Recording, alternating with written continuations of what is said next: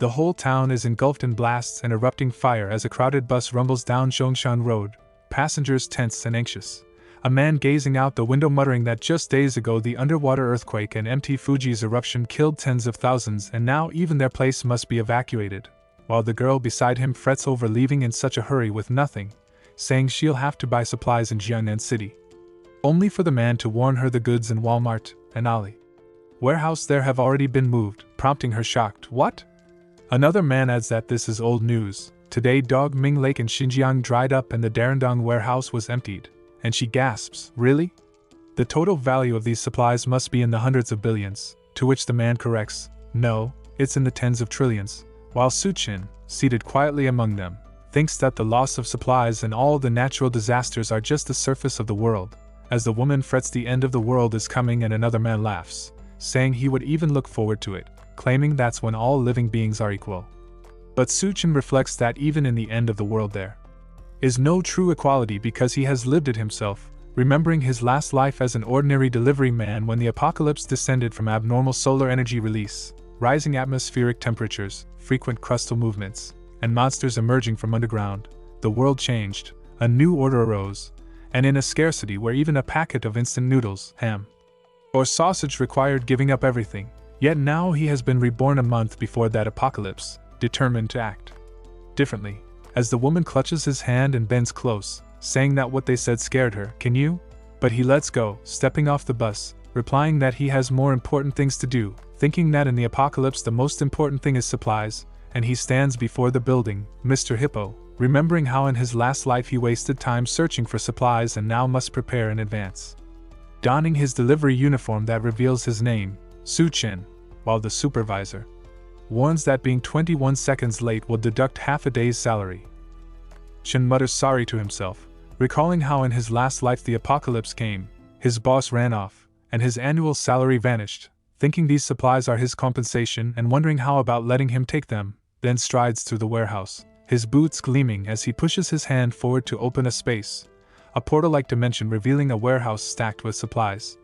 And standing above the shelves he explains this is his power, his spatial ability, which lets him fold everything around him into a super-large cubic space tens of thousands of meters in each dimension at his will, giving him the convenience of collecting supplies for $0, a power he has already used to drain 2 freshwater lakes and plunder several cities slated for destruction in the apocalypse, where even a packet of instant noodles is a luxury, fresh food and time remain frozen. And he will no longer have to eat dirt like before. Then he reads his inventory list, sighing in relief. After collecting so much, when other workers enter shouting for help moving goods, only to freeze in shock as the entire warehouse is empty, not even the shelves remain, and Chen stands in the middle, and when asked where everything went he casually replies that he took it all, leaving the men staring at him in utter disbelief. What the hell? Chen declares he took everything, and the men explode in anger, shouting, "What, you bastard? How did you do this? Catch him for me." But as two rush toward him, Chen smirks and says he won't be late anymore, then vanishes as if absorbed into thin air, leaving them shouting and the supervisor screaming that he disappeared, while Chen is already teleported to the elevator, landing smoothly and explaining this is his second ability, Space Jump, which lets him subtly move within a 3-meter area, enabling him to enter abandoned buildings, collect supplies, and escape even in front of mutant beasts, a life-saving tool in the apocalypse. Then he tosses his uniform aside, declaring zero-cost shopping mission complete, only to receive a message warning of intense Earth movements and localized natural disasters but stating it's manageable, and Chen thinks the official statement is just to prevent panic. Do they know the end is coming? Then a call from Jiang Shaoqian comes in. She scolds him for planning to disappear with her, putting the house on sale, and being naive to think she would stay with him without the house, demanding he transfer ownership or forget marrying her. And he replies that he's on the way back to Xanadu and they'll talk then, hanging up while reflecting that in his last life he spent 5 years surviving the apocalypse for her, fetching supplies, bringing her to safe zones, risking everything, yet she betrayed him. And the memory flashes back to a scene in his past life where, after being beaten badly, a man asks him why he keeps returning empty-handed, wondering if all the good things are hidden. Chen lies on the ground, completely defeated and wounded, while Jian and another man rest on the bed nearby, one commenting that Chen is useless now and it's just the two of them, and Jian warns not to assume he doesn't know their thoughts, that if Chen died it was due to incompetence, and that their fates tonight depend on performance, recalling how in his last life he had trusted people blindly and been let down. But now he vows that Wang and Xian Qian will pay, experiencing pain 100, even 1,000 times, yet he relaxes briefly to check his phone from manager Lu, realizing that the remaining supplies can only be acquired with money and deciding to sell his house at half price but demanding cash immediately, then stepping out of a parked car at the real estate office, ignoring Xian Qian who complains about waiting so long as he moves inside, while Wang, wielding a baseball bat, threatens him for daring to sell the house, but Chen, resolute and uncompromising in this life, grabs Wang by the neck, lifts him, and throws him to the ground, declaring that he can handle himself however he wants. From behind, Xiao Qian screams, "Let go, what are you doing? Someone save him!"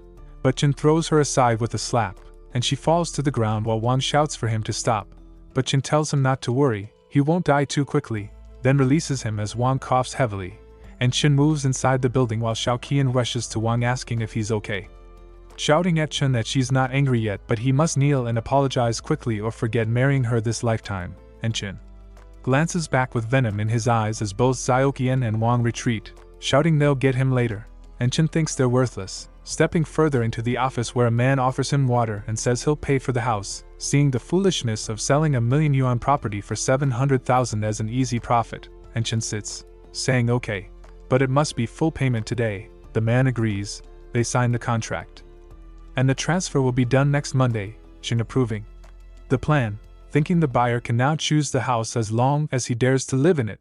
Then noting that he even received 7 lakh yuan in his account, he steps outside, observing that despite various disasters, earthquakes, tsunamis, volcanic eruptions, Xanadu in the Central Plains is inland and life remains ordinary, and as he moves past a pillar, he stops at a notice for fast loans, thinking of high-interest lenders, and calls the number on the pamphlet, asking if he can mortgage his property with a property certificate. Later, Chen arrives at the Shanghai International Building, entering the office of Great Sea Loans Limited Company, where a man greets him teasingly that his house doesn't seem worth much, and Chen asks how much he can borrow, thinking to himself that this man is Wang's older brother who died at the mouth of a mutant beast in his last life. Then the man examines the property, and says at most 500,000. But the property certificate must be left as collateral, and Chen pushes for another 100,000. Immediately, assuring him he'll make a profit and repay within a week, which makes the man think Chen is a gambler willing to risk everything, even his parents, for profit, yet agrees to negotiate, and the money is transferred into Chen's account.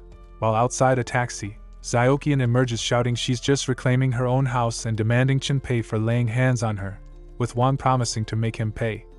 And spotting Chen walking on the street, Xiaoqian urges Wang to follow him to see what he's been up to, as memories flash of commercial buildings collapsing under seawater backflow and rapid freezing, while the Green City Hotel survives every disaster, and Chen heads inside the hotel thinking that the president's suite is well equipped with a swimming pool and it might be a good idea to use this place as a base. Living here for a long time would not be bad. As Chen moved inside, he thought that although many warehouses had been emptied before, none stored hot meals or fresh ingredients, when a girl noticed him and approached, introducing herself as restaurant manager Lu Xingrui and asking how she could assist, and Chen requested a banquet of 1,000 tables, prompting her surprise at the scale but confirming they had options from 5,000 up to 100,000 per table. Thinking this young man with such poise must be a hidden second-generation rich, and Chen confirmed he'd take the 1,000 per table option, totaling $1 million, paying a 50,000 deposit for delivery with the balance next week, which Lu accepted, noting that connecting with wealthy clients was as valuable as the ingredients themselves, asking how she should address him, and he said Su Chin. Then she asked if he was getting married. He replied yes and asked her to book the presidential suite for the wedding, leaving the building pleased that 10 million worth of dishes was secured with just a 50,000 deposit, and thinking that in the scorching post-apocalyptic world, even a block of ice could be worth $1 billion, while Lu excitedly thought about the presidential suite booking and how fortunate the bride must be. When Xiaoqian approached and asked what he had been doing, Lu explained that Su Chin, her boyfriend, had just ordered a 1,000-table banquet with a 50,000 deposit, and that having a boyfriend like him was truly fortunate, noting that though Xiaoqian seemed young, her temperament surpassed even hers and wondering why wealthy people are drawn to such partners, which made Xiaoqian exclaim in disbelief, questioning whether he really had the money, And Lu explained that the wealthy often hide their true identity until the wedding to protect themselves from opportunistic partners, prompting Xiaoqian to worry about sudden disappearances or cold treatment before marriage, while Wang, also present, questioned if Suchen was really rich, and Lu showed the phone with the deposit transfer, confirming it, and later, Wang and Xiaoqian sat in the park outside the hotel. Wang asking who Suchen had invited to the 1,000-table banquet. Xiaoqian explained that he wanted to introduce her into his wealthy circle and reveal her identity, and Wang asked what they should do, and Xiaoqian decided she needed to take initiative and create opportunities for this. Bootlicker, imagining herself in beautiful clothes and jewelry, never expecting such a scenario in her life, yet it had to happen with Suchen, that bootlicker. At home, Suchen sat reviewing his phone, calculating that selling the house for 7 lakh, taking a 6 lakh high-interest loan, and spending 5 lakh on the banquet left him with plenty of resources, while his zero-cost purchases had already stolen many essential items, so even the remaining 8 lakh wasn't much, and he knew skipping an online loan would be wasteful, prompting him to download over 80 apps at once, take 30 selfies, and apply for loans ranging from 30,000 each, until he received a total of 977,000 yuan. Finally content but aware there was no time to waste, as he still needed to buy fireplace equipment, ice makers, ice blocks, and smokeless coal, all unavailable at the supermarket but faster delivered online, and after checking prices for smokeless coal at 2,500 yuan per ton, he ordered 2,000 tons, paying a 500,000 yuan deposit, then contacted ice factories to arrange a face-to-face deal, and while walking out, Xiaoqian appeared with her friend Lena, who recognized him and greeted him, and he thought of how Lena always criticized his friends and allowed Xiaoqian to occupy his house, dismissing her greeting with a cold, "Missing me for what? My house?" while Xiaoqian held his hand, asking him to accompany her for a walk and apologizing for scolding him. But he let go, saying he had things to do today and she should stroll alone, prompting Lena to urge Xiaoqian to follow him, both taking a taxi to Tail Suchen, who stopped at DONGHUA Ice Factory where Mr. Wu greeted him, impressed by his youth, and Xiaoqian confirmed details discussed over the phone, asking how long it would take to produce 2,000 tons of ice, and Mr. Wu assured them 3 days at 400 yuan per ton, totaling 8 lakh, and Suchen immediately transferred 1 lakh as a deposit to be delivered to his address, explaining he planned to donate it to charity, leaving Mr. Wu astonished at the scale. While outside, Lena and Xiaoqian arrived from another taxi, demanding to know what he had been doing, and Mr. Wu told them about the ice order and the charity plan, which left both girls completely shocked. At the restaurant, Suchen settled in, savoring the moment now that all his supplies were secured, reflecting on how in his last life he was too busy to even visit a small cafe, and when the waiter welcomed him and handed over the menu, he noted butter chicken naan, smoked steak, and fresh juice, a high-end restaurant where the average spend was in 4 digits. Until he stumbled on a question-mark dish priced at 17,000 yuan, which the waitress explained was a personal creation of the head chef. Changing with her inspiration, and intrigued, he agreed to try it, remembering how in the apocalypse a strange force had mutated creatures, including the serpent in Shanghai Jing, but he preferred to call it a biological modification, when suddenly the chef herself arrived with the dish, greeting him and revealing herself as Hell's chef DONGHUA, whose magical culinary skill in his previous life could turn decay into irresistible food, though prepared from mutated monster sources. And noting his stunned expression, she commented on his worry about being poisoned, presenting the dual-faced life dish with tuna fried in brown butter on one side and deep-fried puff pastry steak on the other, leaving a memorable taste. And as he ate, he thought it would have been amazing if she had cooked for him in the apocalypse, though he remained wary of her potential trickery.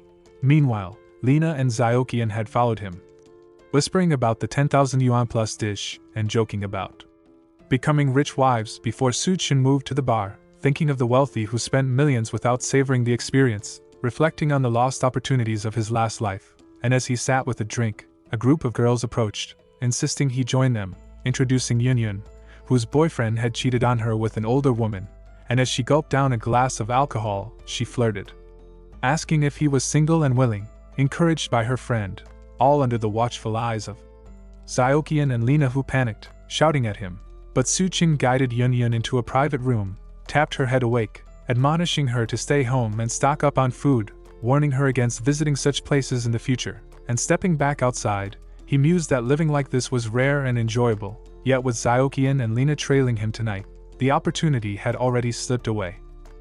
The next morning, all the items Suchin had ordered, from smokeless charcoal to blocks of ice, arrived on several trucks outside a warehouse he had rented.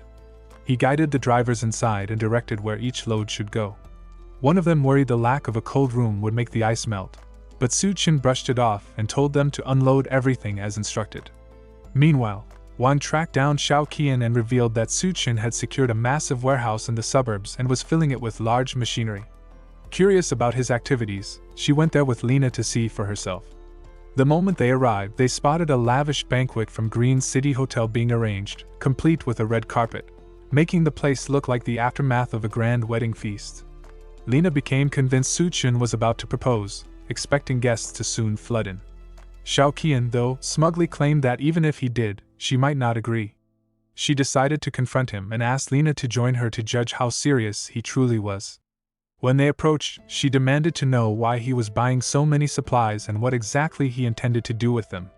Suchin didn't answer, instead telling her to help carry boxes if she wanted to learn the truth. Xiaoqian scoffed at the idea, declaring she was meant to be a wealthy lady, not someone doing grunt work. Lena teased her, saying this could be his way of testing her worthiness. Though still offended, Xiaoqian decided to play along for the sake of her future dreams and hauled a heavy box onto her shoulder to show she wasn't fragile. Lena joined in as well, reasoning that rich heirs often chased after women who worked hard, and perhaps she too could get lucky. All the while, Suchin quietly enjoyed the sight of both women providing him with free labor. There were piles of supplies to haul, and even with extra hands from the hotel staff, the task dragged on for hours. The entire day slipped by in hard labor, and by evening everything was finally stacked inside the warehouse. Drained and fuming, Xiaoqian could barely stand. She had worked without rest or even a proper meal, clinging to the belief that all this effort would secure her dream of becoming a rich lady. Lena collapsed onto the floor beside her, equally worn out, muttering in disbelief that Suchin had made them haul such heavy loads. The ice blocks alone felt like dragging boulders, each weighing well over 100 pounds. Still, she convinced herself that this ordeal must have been the final test. Surely now, he would choose her as his bride, the grand wedding would follow, and dignitaries from every corner would appear. But when she walked over to confront him, she found Suchin calmly handing thick envelopes of cash to the workers, thanking them for their effort and assuring them that the rest of their payment would be settled within the week, just as agreed in their contracts. After the workers finished, they left singing praises for the generous pay, while Xiaoqian leaned by the door, waiting for the proposal she was certain was coming. But Suchin simply walked past her, thanking her for helping before bluntly adding that she wouldn't be paid for her labor and should head home.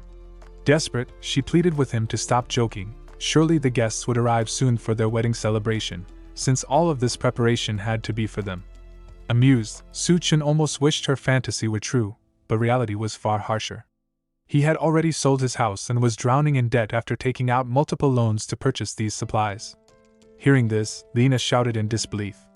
How could someone who spent over 10 million yuan on food and tens of thousands more on equipment possibly be broke? Suchin covered the truth with a lie, claiming that a wealthy benefactor wanted to host a charity, gathering people to provide them food and essentials. Xiaoqian snapped. She lunged at him, furious that he had deceived her, but he dodged easily and reminded her that he never once lied. She had been fooling herself with her own delusions. Collapsing to the floor, she raged that she had believed him to be a rich heir, but now that he was penniless, he could forget about ever marrying her. Suchin didn't care in the slightest, dismissing her as nothing more than a gold digger. That insult sent her into a fury, and she stormed off vowing he would regret this. Lena trailed behind, but not before hurling her own warning that he was finished. Suchin, however, didn't waste a thought on their threats. In the apocalypse, it would be them who regretted everything. With the nuisances gone, he locked the warehouse, gazed proudly at the mountain of supplies, and stored them into his infinite space. His preparations complete, he returned to Green City Hotel to enjoy another quiet meal while waiting for civilization to crumble. As he relaxed in the lobby, a noisy group barged in, faces he recognized instantly. Day was reassuring Xiaoqian that her good life would begin if she stayed by Wang's side, reminding her that in Xanadu his influence still held weight. The younger man eagerly promised to treat her better than Suchin ever had, urging her to abandon the abuser for someone worthy. Xiaoqian quickly gave in, clinging to him as they walked deeper inside. Wang swore his older brother would see to it that Suchin paid for what he had done. To Xiao Qian, Wang didn't seem too bad, and his brother's wealth was even more tempting, far better than sticking to a bootlicker like Suchin. Their noise finally drew Suchin's voice, mocking how easily she jumped from one man to another.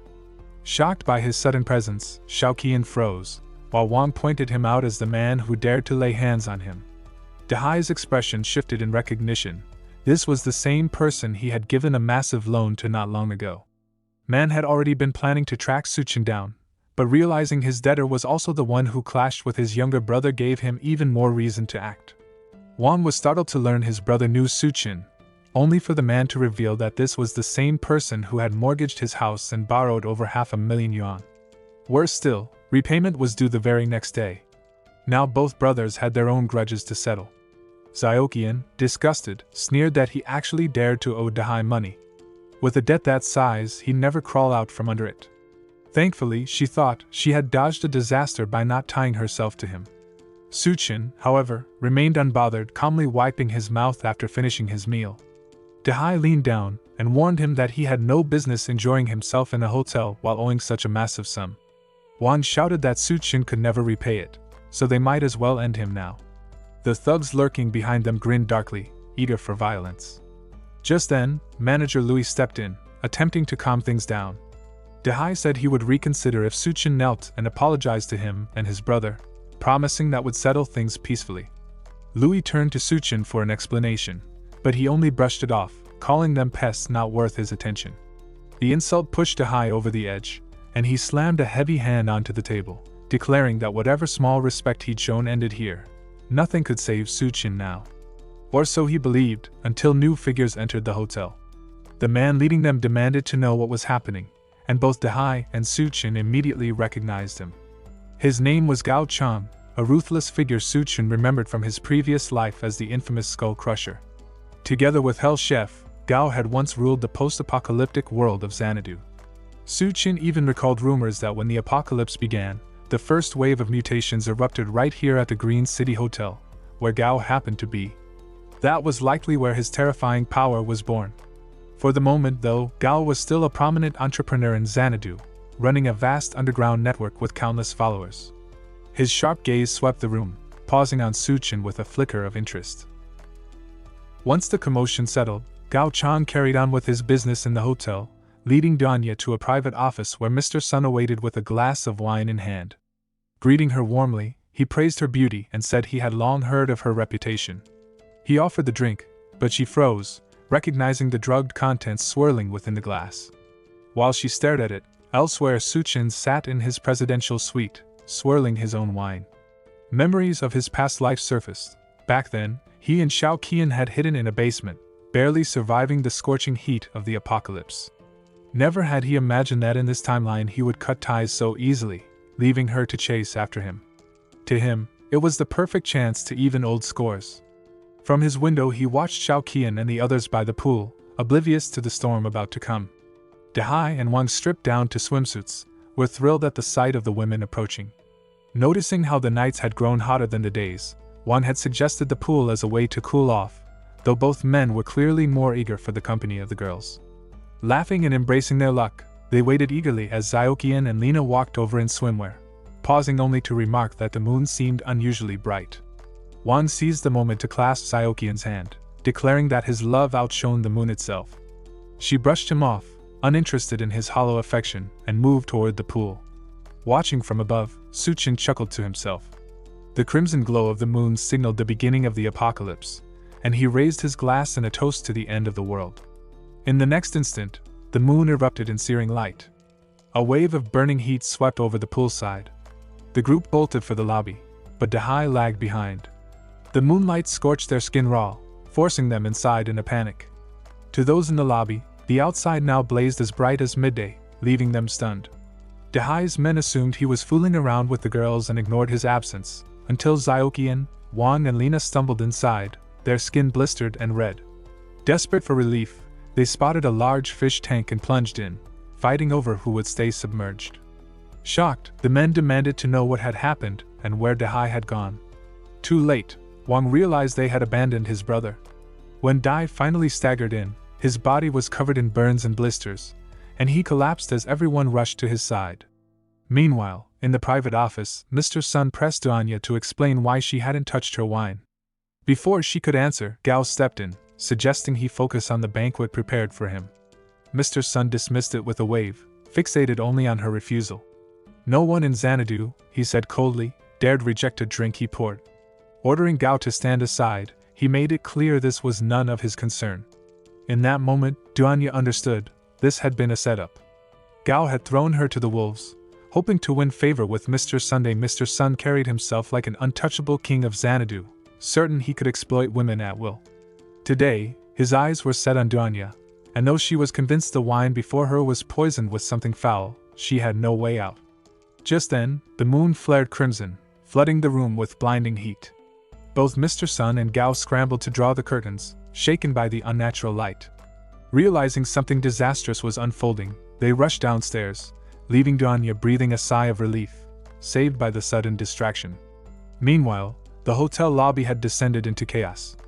Crowds gathered, frightened and restless, ignoring manager Louis' attempts to calm them with promises that a rescue team was on the way. Gao pushed through the throng, demanding answers, and was told that the sudden spike in temperature had already injured hundreds across the city. Mr. Sun phoned a contact for help, only to be told that all hands were busy keeping the power grid from failing. No one could spare the time to fetch him. In a corner, DONGHUA writhed in agony from the burns he had suffered outdoors, screaming whenever his men tried to touch him. They urged him to get to a hospital, but with the streets scorched by unbearable heat, escape seemed impossible. In desperation, he called Xiao Dao, ordering him to drive over from their real estate headquarters. Down in the underground garage, the man started his car and rolled out, barely noticing the heat until he surfaced onto the street. There, daylight blazed unnaturally bright, and within moments his tires shredded under the scorching conditions.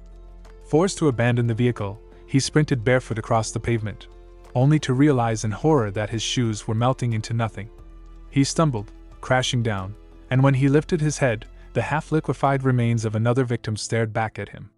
Panicked, he tried to rise, but his blistered skin stuck to the ground. The heat seared through his body, melting his face as he shrieked in terror. Back at the hotel, DONGHUA and his men listened helplessly as Xiao Dao's agonized screams echoed through the phone, the sound of a man being roasted alive by the world itself. Amid this nightmare, Su Chun lay undisturbed in his air-conditioned suite, sleeping peacefully without the slightest concern. News bulletins quickly appear on TV, announcing that the sudden heatwave has already claimed close to 100 lives. Citizens are urged to remain indoors to avoid severe burns, but not long after, the city's power grid collapses, leaving everyone without electricity. DONGHUA keeps calling his driver, but the line never goes through, and it becomes clear he won't be coming back. With all the hotel rooms fully booked, DONGHUA and his group are forced to squeeze into the last available one, sharing it with Xiaoqian and Lina. The women immediately complain, demanding a separate room, but their argument is cut short when the power outage kills the air conditioning. The heat inside rises quickly, making it hard to breathe, and if they stay put, they'll suffocate. While the men struggle to cool off, Xiaoqian suddenly recalls that Suchin is staying in the presidential suite, a room with its own pool. If they forced him out, they could claim it for themselves. Meanwhile, Suchin relaxes in comfort, swimming in his private pool. From his past life, he remembers how the city's unstable power system collapsed despite all the manpower thrown at it, cutting power for everyone. That's why this time he secured a suite with backup batteries, stocked air conditioners, and even stored ice in his spatial ability. He sets out a table of food and prepares to enjoy his first breakfast of the apocalypse. Just as he is about to eat, a loud knock echoes at his door. When he opens it, DONGHUA and the others gape at the cool air rushing out, the humming air conditioners, and the piles of ice inside. The women accuse him of selfishly living in luxury while they roast, and DONGHUA steps forward, demanding the room as repayment for Su Chen's supposed debts. He threatens to throw him out himself if he refuses. But Su Chen doesn't flinch. He pulls out a gun and shoots DONGHUA in the stomach, warning that anyone who dares to move again will face the same fate. The gunshot leaves everyone frozen in place as DONGHUA stares in disbelief at the wound in his stomach. Since no one backs away, Su Chen fires again, this time hitting DONGHUA's leg, before warning that he'll count to 3 and shoot anyone still in sight. That's all it takes. The group scatters in fear. Down in the lobby, Gao demands an explanation for why the hotel has no food. Manager Louis explains that 1,000 tables had been reserved for a banquet days earlier, nearly exhausting their supplies, and the new shipment was delayed by the heat wave. Hearing this, Mr. Sun arrogantly orders that all remaining food and water be delivered to him. The guests protest, even trying to rush him, but his guards fend them off while he lounges calmly, unbothered by their rage. Suddenly, people rush in shouting that Su-chin has tried to kill someone. Gao notices DONGHUA's wounds and realizes that only someone with serious power, or access to a gun, could have done it. Intrigued, he concludes that a dangerous figure is holed up upstairs. At that moment, Xiaoqian loudly tells everyone that Su-chen's suite isn't just safe, it has electricity, working air conditioners, ice, and even a private pool. She swears she saw it herself, complete with food and cold drinks, a paradise compared to the suffocating heat of the lobby. The crowd immediately rallies, deciding to storm his room, while DONGHUA orders his men to make sure Su-chin is forced out no matter what. They climb to his floor, and when Su-chin finally opens the door, they're hit by a wave of cool air that confirms everything they've heard. Everyone pleads with Su-chin to let them stay in his suite, desperate for relief from the sweltering heat. Just then, a child peeks inside, his eyes lighting up at the sight of the fried chicken Xiaoxin had boasted about. He dashes in without hesitation, but Su-chen's swift kick sends him tumbling back into the crowd. Outrage erupts instantly. How could he lay a hand on a kid? To them, it proves he doesn't deserve to enjoy such luxury alone. Enraged, they surge forward, but Su-chin calmly raises his gun and fires a shot into the crowd. One man at the back collapses lifeless, and the room falls silent. With cold certainty, he reminds them that while he stands alone, each of them has only one life to lose. Downstairs, Wang's scream echoes when he sees his brother lying lifeless under the scorching sun. The others hold him back, knowing it's too late. His brother's infected wound had worsened, and without medicine or relief from the heat, he didn't survive. Rage burns in Wang's eyes, and he swears vengeance on the man who shot him. Meanwhile, upstairs, Su-chin is met with Xiaoqian and Lina clinging to him, their voices sweet and desperate. They insist he never meant to kill DONGHUA's group, only scare them, and promise they'll do anything if he lets them inside. Just as they try to win him over, Wang suddenly charges through, roaring for revenge. Su-chin steps forward, coldly declaring that anyone who crosses his door will die. He swings a bat with brutal force, sending Wang crashing backward into the two women. The three collapse in a heap, and the terrified women scramble to drag Wang away as Su-chin orders them out of his sight.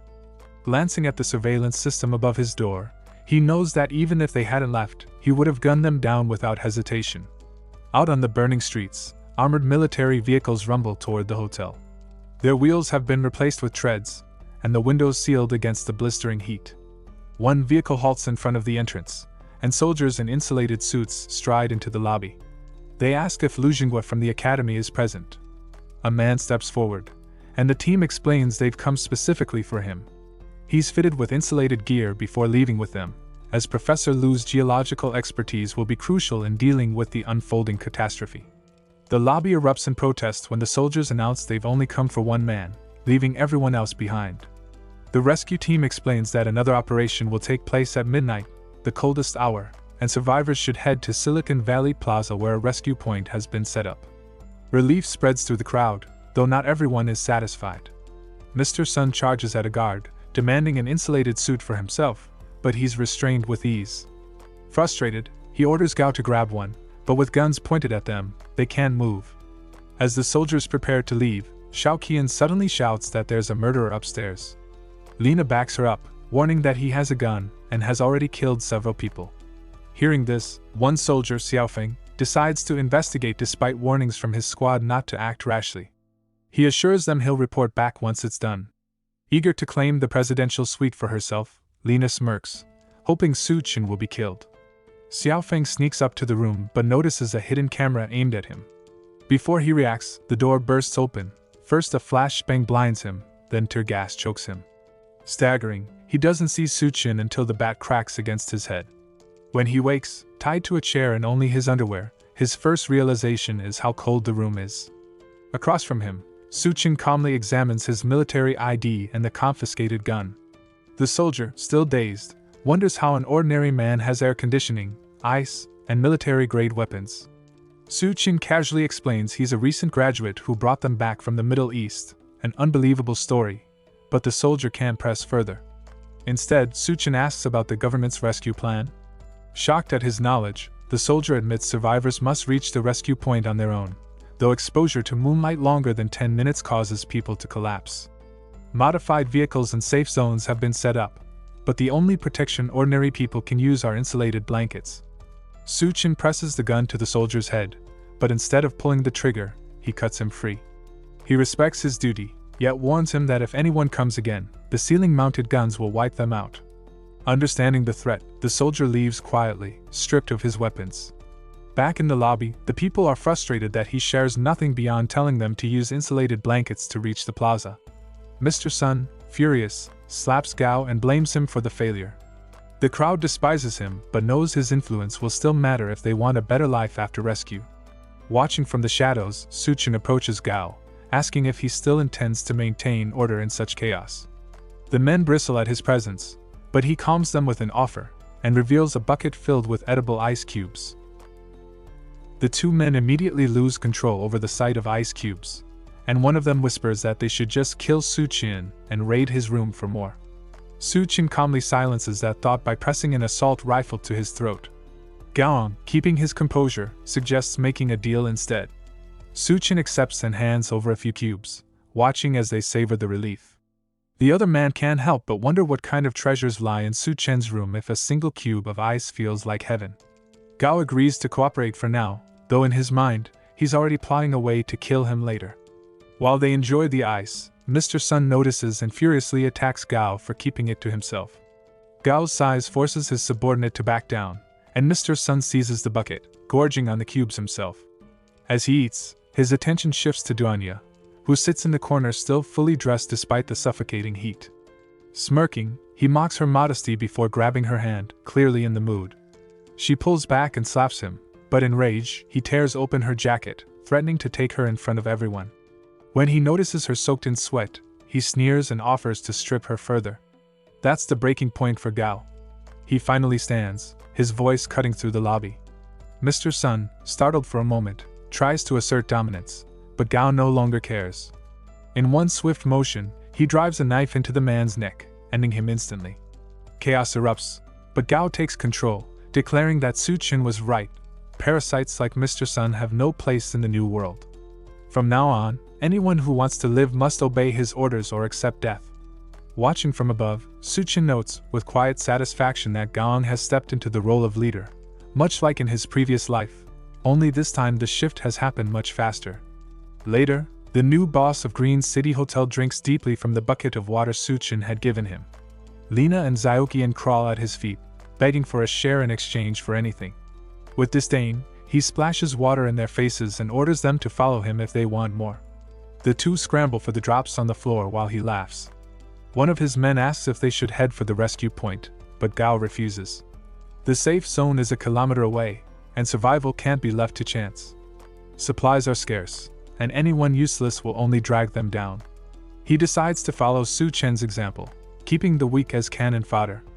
As midnight arrives, survivors wrap themselves in blankets and begin their dangerous trek toward the rescue point, uncertain if they will live to see it.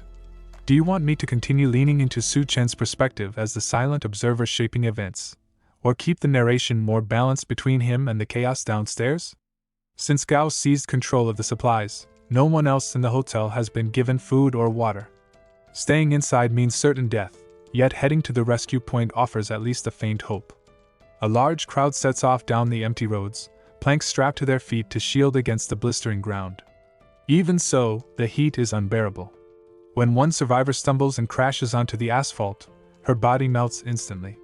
The others keep moving without pause. No one dares risk their own life to help, not even for family. Zyokian and Lena wrap themselves tightly in blankets, eager to escape the hotel. With only 2 days' worth of snacks left, the rescue point is their only chance at real food. But before they can leave, a man snatches Zyokian's towel, sneering that since Gao gave them rations, there's no reason to go. He tears at her clothes, demanding they stay behind for his amusement. Desperate, the girls beg him to at least take them into a room, pretending to comply to buy time. From the top floor, Su-chin watches quietly. In his last life, He too had gone to the rescue point. But without a blanket, the journey killed many, including himself. At least this time, thanks to his warning, more people should survive the trek. Downstairs, the man laughs off the girls' pleas, mocking their fear. He claims there's nothing to be afraid of, certainly not ghosts. At that exact moment, glass shatters and two monstrous figures stagger into the lobby. Screams erupt as the creatures advance, their touch burning the man alive when Gao throws him forward as bait. Horrified, Xiaoqian wonders aloud if they will also turn into zombies if bitten. Suchin finally moves. Katana strapped to his back, he descends the stairs and orders everyone to step aside.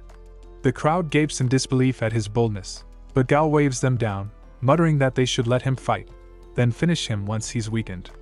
Suchin sizes up the monsters as they snarl at him. In his past life, he learned the truth. Corpses exposed to the blazing sun mutated into these things, but they weren't real zombies and carried no infection. He calls them drought demons, creatures out of ancient Chinese myths now reborn in the apocalypse. These drought demons aren't mindless. They cling to fragments of memory and grudges from when they were alive. In his past life, Mr. Sun was killed by Gao and now, twisted into a demon, his hatred drives him straight toward his old murderer, ignoring Suchin entirely. Sun, on the other hand, had died from the gunshot wounds Suchin gave him, so his wrath is focused solely on the Suchin. The hulking creature swipes at him with clawed hands, but Suchin slips aside with ease. He counters by rushing Mr. Sun instead, his katana slicing clean through the demon's head. The body splits apart, and from within rises a glowing purple crystal. Suchin recognizes it instantly. Back in the last apocalypse, Gao must have obtained his strength by killing Mr. Sun and claiming this very crystal. It is a crystal nucleus, a rare source of power that grants ordinary people superhuman abilities. Suchin snatches it just as Dahai charges again. Rather than fight, he vaults over the raging demon and lands safely on the stairs, leaving Gao and his men to deal with the threat. Desperate, Gao hurls one at the beast, knocking both brothers into the hotel's water supply. He then orders everyone to grab weapons and strike. Upstairs, Suchin calmly dissolves the crystal nucleus in a drink. He remembers from his past life that such crystals only appear once in 100 demons or beasts, and to gain their power, they must be cleaned and swallowed directly. As soon as he downs the liquid, a violent surge tears through his body. His clothes shred apart, his eyes blaze red, and pain racks his frame until he collapses, naked and trembling on the floor. Downstairs, Dahai is finally motionless, his head crushed under Gao's boot. But in killing him, they also lost their last reserve of water. Panic spreads. Lena, seeing no future without supplies, tries to flee for the rescue point, but one of the men seizes her and threatens to cut off her legs if she runs again.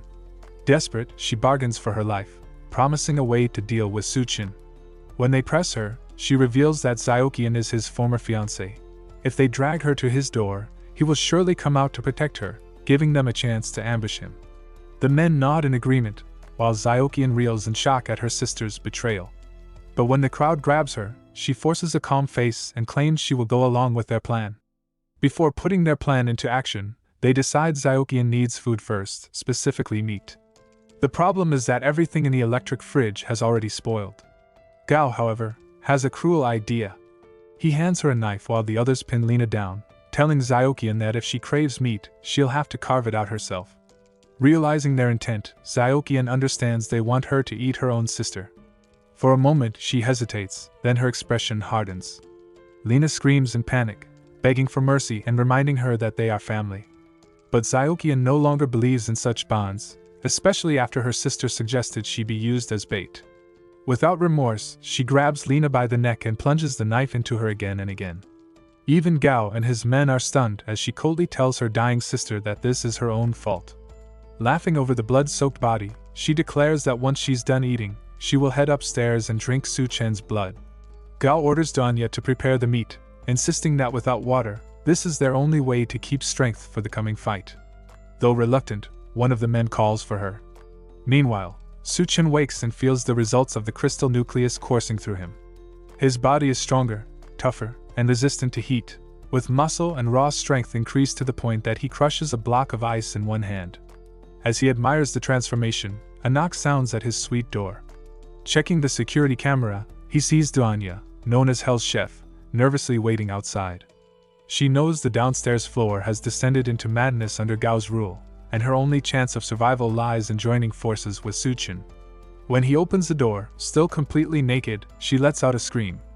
Realizing his mistake, he quickly apologizes and invites her inside. Though he considers keeping her subdued, the awkward tension makes him pause. In his past life, he remembers she was strong-willed and worked alongside Gao, so if he can win her over, it will prove useful. He starts cautiously, reminding her that resources are limited and they barely know each other, so he can't simply let her stay just because she's attractive. DONGHUA notices the electricity and ice in the suite and understands she'll need to prove her value. She reveals that aside from being a chef, she graduated from Southwest Medical University, carrying both a medical qualification certificate and 3 years of surgical experience. The fact that she's a doctor excites him, though he still warns that their survival beyond tomorrow isn't guaranteed. Growing desperate, she insists that if he allows her to stay, she'll do whatever he asks. He accepts and tells her to consider the room her home, but cautions her, while under his roof, she must behave and never act with hidden motives, or he won't hesitate to deal with her. She assures him she has no intention of betraying him and respects his resolve. With that settled, he bluntly orders her to undress, telling her it's time to start repaying him.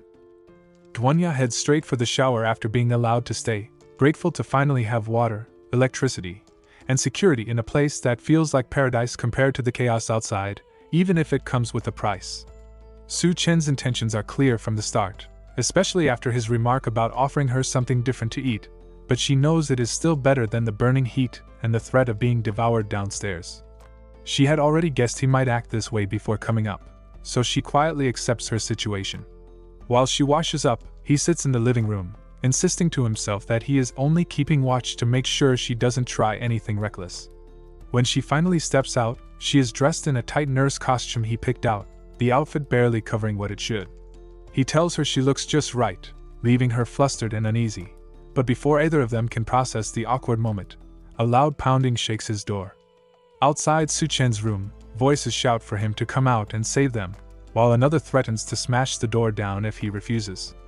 Beyond the door, figures with jagged teeth and clawed hands linger in the shadows, their twisted bodies no longer human. Instead of fear, Suchin only feels irritated that he has to deal with these pests again, though DONGHUA warns him not to go outside, saying they already devoured Lena and might do the same to them. The mention of cannibalism wipes the faint humor from his face, for that means things have escalated far beyond what he expected. He steps out of his suite, calmly telling them not to break the door since repairing it would only be a hassle. The group standing there look feral, veins bulging, eyes bloodshot, and Zyokian kneels among them with one man gripping her head, crying for him to save her. The moment he appears, the men bare their teeth in twisted laughter, clearly waiting to strike. Without hesitation, Suchin steps into the hall, only for another man hiding behind the wall to leap at him with a knife. Thanks to the crystal's power strengthening his body, his reflexes sharpen beyond human, letting him catch the strike, snap the attacker's arm, and drive the blade into his neck in one smooth motion. The sudden display leaves the rest stunned, forcing them to recoil in fear.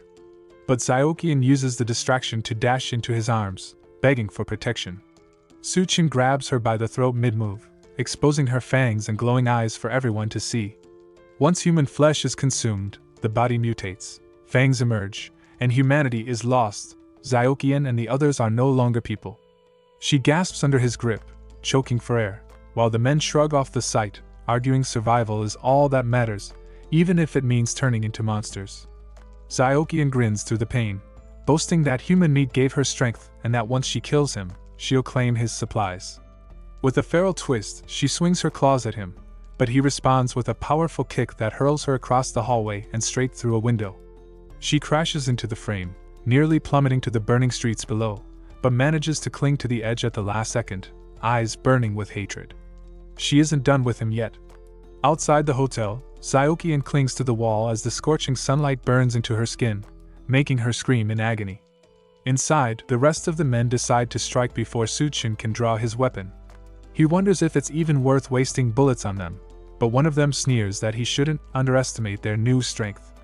The man leaps high, aiming to crush him from above, but Suchin doesn't hesitate and fires a shot, blowing a hole straight through his skull.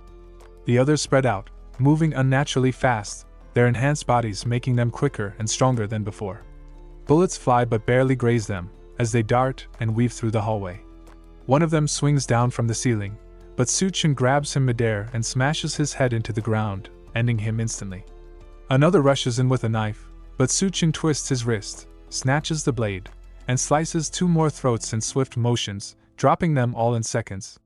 The only one left standing is Gao, whose body has clearly been reinforced. With a furious roar, he charges forward, fist cocked back, but Suchin catches him by the throat and slams him against the wall, pinning him there with ease. Just then, a shadow bursts through the window, Zyokian, who managed to survive the sunlight, though her body is no longer human. Twisted spikes protrude from her back, a long tail lashes behind her, and her eyes blaze with madness. Her transformation happened unnaturally fast, fueled by the deep obsession she held for Suchin. Without hesitation, he snaps Gao's neck, letting his lifeless body drop, and turns to face her. She shrieks with rage, ready to tear him apart, and he knows this fight won't end until she's been killed again and again until nothing of her remains. From inside the room, Nurse DONGHUA watches in awe, unable to believe Suchin just wiped out Gao's whole crew on his own.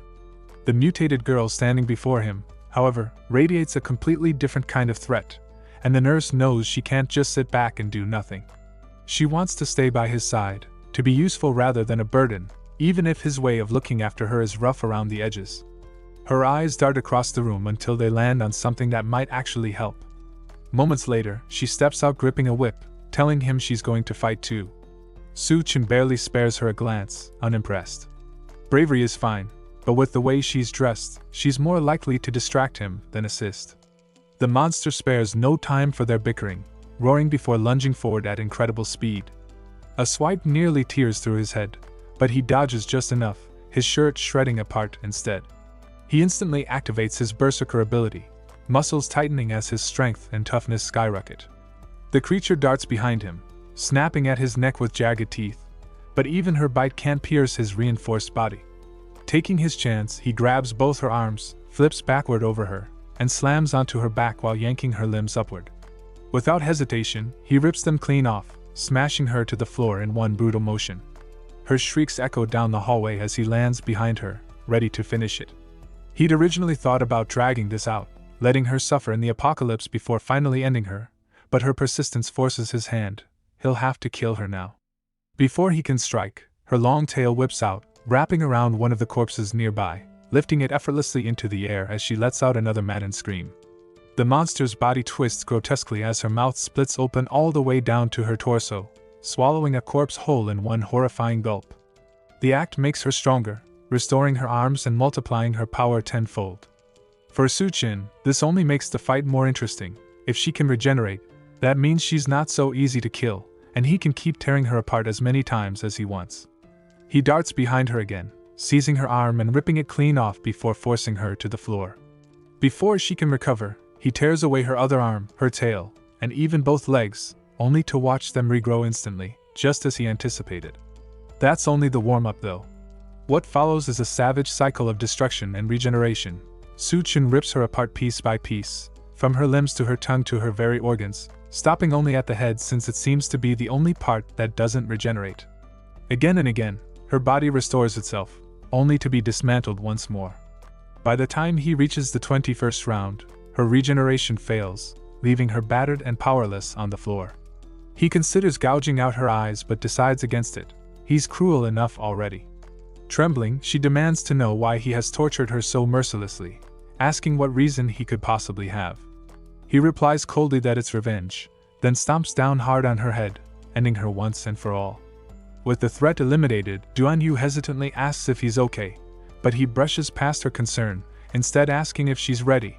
After everything he's done, she should be prepared to reward him. At the Engineering University rescue point, soldiers notice that the scorching temperatures seem to be settling, sparking faint hope that the apocalypse might finally be easing. Xiaofeng, the soldier who once clashed with Suchin back at the hotel, is stationed there when he spots movement in the distance. At first, he thinks it's people approaching, but when the white-haired captain of the squad turns to look, she realizes it's a massive horde of zombies advancing toward them. Without hesitation, she orders Xiaofeng to evacuate the civilians while she holds the line. He protests, but she forces him to obey, and with no choice left, he runs inside, begging her not to die. Meanwhile, Suchin is busy showing DONGHUA once again the frightening power of a berserker. She has rewarded him more times than she can even count, yet he still demands more, insisting he must leave unforgettable memories before heading out. She asks why she can't accompany him, but he explains that only those who are truly useful and fully obedient can remain by his side. Afterward, DONGHUA has completely submitted to him, but there's no time to waste. He needs to head into town before the sea tide surges.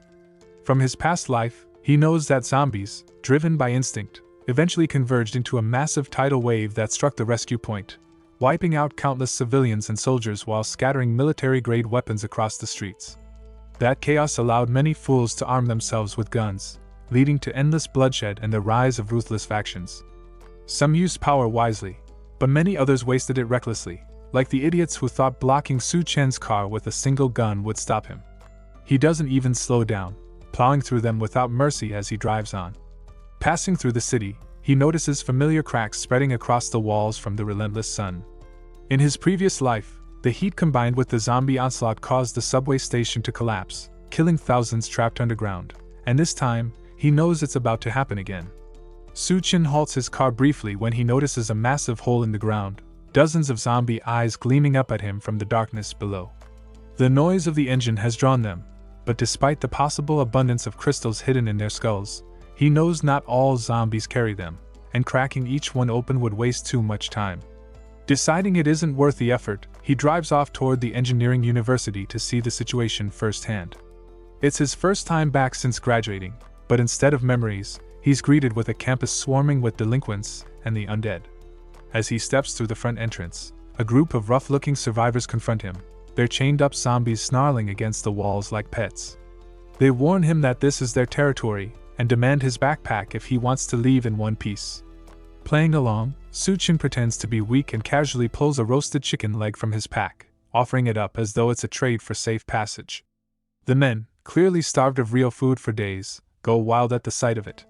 With a sly smile, he tosses the meat onto the floor, and they scramble desperately over each other to claim it. But just as one manages to reach it, Su Chen yanks the food back with a hidden string and coldly tells them they don't deserve it. Furious at being mocked, they draw their weapons, but he ends their little game instantly by pulling out his gun and gunning them down without hesitation. He can't recall encountering so many idiots in his previous life, and the thought crosses his mind that his past warnings may have allowed more people to survive this time, which has now led to this chaos. Moving on, he climbs the stairs and reaches the Department of Reptiles and Snakes, where a heavy lock on the door shows it hasn't been opened in a long time. Inside, the room reeks of decay, countless dead snakes rotting away. He begins searching carefully, and soon, he finally comes across the item he's been looking for. Inside the reptile lab, Su Chen finally spots the Golden King snake, a predator that has survived by devouring all the other snakes in the room. In his past life, this creature was among the first to mutate, becoming the fearsome water rattlesnake army leader. It had consumed countless people and nearly swallowed him whole back then. With the flood just a week away, Su Chen knows this snake will soon begin its mutation, and once that happens, even he may struggle to defeat it. Watching the serpent closely, he notices hints of intelligence already forming in its gaze, a sign that it's far more dangerous than it appears. Before he can dwell on it, movement outside the room catches his attention. A group of thugs has gathered and calls out, demanding he come out, insisting there's no point in hiding. Su Chen, unfazed, steps out with his hands casually tucked in his pocket, deciding it's best to eliminate these distractions quickly. But before he can act, a woman suddenly springs from the shadows. She locks her thighs around the first thug, snaps another's neck under her arm, then leaps at a third and crushes his face before he can even react.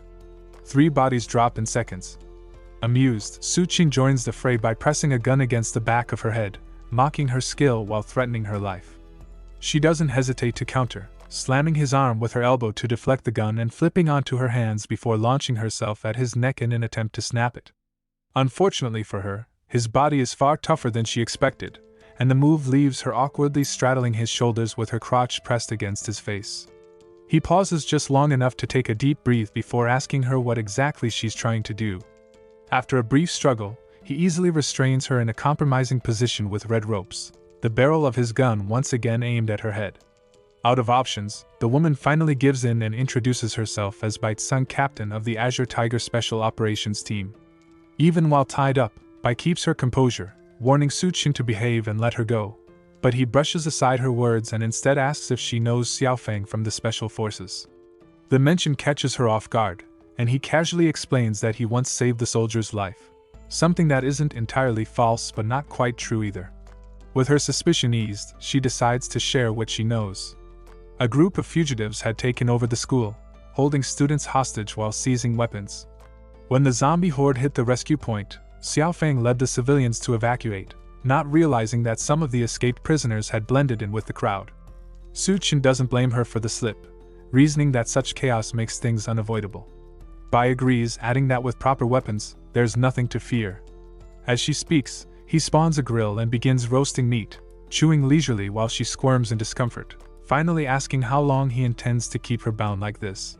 He tells her she can go free if she promises never to clamp her legs around his head again. She reluctantly agrees, on the condition that he shares some steak with her. After he unties her, she reclaims her guns and makes it clear she has her own mission to handle. She can't fully assist him, though she might lend power support when possible. Suchin dismisses the offer, telling her to move along before she becomes a nuisance. She counters that she intends to sneak into the enemy stronghold and reclaim the stolen supplies so the trapped civilians inside the college can survive. Since this might be the last time they cross paths, Bai turns to leave, but the mention of hidden supplies makes Suchin call her back. He lies that Xiaofeng is his brother, and claims that's why he'll help, though his real aim is the stash she mentioned. The supplies are hidden in a room inside the administrative block, where armed thugs hold students hostage while guarding their loot. Inside, the gang boss asks his men for updates, and a subordinate explains that most of their people are stationed outside, ready to raid the dorms. Pleased, the boss orders the least cooperative prisoners to lead the charge while the rest cover the rear. Just then, the door bursts open and Suchin walks in, calmly apologizing for interrupting. Shocked, the thugs demand to know who he is and how he bypassed over 20 guards. He shrugs and says it was simple, then lifts a finger toward the man who asked. With a casual bang, the thug's head bursts apart, and the room falls silent. The others freeze as Suchin warns that any movement will mean death. Outside, Bai peers through a sniper scope from the rooftop opposite, realizing he's been relying on her cover the whole time. Despite her support, the number of enemies makes his solo plan reckless in her eyes. He was the one who handed her the rifle, telling her only to fire when he pointed, an insane strategy she still can't believe she agreed to. Suddenly, the curtains in the room slam shut. Alarmed, she radios in, but instead of his voice, mocking laughter fills her ear. The thugs have discovered her position. Realizing she's been spotted, she bolts from her perch and races toward the administrative block, praying he can stall long enough. Orders ring out to execute Suchin, and fear grips her that she may already be too late. But when she bursts into the room, ready to avenge him, she finds every thug already lying dead. At the center stands Suchin, effortlessly holding the boss by the neck, as if the fight had never even been in doubt. It looks like Bai has arrived too late, and worse, the stash they came for is already gone. The gang boss dangles helplessly in Suchin's grip, begging for his life and insisting that killing him would only anger the people backing him. Suchin pays no mind to the threat, quietly slipping the supplies into his storage space before snapping the man's neck, vowing that his so-called allies will soon follow him in death. Bai stares in disbelief at how easily he dealt with everyone without her help, but he brushes it off, saying he just works out often and that the thugs were probably starving and weak by the time he got there. She doubts his excuse, wondering if another group had already raided the supplies, and worries about the students left with nothing. Suchin simply remarks that he'll share what he has, if they behave. He doesn't stick around for her doubts and heads straight to the girls' dormitory, where he'd heard Xiaofeng and the others had gathered. Once they leave, however, one of the bodies in the back twitches and opens her eyes. She was alive the whole time, listening to everything. Not long after, a thug enters the room searching for a runaway and discovers the girl.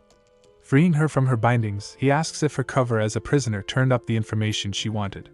She coyly admits she survived a close brush with death and now craves the comfort of steel fang. He obliges, lashing her back with a thorn whip, and her screams twist into sounds of pleasure. When he asks how she feels, she eagerly reports everything she overheard while hanging there.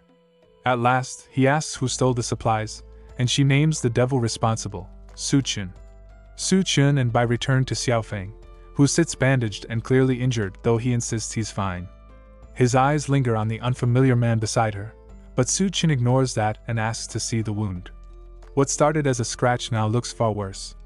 After examining it, Su Chun explains the truth. It came from cannibals, creatures that feed on humans, their nails crawling with deadly bacteria and viruses. Left untreated, the wound could easily kill him. Medicine in these times is rare, almost impossible to come by, and yet Su Chun pulls out a supply without hesitation.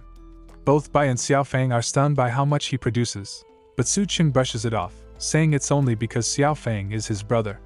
In truth, he remembers a man from his past life, a soldier whose combat power rivaled a walking nuclear bomb, revered as the god of war. If that man is Xiaofeng, then keeping him alive could prove invaluable. Xiaofeng gratefully promises to repay the debt, though he quickly points out that Su Chun didn't risk himself just to play doctor. Su Chun doesn't deny it. He warns them that a massive flood is coming soon, and if they want to live, they'll need to evacuate fast. The unbearable heat is already melting glaciers at record speed, sending seawater surging inland and threatening to drown the entire mainland. Su Chun warns that if they don't evacuate soon, they'll all be swallowed by the coming flood. His words leave the group shaken, though not everyone believes him. Fan Qing, a classmate of his and a spoiled second-generation rich girl known on campus for both her boxing skills and her constant gender-based provocations, accuses him of trying to scare them away so he can claim the school's resources for himself. Marching up to him, she demands food from his bag and even dares to grab it, but Su Chun stops her with one solid slap that sends a tooth flying and leaves her cheek swollen. The crowd immediately cheers, not out of cruelty, but relief, since they've long been tired of her antics. She's hoarded an entire dorm just for herself, flaunted her money, and made herself hated by everyone. The calls for her to be thrown out of the dorms grow louder until she finally snaps, threatening to run to her father before storming off in rage. Su Chun simply remarks to Bai that someone should keep an eye on her, though he knows that clinging to family influence won't matter in the apocalypse. Outside, Fan Qing stomps across the school grounds, loudly insulting the men of her country and boasting about how only foreign gentlemen measure up. But the moment she spits Su Chun's name, she draws the attention of a thug lying in wait, who grabs her from behind and demands to know where he is. At that same moment, Su Chun walks calmly toward the campus exit, leaving evacuation matters in Bai's hands while he pursues his true goal, waiting for the Golden King snake to mutate so he can claim its crystal and maybe even its power over water. Just as he steps through the courtyard, he hears Fan Qing's voice screaming for help. He turns to see her suspended in the air, tied and dangling while a man laughs atop the truck holding her captive. Su Chun mocks her, asking if she managed to find her father, but she only pleads desperately for him to save her. The man on the truck finally introduces himself, declaring that he's from the Federal Bureau of Evolution and has come to punish Su Chun for stealing his supplies. With a smirk, he swings open the truck's rear doors to reveal his surprise, a swarm of drought demons, pouring out in a frenzy and surrounding their target. The cries of the drought demons echo across the area, reaching both soldiers and civilians, who immediately realize the noise comes from the direction Su Chun went. That can only mean their new ally is in danger.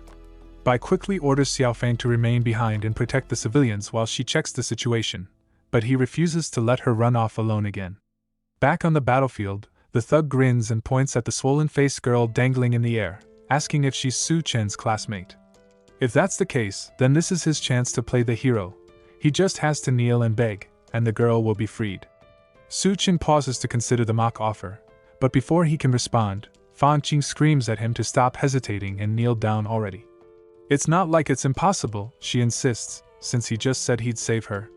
Why go back on his word when he's supposed to be a man? Su Chun calmly tells her that yes, he's a man, but not one obligated to save someone like her. Instead of begging him, maybe she should try calling those foreign gentlemen she admires so much and see if they'll rush in to rescue her. The truth is simple, she insulted him by calling him inferior, so this is his payback. Yet if he expects her to swallow her pride and apologize, he's sorely mistaken.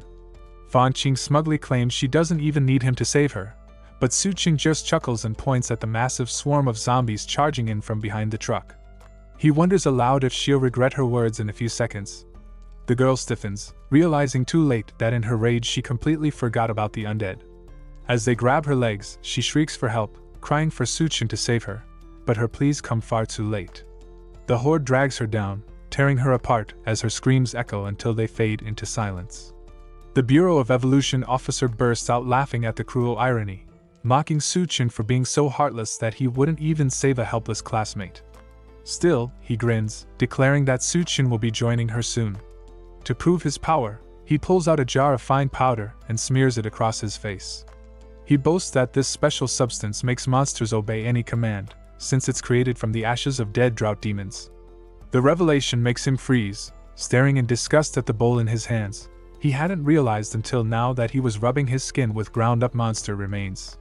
Gagging, he spits repeatedly, horrified at the thought that some might have gone into his mouth. Enraged and humiliated, he orders the drought demons to shred Suchin apart. The creatures snarl and leap forward, claws flashing and teeth bared. But Suchin doesn't waste a second. He draws twin katanas from his storage and charges through the HOARD, his blades cutting faster than the eye can follow. In a blink, the entire crowd is reduced to shredded corpses, and by the time the officer stops coughing, Suchin is already standing calmly in front of the truck, gazing up at him with cool indifference. Behind him, fresh zombies still close in, just as Xiao Fang and Bai arrive to witness him seemingly about to be overwhelmed. The bureau officer barks new orders for the undead to attack, but not a single creature stirs. Suchin calmly brushes the dust from his shirt and tells him not to waste his breath. No amount of shouting will make them move. The man stares in confusion, demanding to know what he means, only to spin around and watch in horror as every zombie behind him crumbles into pieces all at once. Before he can process what happened, Suchin vanishes and reappears at his back, one hand clamped firmly around his neck. He growls that he never wanted trouble with the Federal Bureau of Evolution, then demands to know who sent him. If the coward refuses to reveal his master, there will be no reason to spare him. With a smirk, Suchin yanks at the metal mask covering his face while tightening his grip. The officer screams in agony, but it's cut short as his head is ripped clean off, the spine still dangling beneath it. Bai, arriving just in time to witness the scene, is stunned by how effortlessly Suchin handled an impossible situation, realizing such overwhelming power couldn't be the product of training alone. This man is no ordinary human. Suchin, however, only feels irritation. Having to exert this much effort on weaklings is bothersome, and he knows he'll need to restrain himself better before attracting unnecessary trouble. If only he had a capable partner at his side, things would run far smoother. Meanwhile, back at the hotel, DONGHUA jolts awake from yet another dream about him, frustration mixing with longing as she wonders why he hasn't returned. A booming noise outside her room startles her, but then she recalls his cold words, that only those useful to him could remain close, and anyone useless would be left behind. Steeling herself, she grabs a pistol from the cupboard, determined to become someone he can rely on. The once timid cook now moves with fierce resolve, entering a study room with twin guns in hand and a hardened expression. Yet the room is empty despite the voices she was certain she heard. A sudden growl behind her makes her whirl around, and her eyes widen as a drought demon lunges at her from the shadows. The drought demon shoves DONGHUA back against the table, its sudden appearance leaving her cornered with no way out. Her only chance lies in the pistol she grabbed earlier, but before she can raise it, the creature smacks it from her hands and sends it skidding across the floor. It leans close, jaws gaping wide as it lets out a piercing shriek, ready to bite down.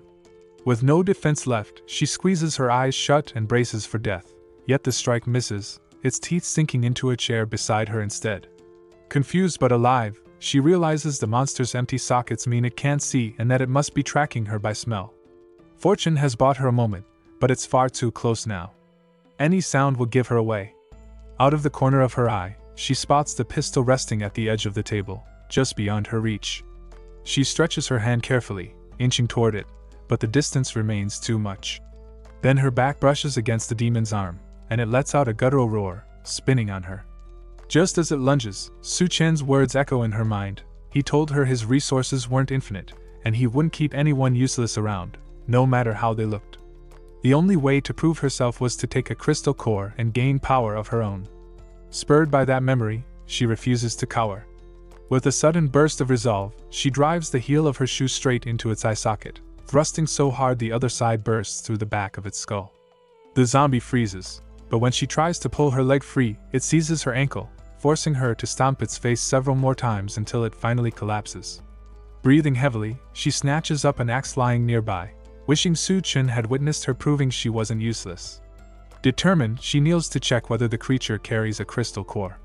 Meanwhile, back at the engineering university, Bai and Xiaofang follow Su Chen's advice and start organizing the students for evacuation. Bai even contacts her brother Bai Ming, asking him to bring his troops to escort and secure the group. With those arrangements in motion, Su Chen returns to the reptile lab, focusing on the golden snake he's been monitoring. After some time, its body begins to writhe, signaling the start of its mutation, and it locks eyes with him in defiance. To accelerate the process, he places a large bucket of water down, and the snake instantly slithers in as though instinctively aware of what it needs. The moment it touches the water, its body expands rapidly, sprouting a dragon-like head and armored scales. It thrashes violently until the bucket bursts apart, water flooding the floor and unveiling the creature's massive new form. Su Chen studies its growth with intrigue, realizing how catastrophic it would have been had the mutation waited for the floodwaters. Drawing a sword, he offers the beast a chance to serve him as a pet. The creature, however, refuses and instead smashes through the window, attempting to flee into the courtyard. Without hesitation, Su Chen leaps out after it. The serpent tries to slither away, but it isn't nearly fast enough to outrun Su Chen's pursuit. He drops down from above and drives his sword against its scales, only for the blade to snap in two against the creature's hardened armor. The beast roars back at him, and he quickly decides that if steel can't pierce it, then his fists will have to do. His first punch slams into its skull with crushing force, dropping it hard to the ground, but the snake retaliates by coiling its massive body around him. It tightens, trying to strangle him, but he notices this suffocating embrace is just a distraction. The real attack comes as it opens its fanged jaws to sink into him. Elsewhere, Bai keeps glancing anxiously toward the campus, unable to hide her worry. Her brother catches on and teases her about not wanting to part with that so-called handsome man, only to be sharply told to shut his mouth. His surprise grows when he realizes his sister might actually like this mysterious stranger. Even so, he insists anyone staying behind is doomed. She disagrees, convinced that Su Chen won't die. From the moment she first met him, she sensed an overwhelming strength in him, an aura so fierce it reminded her of a monster. That's why she believes they'll meet again.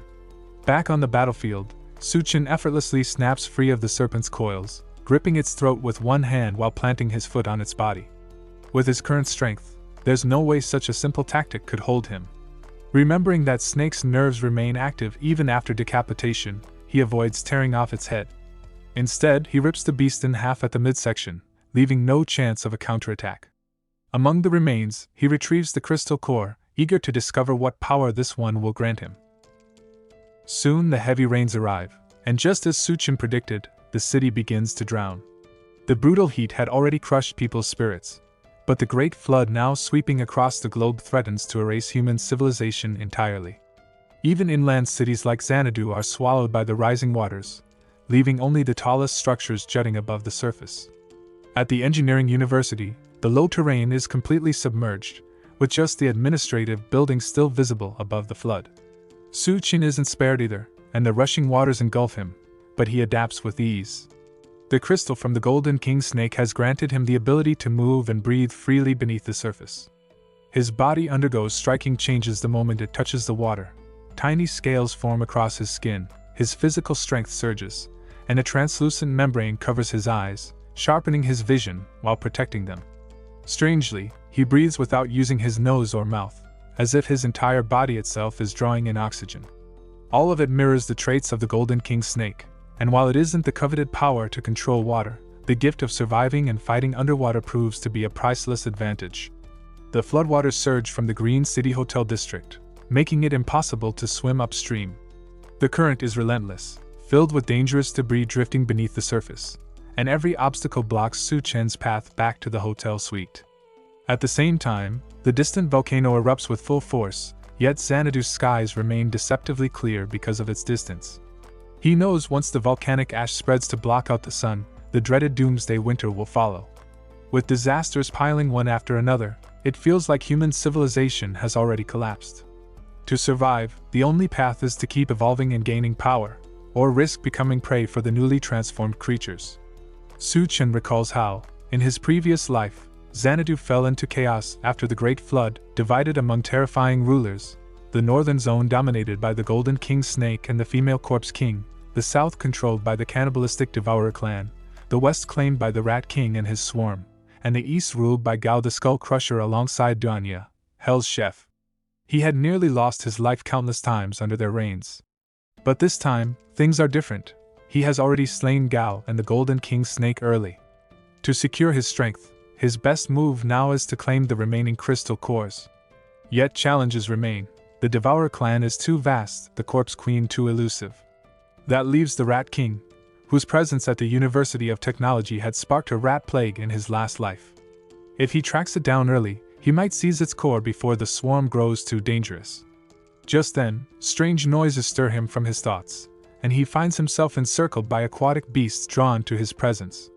Elsewhere in the submerged city, two men cling to a tower, struggling against the raging waters. They curse the sudden flood and their rotten luck when they spot someone cutting through the current with impossible speed.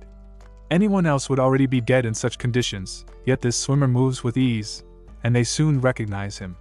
It's Suchin, the very man they had been ordered by the Federal Bureau of Evolution to monitor.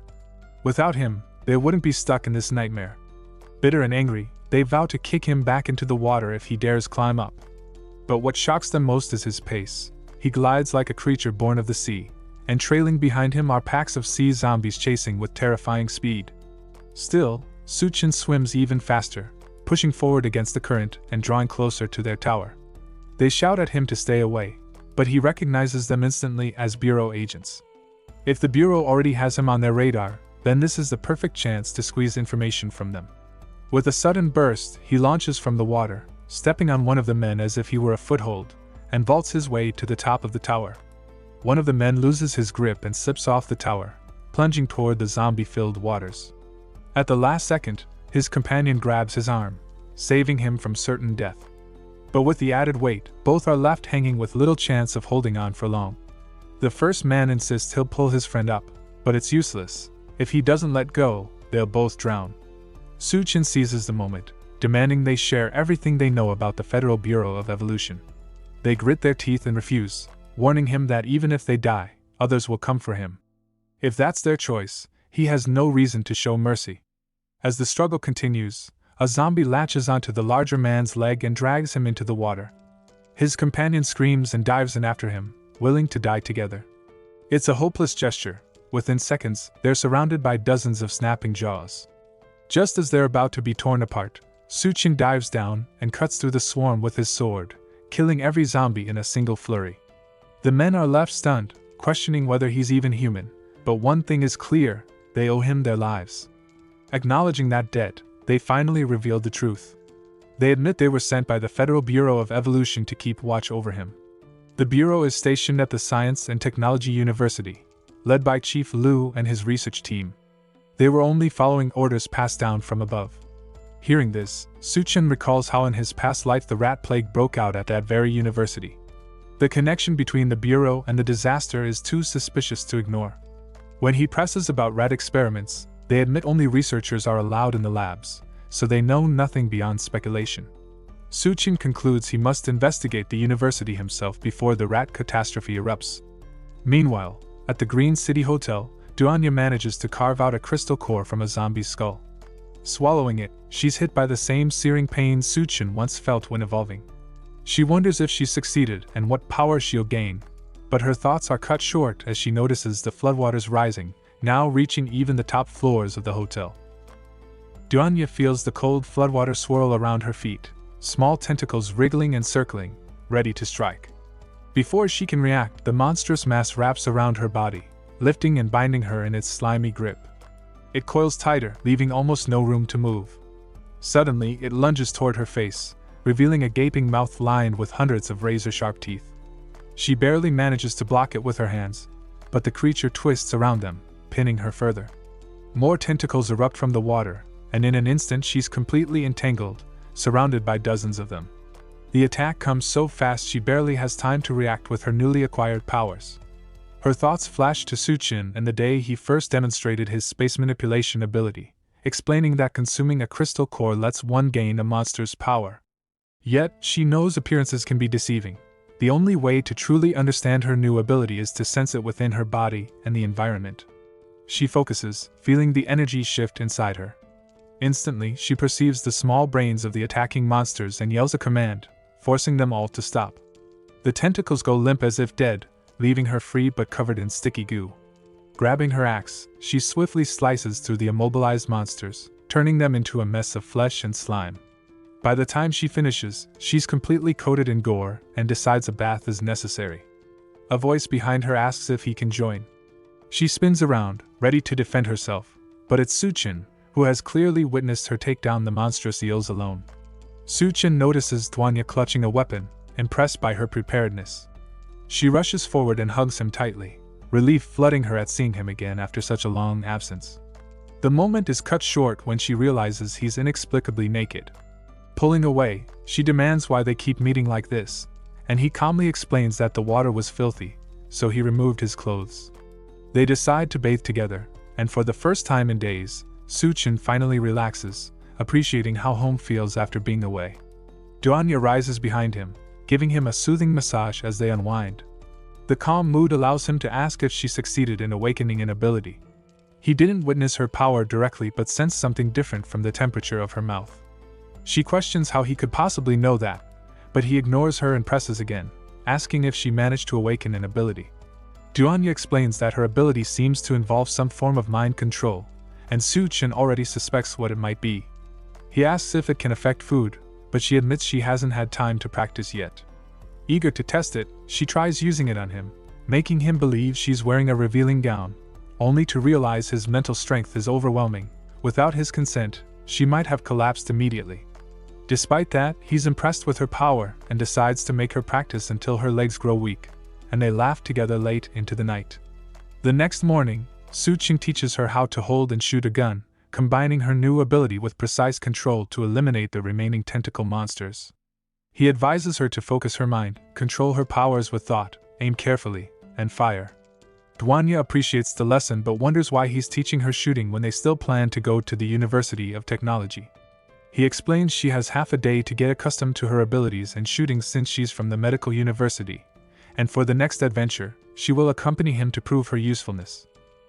The couple navigates the floodwaters in a speedboat, and for some reason, Suchin asks DONGHUA to wear a bunny outfit. She hesitates, wondering if it's appropriate outside, but he reassures her that in the apocalypse, no one can do anything even if she wears nothing. She asks if he's ever been to the Science and Technology University, and he recalls visiting once to see a friend, wondering if that friend survived.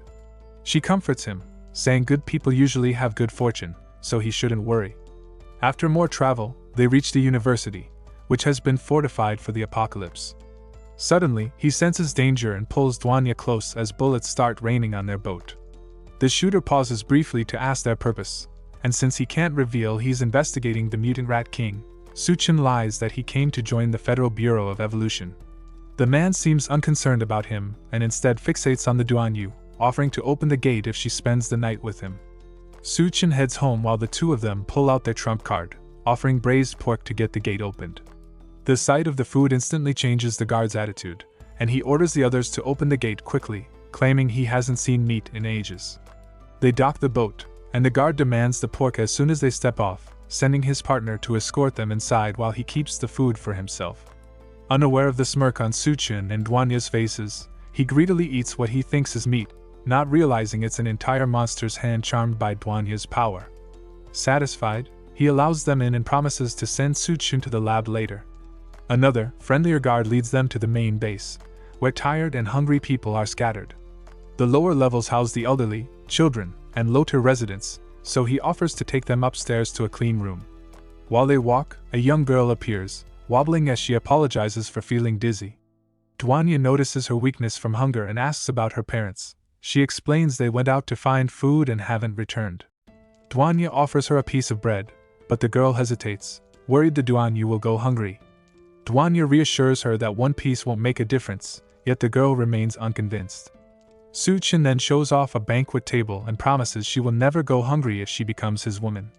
The girl eagerly agrees, but DONGHUA quickly shoves bread into her mouth to silence her. The smell of food draws thugs who push the low-tier residents aside to reach the feast, ignoring rules that require all food to be contributed in exchange for points in this makeshift society. The frightened girl clings to DONGHUA, trembling as she reassures her not to be afraid and promises to try talking to the men. She glances at Suchin for approval, then summons another banquet table with her eyes glowing ominously.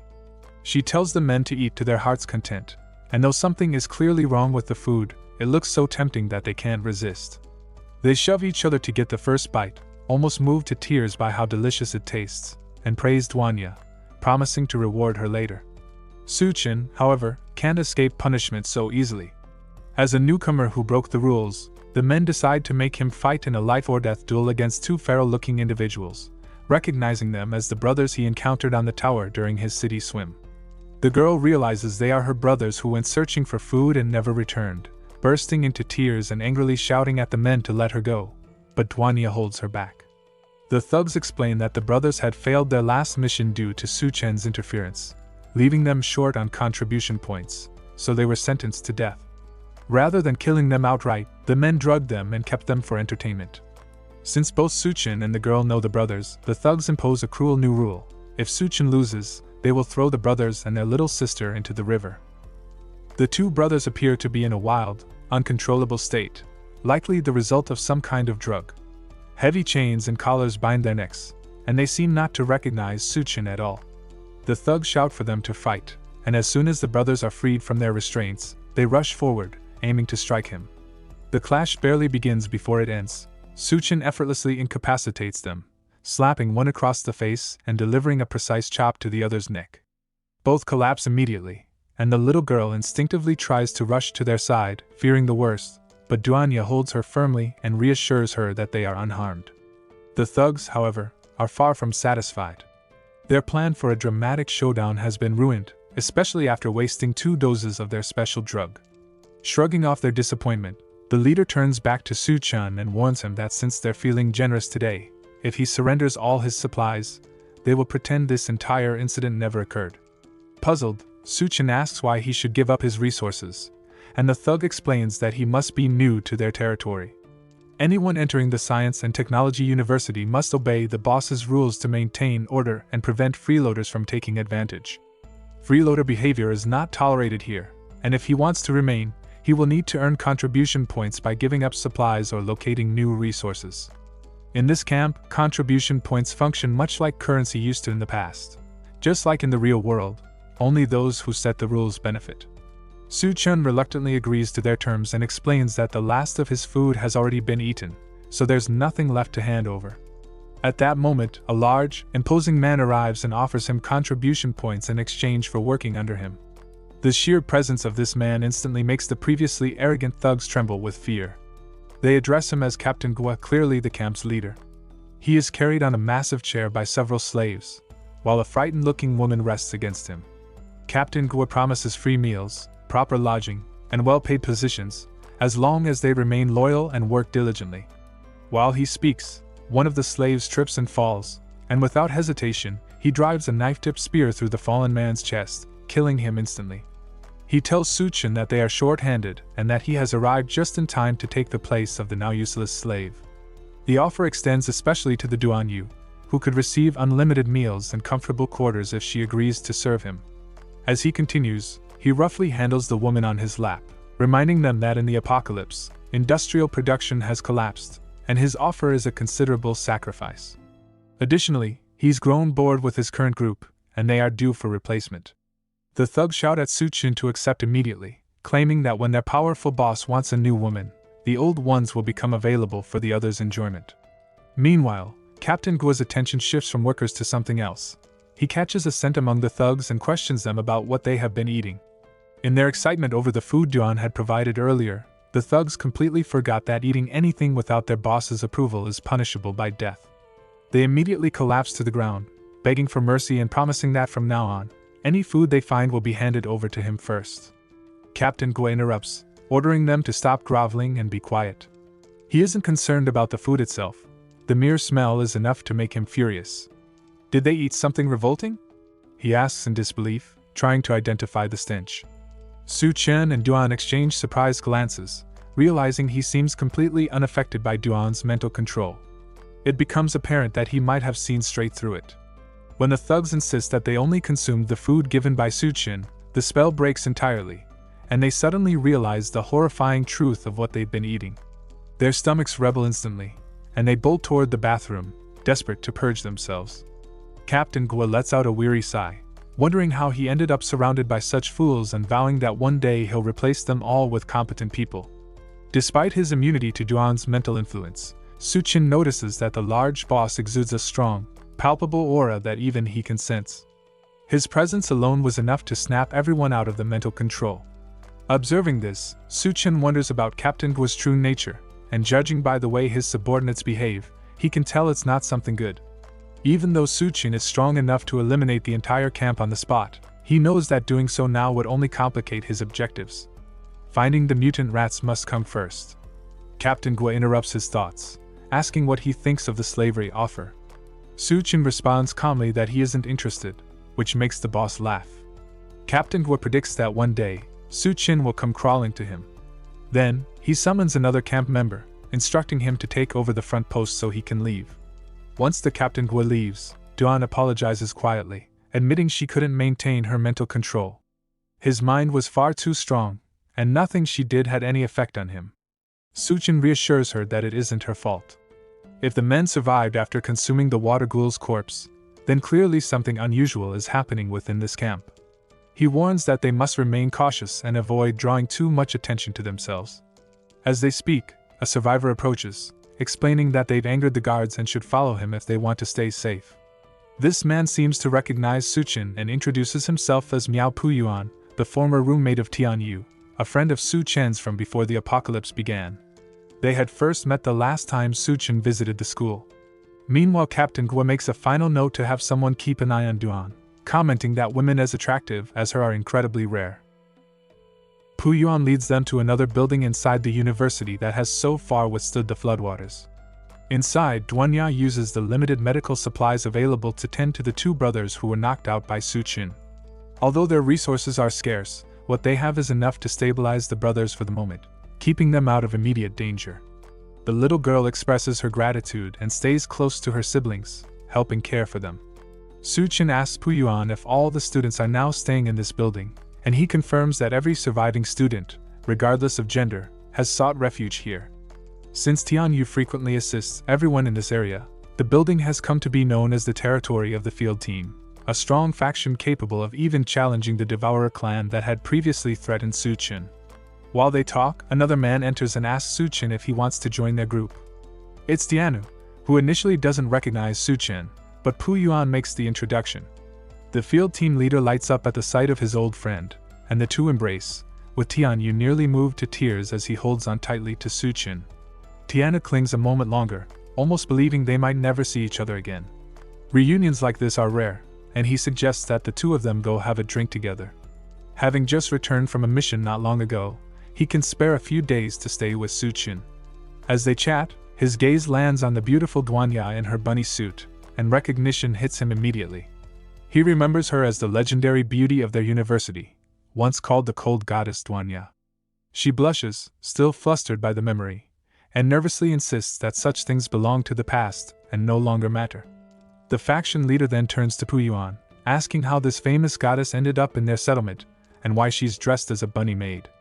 Now that he points it out, Puyuan also realizes that the woman before him is Senior DONGHUA from the medical school. All the attention and comments make DONGHUA cling to Suchin, requesting a change of clothes. She can't bear to stay dressed like this in front of her juniors. Suchin smiles and agrees, letting her find something appropriate, while the two men nearby watch enviously as their friend hugs the goddess DONGHUA. Tiana then offers her a private room to change, a little cluttered but comfortable enough for her to sit and dress in peace.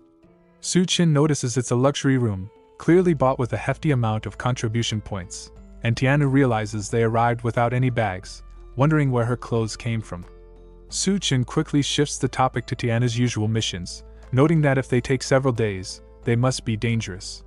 In reality, danger exists everywhere now, and seeing that both Suchin and DONGHUA still look clean, Tiana assumes they haven't yet faced the apocalypse. He offers them the chance to join the field team so he can look after them, suggesting that someone as capable as DONGHUA could stay safe and use her medical skills to tend to the wounded without risking herself for food. However, he first warns Suchin to stop showing off everywhere and above all, to stop making beautiful women wear bunny outfits. Su Qin tries to defend himself, saying he was protecting her. But his brother smacks him on the head, reminding him of a time when he had far less power back in high school and Tiana had stepped in to fight off bullies. He emphasizes that Captain DONGHUA is dangerous. Once he sets his sights on a woman, nothing usually ends well, and DONGHUA is no exception.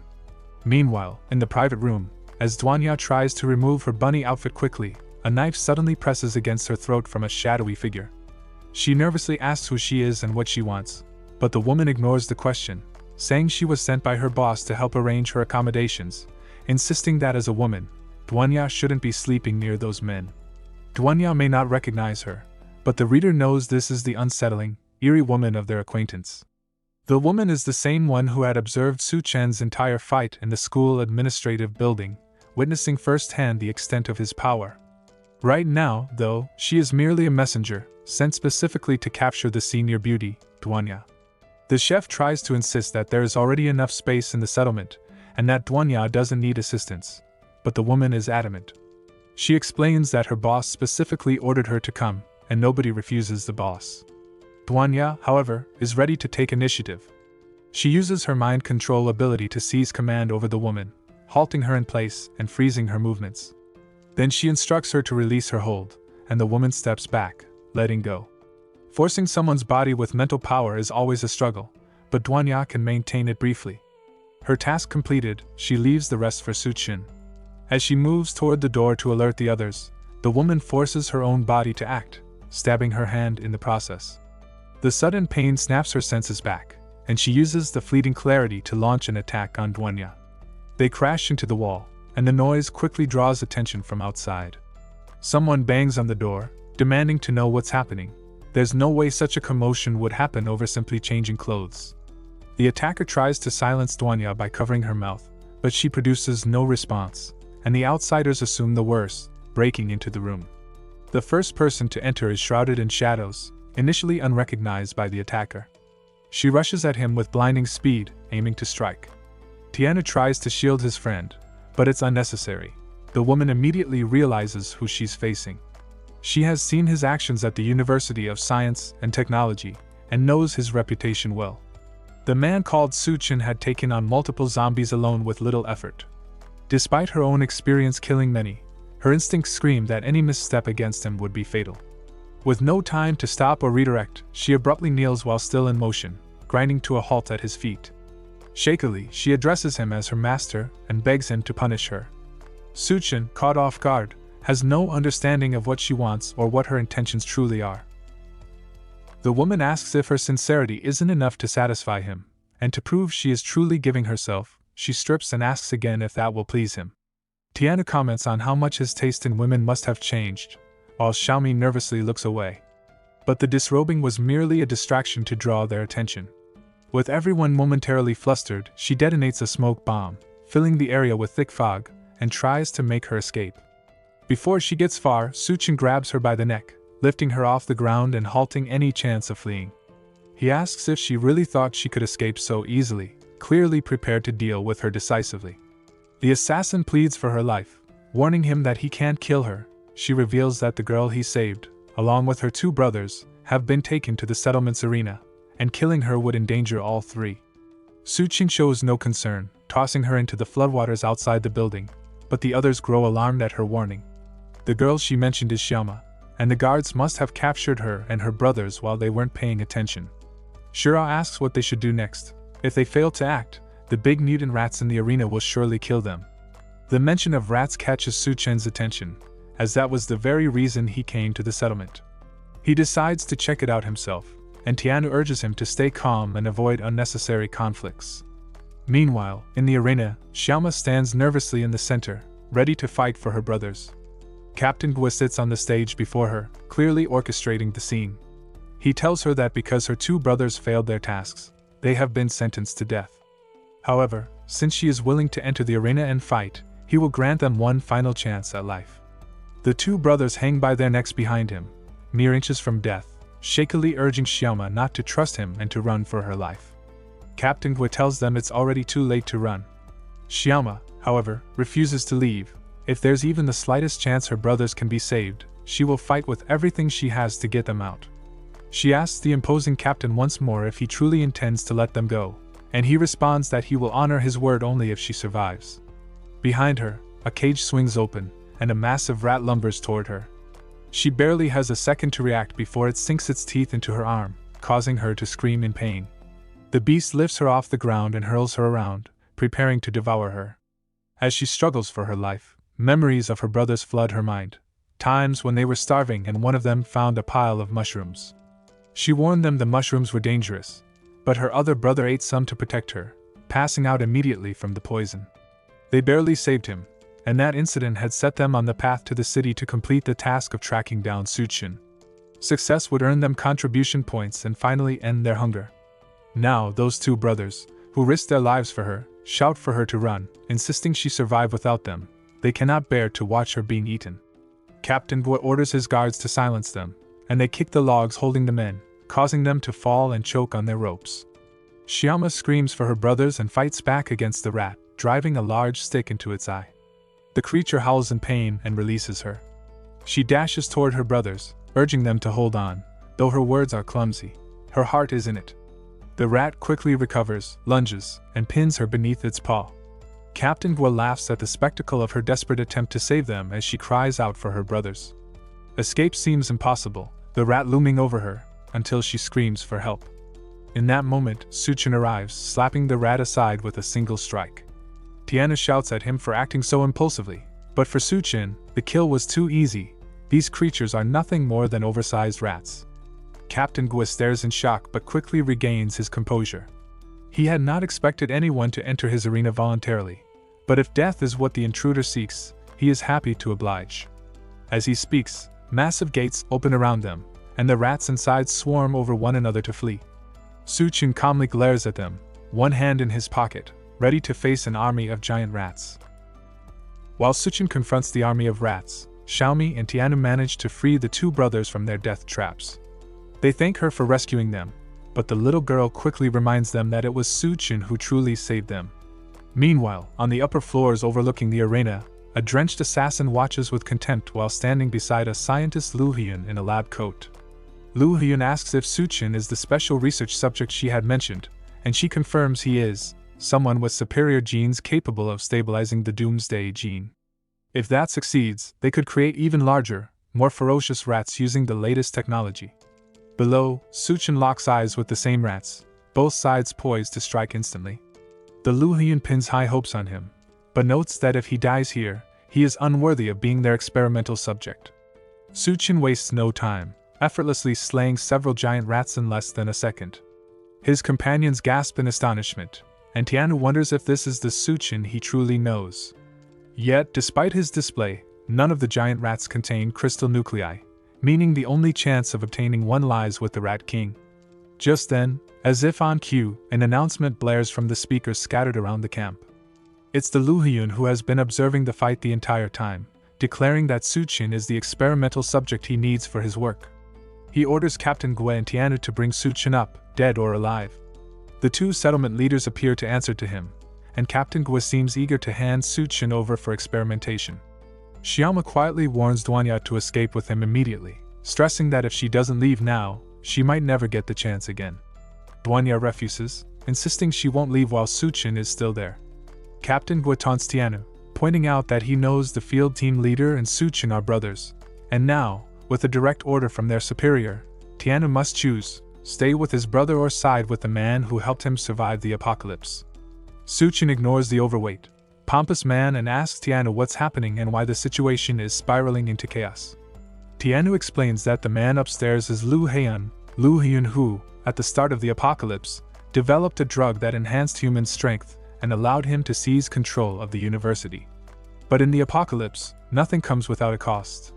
The drug demands that its users trade their life force for strength, and once they stop taking it, they weaken far below ordinary people. Bound by this dependency, they must obey every order from Lu Hyun without question. Their only hope lies in Suchin, who can free them from the drug's grip, if Tianu chooses to follow him. Bowing his head, the faction leader admits to his brother that he has no choice. Captain Gua erupts into wild laughter at the apparent betrayal between brothers, taking advantage of the moment to attempt to kill Suchin once and for all. He lunges at him, But at the last second, Tianu reacts, kicking Captain Guo away before he can land a blow.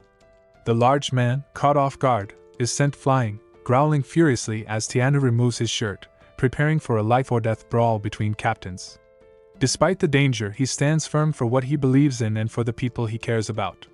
Tianu confronts the massive man, telling him that siding with the doctor is pointless, as Lu Hyun only seeks control through the drug. There's no reason to serve someone who treats life as a bargaining chip.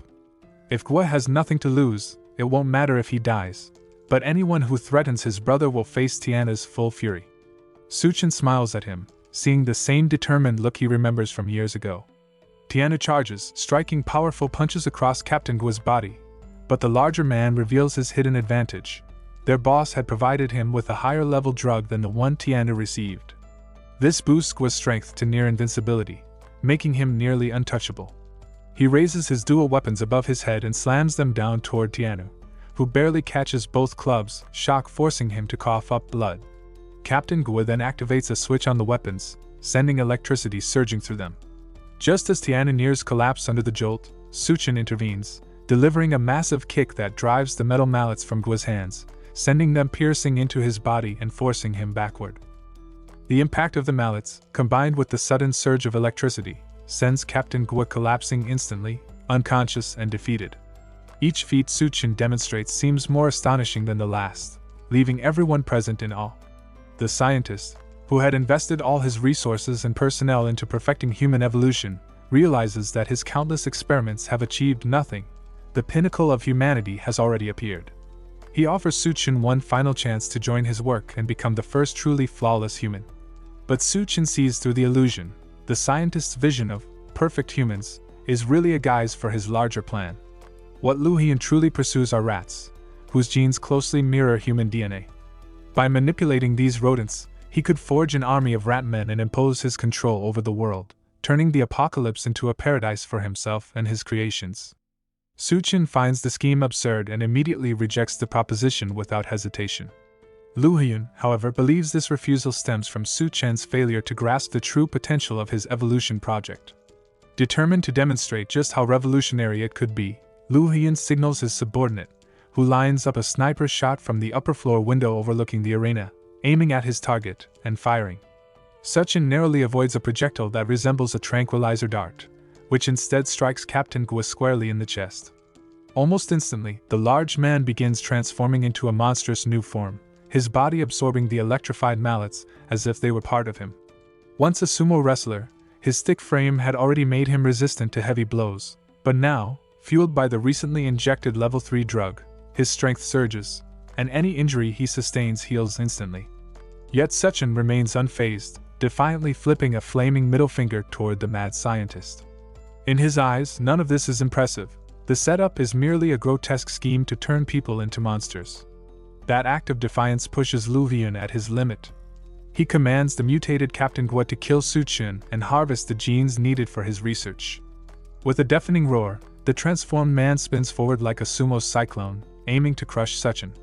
Timing it perfectly, Suchin intercepts the spinning assault, plunges his arm into the monster's head, and yanks the battery from the electric mallets, shoving it into Captain Guo's twisted face.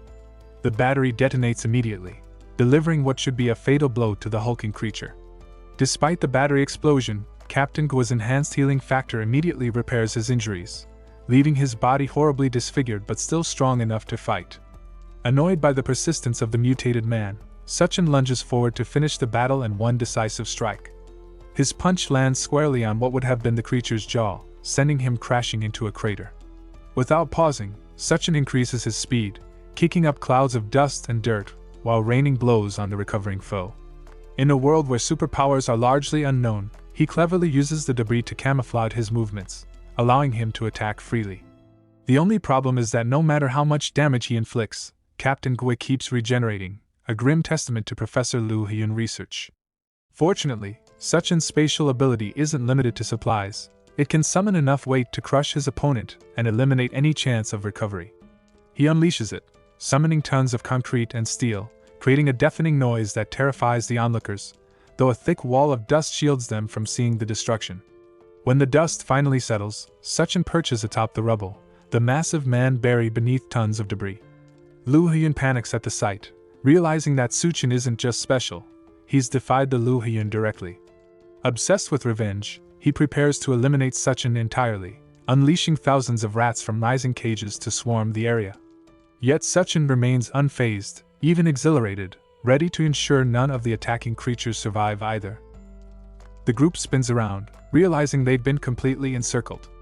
Emerging from the cages are the rat people, once lab subjects who have now been transformed into obedient mutant soldiers under Lu Hyun's control. Suchin ignores the smaller threats. His focus is the deranged Lu Hyun overseeing them. Until Lu Hyun is dealt with, the mutant hordes will never stop, so he has no choice but to leave the minions temporarily and strike at the source. DONGHUA recalls something he once told her: she must prove her worth to remain by his side. If she can't hold her ground here, there's a real chance he'll leave her behind. She grasps her mission clearly and promises to keep the rats under control. Even so, he warns her that if things get out of hand, she must call for him loudly. Once Suchin departs, she immediately takes command, facing a swarm of rats she's never managed before. Reluctantly, she uses her mind to hold the creatures in check, allowing the rest of the group to focus on taking down as many as possible. From the top floor of his tower, Lu Hyun watches the chaos unfold. He regards the fighters alongside DONGHUA as traitors, but their fate matters little. They will soon become food for his rat army. Suddenly, his assistants report that Suchin has neutralized the building's security and reached the room of someone named Miss Yun. The news instantly draws his attention. The room clearly holds significance. He removes his lab coat and commands his aides to inject him with the Doomsday gene. They warn that it's unstable and extremely dangerous, but he ignores them, determined to confront Suchin personally and punish him for his audacity. Meanwhile, Suchin steps into Miss Yun's room, scanning several tanks filled with grotesque, failed, or still developing experiments. Most display dark, disfigured forms, yet one particular case catches his eye. Inside the tank floats a woman wrapped only in bandages, suspended in the green liquid. Unlike the other experiments, she shows no signs of mutation or tampering.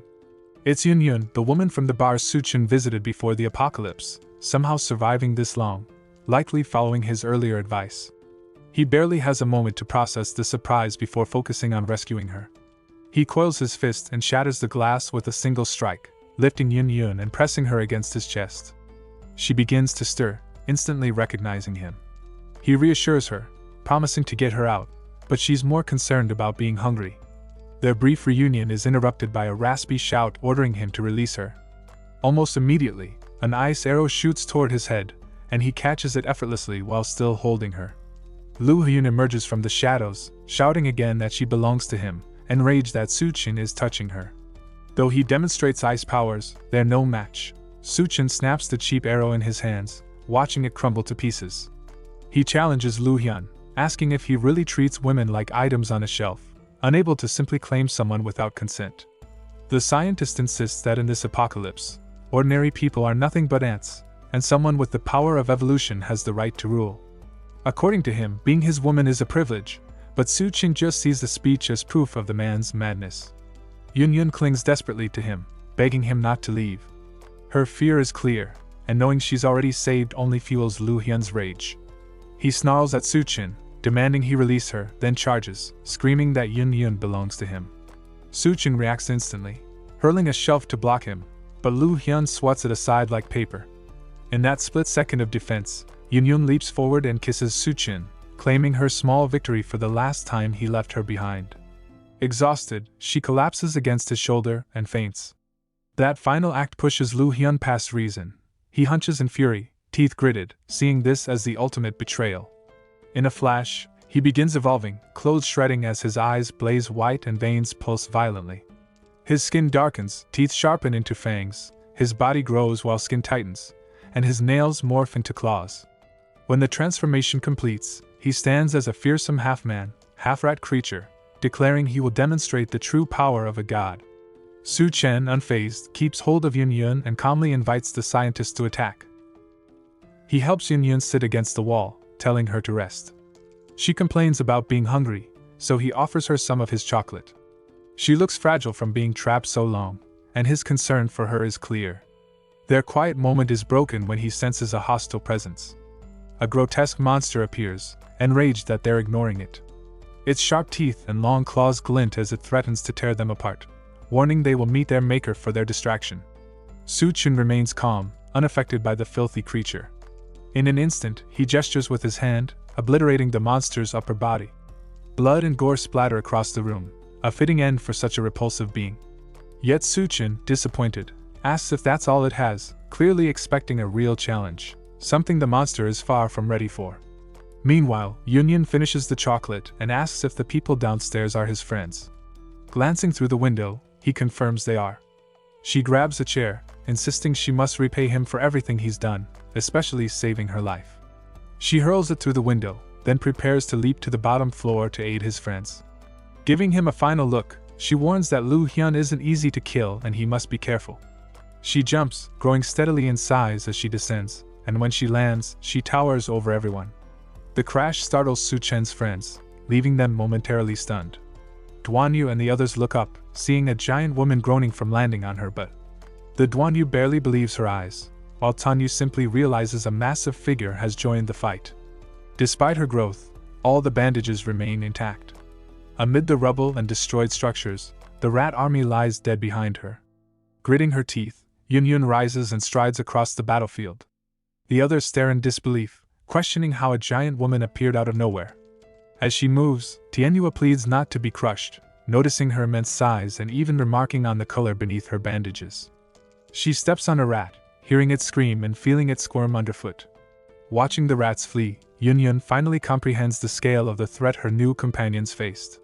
Raising her foot to examine them more closely, she exudes a menacing aura, and the terrified rats spill from the buildings, racing toward her. Fueled by vengeance for their fallen comrade, the rats surge across the empty battlefield, grabbing anyone in their path. A few manage to escape, but most are caught and torn apart before they can flee. Yun, realizing she's facing giant rats, panics and cries out for help, overwhelmed by the creatures. Her stomps shake the ground, sending shockwaves that force both humans and rats to scatter for their lives.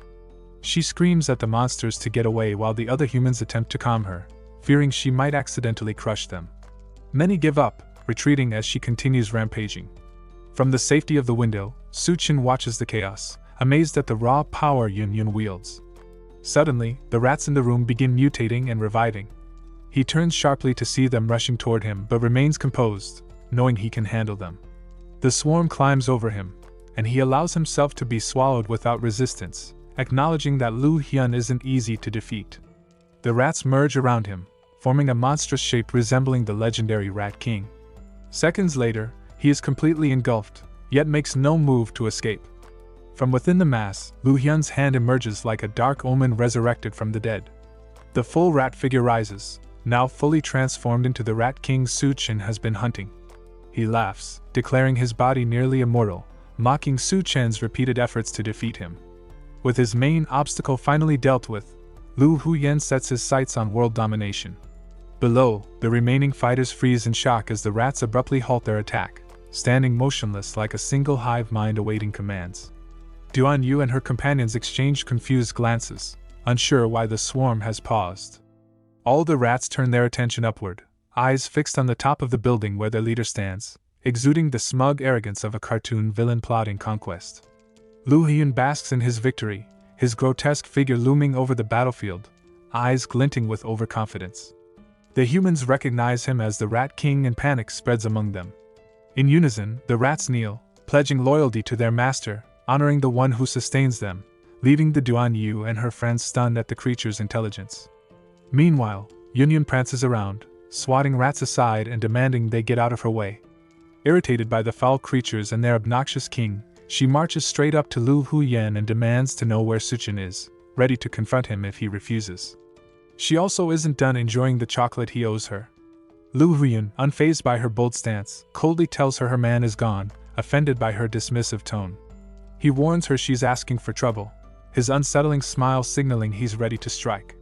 Distracted too late, Yun feels the rats climbing her body, scratching at her skin, and lashes out at them for interfering with her mission.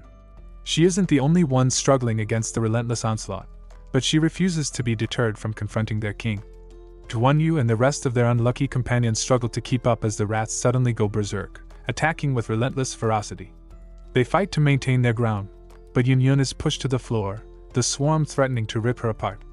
She shields her face with her hands, leaving the rest of her body exposed. Lu Heian laughs, boasting about using his rat army to execute his global scheme, but his words are cut short by Su Chen's voice. From the heart of the swarm, he stretches out his hand and apologizes for taking time to retrieve the crystal core. The mad scientist's face twists in disbelief, unable to comprehend what's happening. He had assumed Su Chen would have been devoured long ago, underestimating his strength. With unstoppable force, Su Chen tears open the Rat King's chest with both hands, emerging from the chaos with a fierce glare and a red glow in his eyes.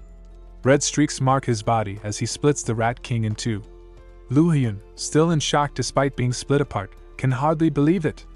Looking down at him, Su Chen reveals he has finally found what he was searching for, the Rat King's crystal core clutched firmly in his hands.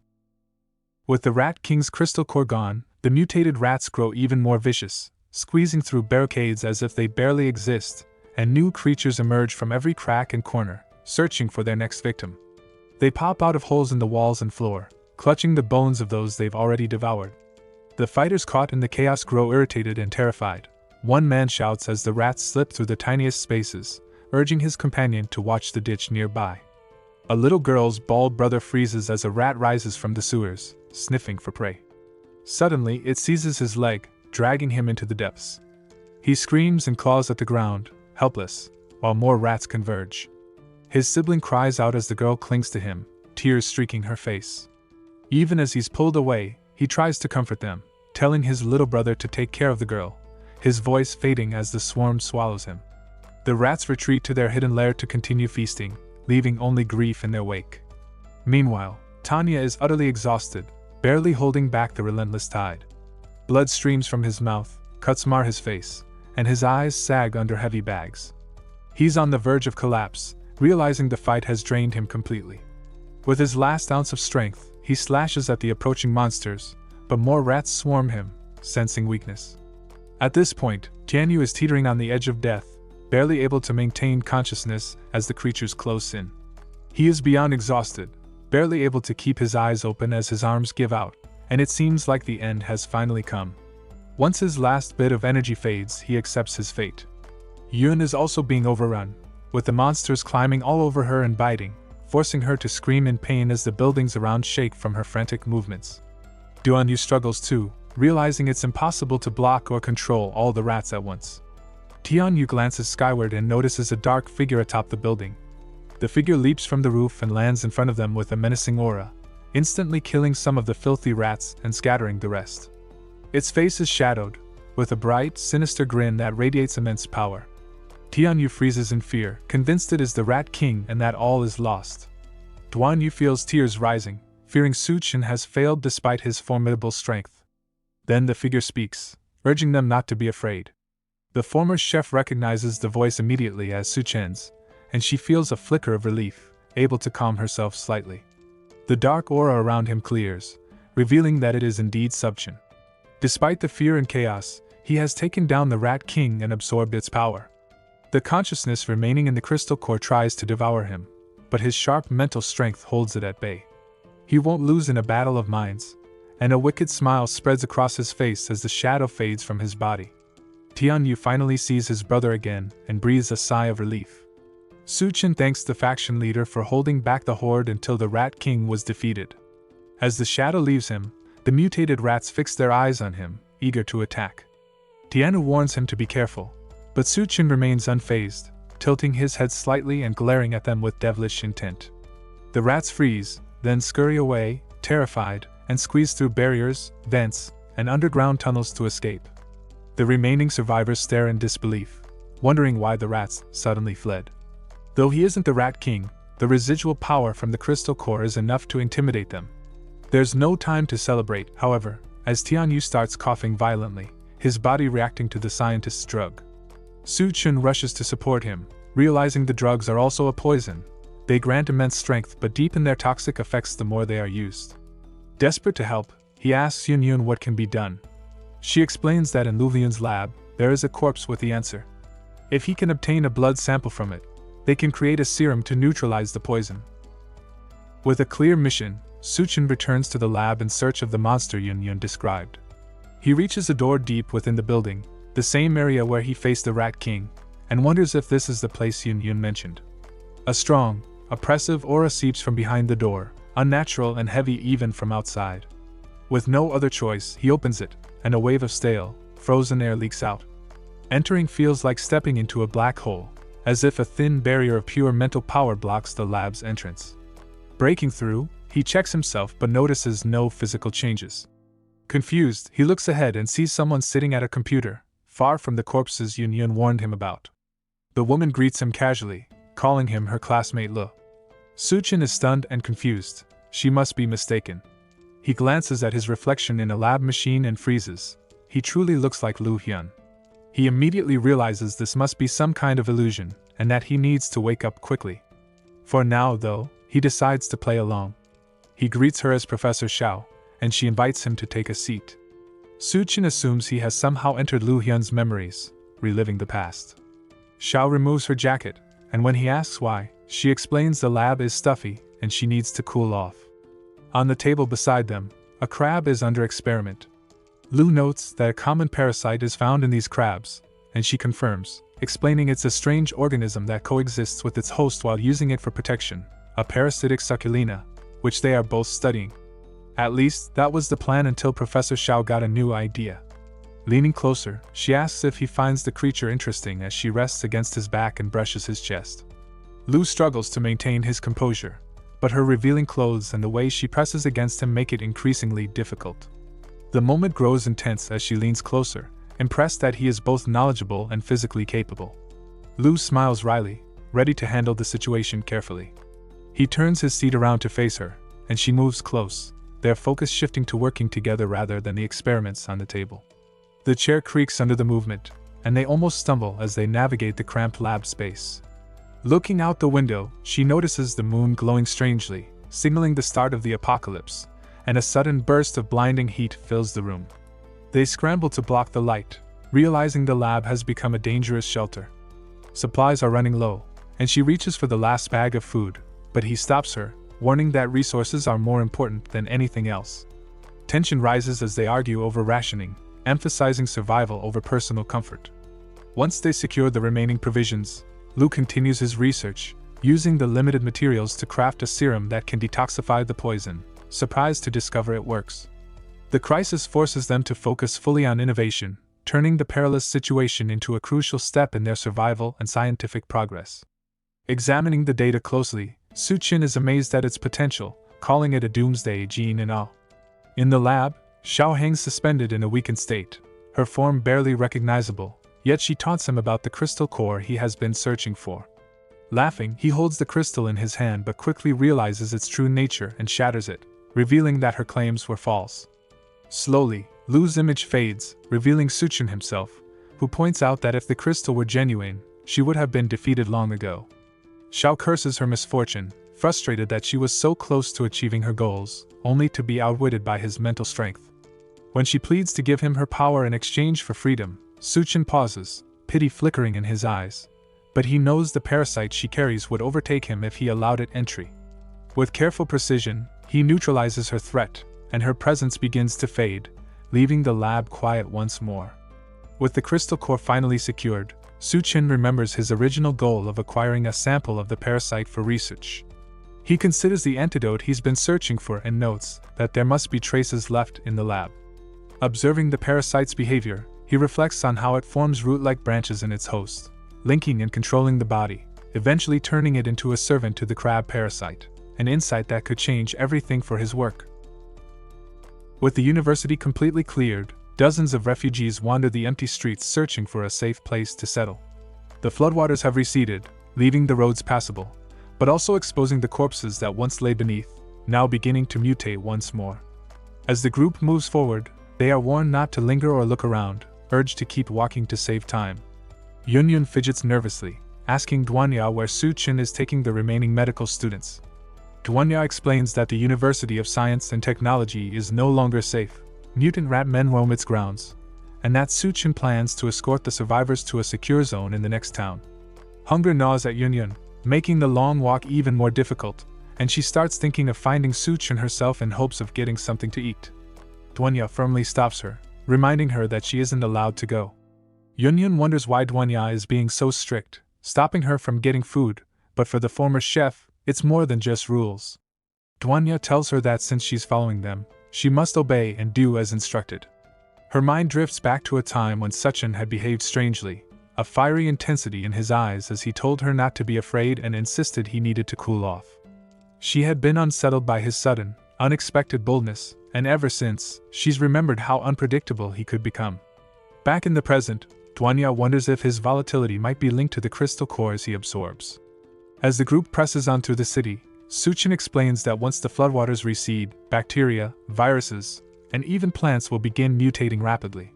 Many resettlement areas will collapse due to the lack of medical professionals, who are extremely scarce at this time. If they can protect and make use of the doctors they have, they'll be able to secure a safe zone and establish a new resettlement area. Beyond securing their own safe zone, Suchin knows that if other hostile forces appear in the future, having a base will give them the resources and leverage to defend themselves. He also takes pride in the good harvest at that time, thanks to Yunyun discovering an effective way to produce serums and recovery potions. He believes that once Tianu and the others have fully recovered, they will be able to assist him when necessary. Using his spatial ability, he has managed to store all the laboratory's research equipment and materials safely within his dimensional space.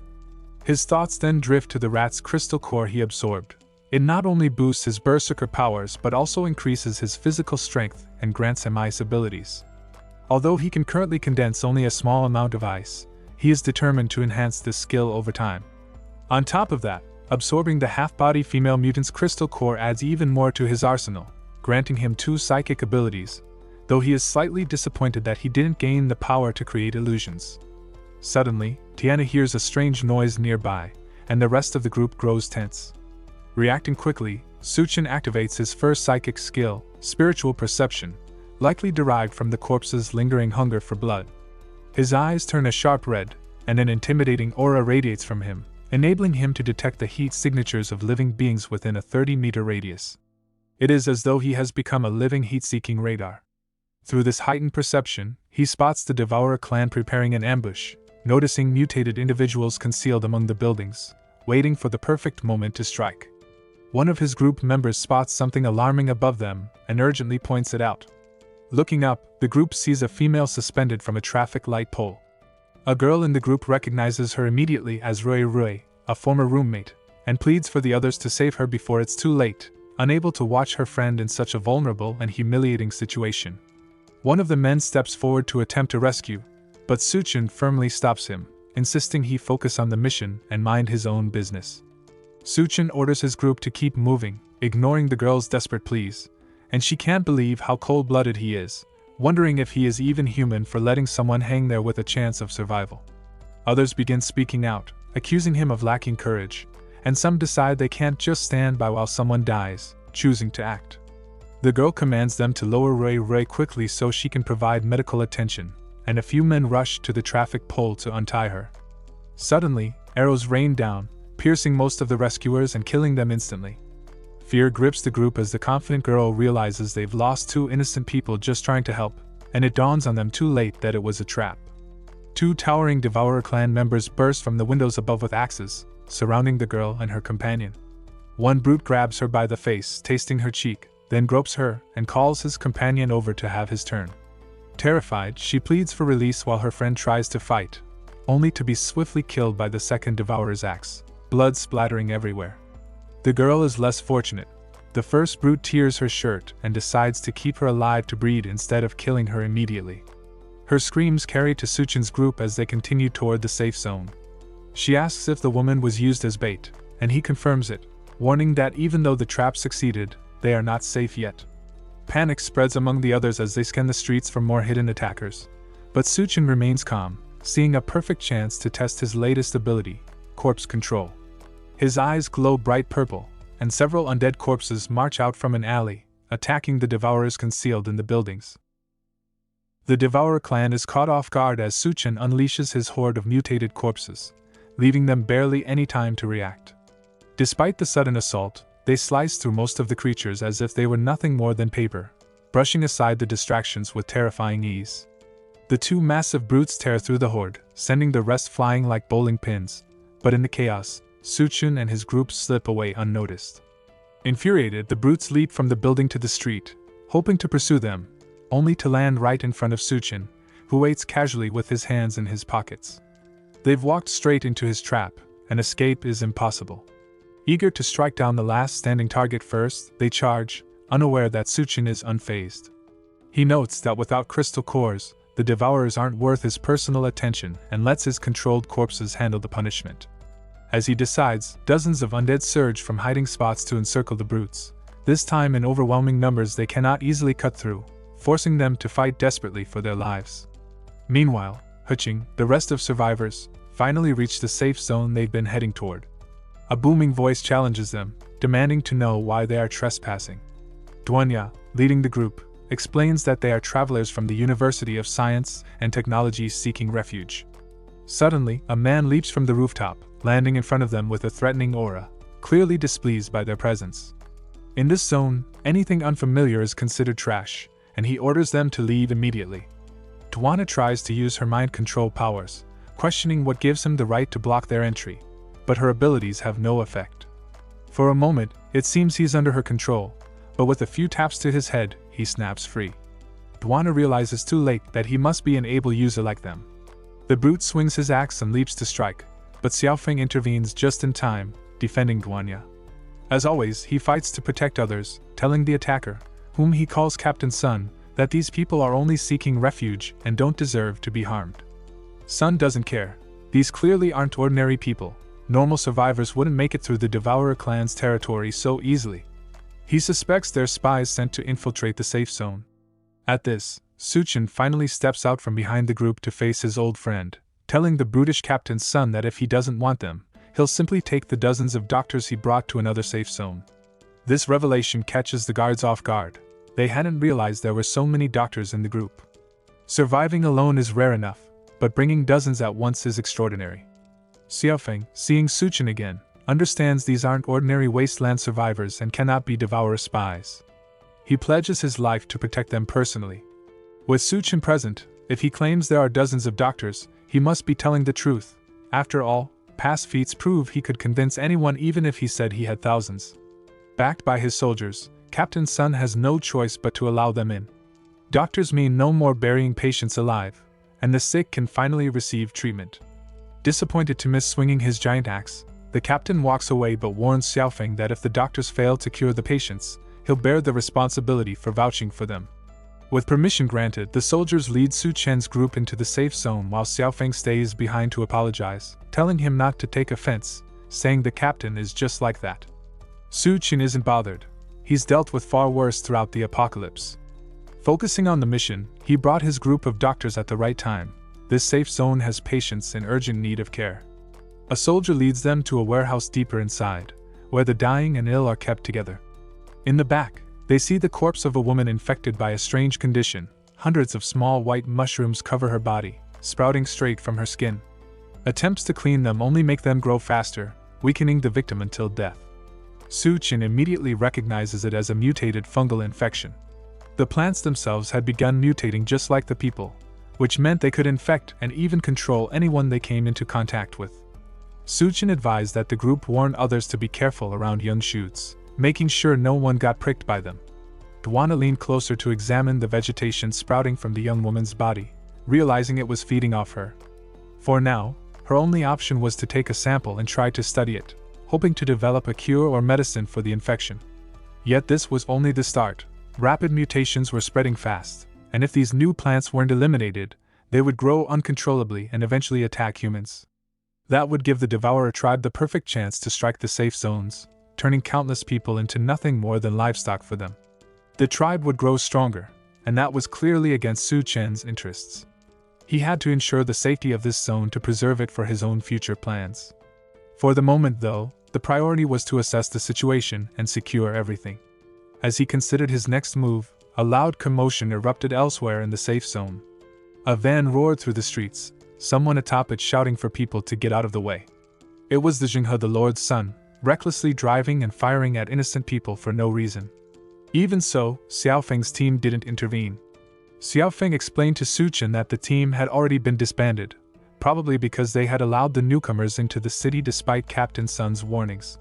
This wasn't the first time the city lord's son had wreaked havoc in the streets. He considered the elderly and children worthless, seeing them as useless to the safe zone, so he casually ran them over or shot at them without consequence, protected by his status. As he sped along, his eyes landed on Yun, crouched over someone injured and lying motionless on the pavement. He pulled the car to a stop beside her, grinning arrogantly, and asked if she wanted to hop in, promising he could take her somewhere to eat. Yun slowly rose to her feet, saying she was so famished she could barely walk. If he wanted to take her, he would have to carry her. The lord's son grinned and called her over, ready to lift her himself. Xiao Feng tensed, preparing to intervene, but Su Chen held him back, understanding exactly what Yun was planning. As long as he agreed to carry her, she could execute her plan. With a sly smile, Yun leapt into his waiting arms, putting him completely at her mercy. Just before she hits the ground, Yun suddenly grows to her full enormous size, grinning down at him as she falls. The lord's son reacts just in time, dodging her enough to avoid being crushed, though her sudden weight tears her jacket apart and smashes his car. He isn't quick enough to get completely clear, and his leg gets pinned and broken. The crash echoes through the safe zone, drawing attention from everyone nearby. Screaming from the pain, the young master writhes under Yun's gaze, and she taunts him that even when given a chance to prove himself, he's still useless. She presses her massive foot down on his already injured leg, making him scream even louder. Soldiers from deeper in the zone rush toward the noise, questioning what happened, and he points at Yun, calling her a monster for growing gigantic and breaking his leg. DONGHUA steps in, bending the witnesses' memories with her mind control, and suddenly they all turn on him. They insist he fell out of his own car and injured himself, completely convinced by the warped memories. The young master, realizing he's been set up, calls for his father to intervene. Watching from nearby, Captain Sun chuckles, anticipating the chaos with amusement. A car surrounded by dozens of soldiers arrives at the chaotic scene, where the young lord still sits helpless on the ground. Su Chen's group and Xiao Feng watch closely as the city lord steps out, his presence commanding attention, and demands to know what's happening.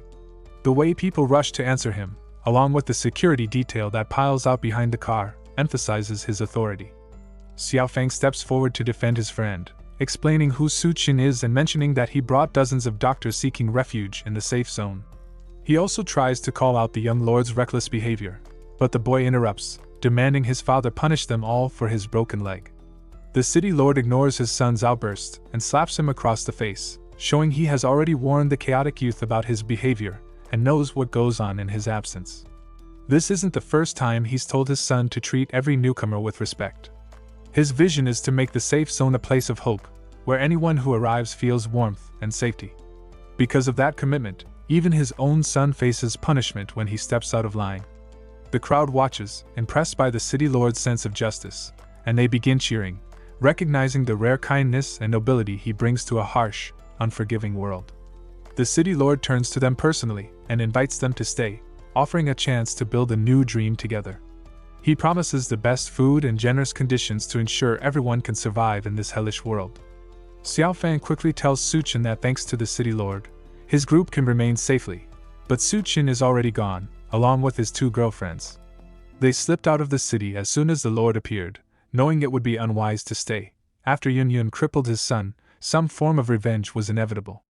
Forced to spend the night in the woods, Yun nervously admits to her new sister that it's her first time sleeping outdoors. DONGHUA, having survived so long in the apocalypse, seems experienced enough, and she tells Yun to stop overthinking. Besides, with Su Chen around, sleep might be the least of their concerns. Suddenly, he appears behind them, warning them to stop fooling around. Someone is coming, and they need to be ready. Then he calls out to the hidden enemies behind a pillar, exposing their attempted ambush. Dozens emerge, confronting him, taunting that he won't get away so easily after breaking the young master's leg. They surround the group, confident escape is impossible. But Su Chen never intended to flee. He only avoided a killing spree in the city to prevent harming his friend's team.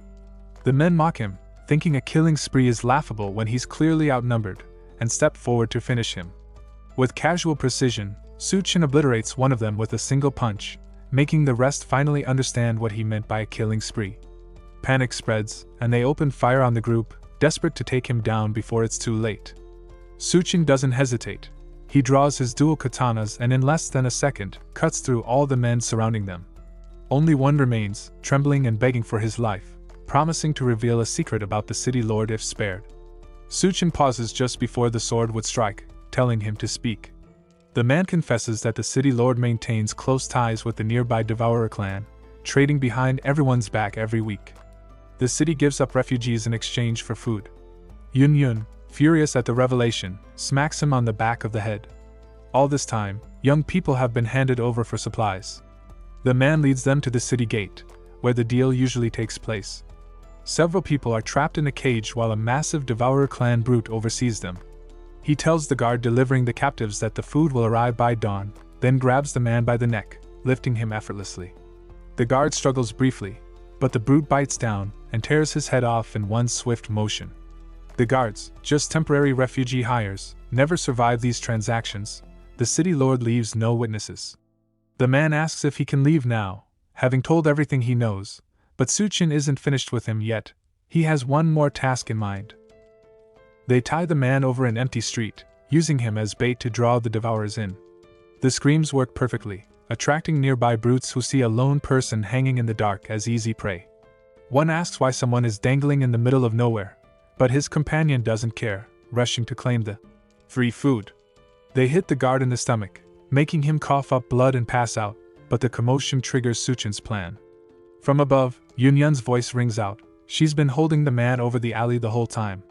She grabs one of the brutes, who struggles to escape, while the other notices the glint of a sniper scope from a window overhead. Only now do they realize they've walked into a trap. Upstairs, DONGHUA steadies a sniper rifle, recalling Suchin's warning that the Devourer's mutated skulls are too tough for a single bullet. She aims carefully and fires 3 precise shots at one brute's forehead, hitting each shot in the same spot. Meanwhile, the other brute continues struggling against Yunyun's enormous hand, unaware of Suchin quietly approaching from behind. A sudden touch of his hand on the brute's head crushes it instantly. They quickly take out the rest of the group. With the Devourer clan's main force eliminated, Suchin and the girls seize all the food that was meant for the city lord and head toward a surprisingly intact house, a rare sanctuary in the harsh apocalypse. Suchin summons a bed from his inventory along with enough food to make a proper feast for himself and the 2 girls. DONGHUA remarks that if he wants a settlement base, he could just take over a different place. There's no need to get tangled in the conflict between the city lord and the Devourer clan. While that makes sense, Suchin knows that building a base takes time and effort he isn't skilled at, and managing it properly requires someone experienced. Conveniently, Hachang fits that role perfectly. As they talk, Yunyun appears in an outfit that leaves little to the imagination, spotting both DONGHUA and Suchin lying on the bed. She questions why they started without her. Suchin relaxes as the 2 girls climb onto the bed, ready to playfully indulge with him. Thanks to his efforts, they've managed to survive as humans since the apocalypse began, and tonight they plan to return the favor. Meanwhile, in the ruined city, the safe zone guards discover the corpse of the man Suchin used as bait. Mistaking this for a failed deal with the Devourers, City Lord Jung rushes to confront them. He asks the Devourer leader what went wrong, only to receive the same question back. The leader reports losing 3 warriors during the deal, clarifying they weren't responsible for the attack, but still demands double the number of people sent over as compensation or he'll cancel the agreement and attack the settlement. City Lord Jing reluctantly agrees. At this moment, Suchin makes his presence known, observing how casually the city lord trades human lives. The Devourers quickly surround him, unaware how he killed 3 of their own already, leaving him no chance of escape on their turf. City Lord Jing quietly withdraws, treating Suchin's intrusion as if he were already doomed, and hurries back to the safe zone to prevent a larger mess. Once there, he announces to everyone that a traitor has infiltrated the base, blaming the outsiders brought in by Suchin and accusing them of posing as doctors to kidnap refugees for trade with the Devourers. Since Suchin ruined his plans, City Lord Jing becomes ruthless, determined to make sure no one ever defies him again. The settlement residents immediately turn their angry eyes towards Suchin and his group, ready to attack, but a loud voice halts them before a riot can start. It's General Gao, flanked by Bai and Bai Ming stepping in to defend Suchin. From what he knows, the Suchin is trustworthy and has repeatedly proven his capability. Since Suchin brought these outsiders himself, they can't be the problem. The city lord continues his accusations, insisting that words alone won't defend them, they must prove their loyalty. A voice calls out from a building above the settlement. It's Suchin, claiming he can prove his innocence. He brings the beaten Devourer clan leader forward and lets him explain the situation. The clan leader admits that City Lord Jing has been orchestrating the deals all along. The crowd turns on Jing, realizing the man they supported was the real villain. Jing tries once more to claim Suchin is framing him, but General Gao steps up and punches him for his crimes. With the truth revealed, Jing stops pretending and laughs menacingly, admitting he's been trading people with the Devourer clan. In his mind, the apocalypse justifies it, with supplies already seized by the Devourers, sacrificing a few worthless lives is his way of saving others, and everyone should be grateful. Even Captain Gao ate the food he brought back, so nobody can judge him. Suchin sharply disagrees. He lands a right hook to Zheng's face, calling him a coward.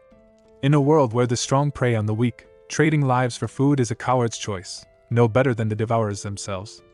With the former lord knocked out, Suchin turns to General Gao and offers to build a place that truly belongs to humanity, a settlement for civilization itself. In his previous life, Suchin once wandered across the ruins and discovered a safe haven that was slowly becoming a utopian base amid the apocalypse. There were no class divisions, no one went hungry, and everyone lived with peace of mind, all thanks to its creator, Gao Yihui. Now Gao Yihui serves only as a deputy under the current city lord. In his past life, it wasn't until he uncovered the dark truths behind the base that he decided to leave and build his own. All Suchin did was accelerate that process. Yet some soldiers doubted the plan. Building a base from scratch was immensely difficult, and if they wanted independence, they couldn't survive under someone else's roof. They had to create a new base of their own to truly live. The city lord laughs at their ambitions. Beyond his safe zone, beasts run wild and zombies roam freely. There's no guarantee of food or safety, and leaving would likely mean death. The crippled lord's son suggests letting them leave. They'll return once hardship drives them back. Other survivors hesitate, fearing survival outside the city lord's protection. Staying with the coward at least guarantees life. The city lord fuels their fears, warning that anyone who follows such delusions can leave. But if they starve in the wasteland, he won't be responsible. Yet for food, Suchin holds the solution. He brought out the Devourer clan leader effortlessly, and has already earned renown as a powerful ability user. Providing food is no challenge for him. Seeing the survivors begin to rally behind Suchin, the Lord's son angrily demands whether he believes himself some kind of savior. The Lord insists that Suchin is only seeking attention, claiming he couldn't possibly understand how much a base truly needs to survive. Yet Suchin estimates that even with his limited supplies, he could support around 2,000 people for a month, numbers that suspiciously match the stock in the city lord's warehouse. How could he have acquired so much? Meanwhile, at that very warehouse, DONGHUA and Yunyun take out the guards watching over the supplies. Yunyun uses her immense size to overpower them directly, while DONGHUA provides precise sniper support. With the warehouse emptied, Suchin tells General Gao to decide quickly, either work with him or stay under the traitorous city lord. The choice is clear. In this settlement, people have suffered constant bullying and lack of proper clothing, and now he realizes they've been treated like livestock, sold to the Devourers. General Gao refuses to remain in such a place a second longer, and chooses to join Suchin to build a new base where people can live with dignity. He announces to the crowd that anyone willing to leave should step forward. Bai and her brother rally their troops behind him, once the city lord's army, now loyal only to General Gao. He orders the few remaining soldiers still loyal to the lord to raise their weapons against him and his men. The lord's son raises a gun at Suchin, firing wildly. If Suchin hadn't intervened with his people and his plans, the boy would have crippled his leg long ago. Every shot misses, and Suchin seizes the moment to grab the boy by the throat, warning City Lord Jing to order his men to drop their weapons or he'll snap the boy's neck. Fearing for his only child, Jing calls off the attack.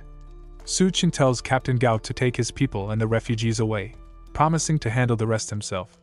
Captain Gao agrees, saying they'll wait at Shanyun University. Once everyone leaves, Jing asks Suchin to release his sons so they can talk things out. But Suchin immediately sees through the trap. A sniper is stationed on the opposite roof. He orders DONGHUA to take out the sniper, and in an instant, the shot kills him. With the threat gone, Suchin releases the boy, but Jing quickly notices a grenade in his son's mouth. Just before it detonates, Suchin taunts him about how human flesh tastes. The explosion kills the boy, leaving Jing shirtless and furious, confirming Su Chen's past life suspicion. The former city lord, Jing, is a level 2 devourer disguised as human. He's too dangerous to handle now, but next time, Suchin knows he won't be so fortunate. Several days have passed since General Gao departed with his new followers to start a fresh settlement. A raid team moves into a warehouse, expecting to find swarms of devourers and a fierce fight, but instead, they're met with a grim scene. Corpses litter the floor, evidence that the devourers have already been eliminated. Approaching the supply truck, they notice it's battered and dusty from desert travel, yet the gas tank is full, more than enough to get everyone safely back to the new base. Suchin had spoken the truth. The warehouse held a truckload of supplies. Captain Sun frowns in disappointment. No epic battle, no glory. The mission feels like a total waste. One of the soldiers mentions that General Gao had been giving Suchin the more critical assignments, tasks that once belonged to him, fueling Sun's irritation. Still, he convinces himself that Suchin is merely a pretty-faced novice, incapable of outshining a trained soldier like him. Back at the new base, Yun wonders why Captain Sun hasn't returned yet, even though Suchin had long ago cleared the warehouse of all devourers. The only task left was to reach the supermarket and bring the truck back, something even the absent-minded Sun should manage. Yun isn't worried about him. Her attention is on caring for the refugees, tending to the medical duties Suchin assigned. While they talk, DONGHUA spots the truck approaching the base and tells Yun to shrink down, warning that once it's close, it'll be harder to mask her size with mental powers. Captain Sun reports to General Gao that the supplies are safely delivered, finally providing food for the base. Nearby survivors hear about Suchin's plan and start praising him, realizing his solution to the food problem was real. The more they mention him, the more irritated Captain Sun becomes, convincing himself that the pretty boy is merely brainwashing people and that eventually, his own skills will reclaim the recognition he feels he deserves. Suddenly, a soldier rushes in with alarming news. A devourer tribe has been spotted near a hospital to the south, a few dozen strong and seemingly ready to strike. Captain Sun smirks, seeing this as his chance to prove who the real protector is. Meanwhile, Suchin is still on his mission with Bai and Xiaofeng, planning a raid on a nearby military base. The entrance has long been flooded, turning it into a death trap filled with mutated corpses. Even if they manage to get in, the three of them won't be able to carry all the supplies out. Suchin tells them not to worry about that yet, the goal is just to reach the armory. Bai agrees, deciding to lead them personally since she's been to the base before. First, though, they need a vehicle. Suchin summons his car with his space ability, almost sending the two soldiers into a panic at how random it seems. He tells them to stop talking and get in so they can reach the base on time. They drive through the empty streets, heading toward the military installation. At the base, some of Yang's men are busy draining the massive pool of water blocking the entrance. No matter how much they pump, the water never seems to recede. The team leader orders the men to grab a few useless items from storage and throw them into the water as bait for the water ghouls. With city supplies mysteriously missing, failing to retrieve something could mean death. They toss hostages into the water, successfully luring the ghouls to the surface, allowing someone to dive in and inspect the area. The leader promises whoever opens the submerged door a woman from the city lord's harem as a reward. One man steps forward, remembering his pre-apocalypse poverty and loneliness, seeing this as his chance to get ahead. His boldness inspires the others to dive in after him. Meanwhile, Xiaofeng watches the men struggling to get into the military base. Jing seems to have his sights on the base's supplies and weapons as well. Luckily, Bai knows an alternate route that bypasses the city lord's army, though it requires diving underwater. Suchin agrees, and the three of them plunge into the ghoul-infested pool, aiming for their target. As they navigate the dark water, Bai spots several eyes watching from the depths, the water ghouls. Shock makes her gasp, and she loses her last bit of air. Suchin quickly pulls her close and calms her, then kisses her, transferring some oxygen and saving her from drowning. The water ghouls, sensing vulnerability, surge to attack, but Suchin uses his ability to halt them instantly. They freeze mid-motion, as if hypnotized, and Bai realizes with awe that his glowing red eyes mean he's controlling all the water ghouls with a single power. The ability fades, and a few ghouls start moving again, attempting to attack. Suchin holds them off, telling Bai and Xiaofeng to escape while he handles the rest.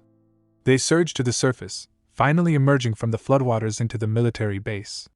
With each display of his powers, They start questioning if he's even human, especially as bodies float up from the water only for Suchin to dispatch them effortlessly. They wonder how many abilities he possesses that remain unseen.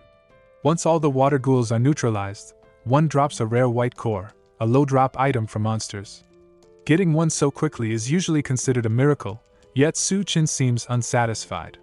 While it doesn't grant new abilities, a white core can amplify existing ones, making him even stronger. As they discuss, two glowing yellow eyes watch from a distance. The silhouette resembles a cat, fixated on the crystal in Suchin's hand.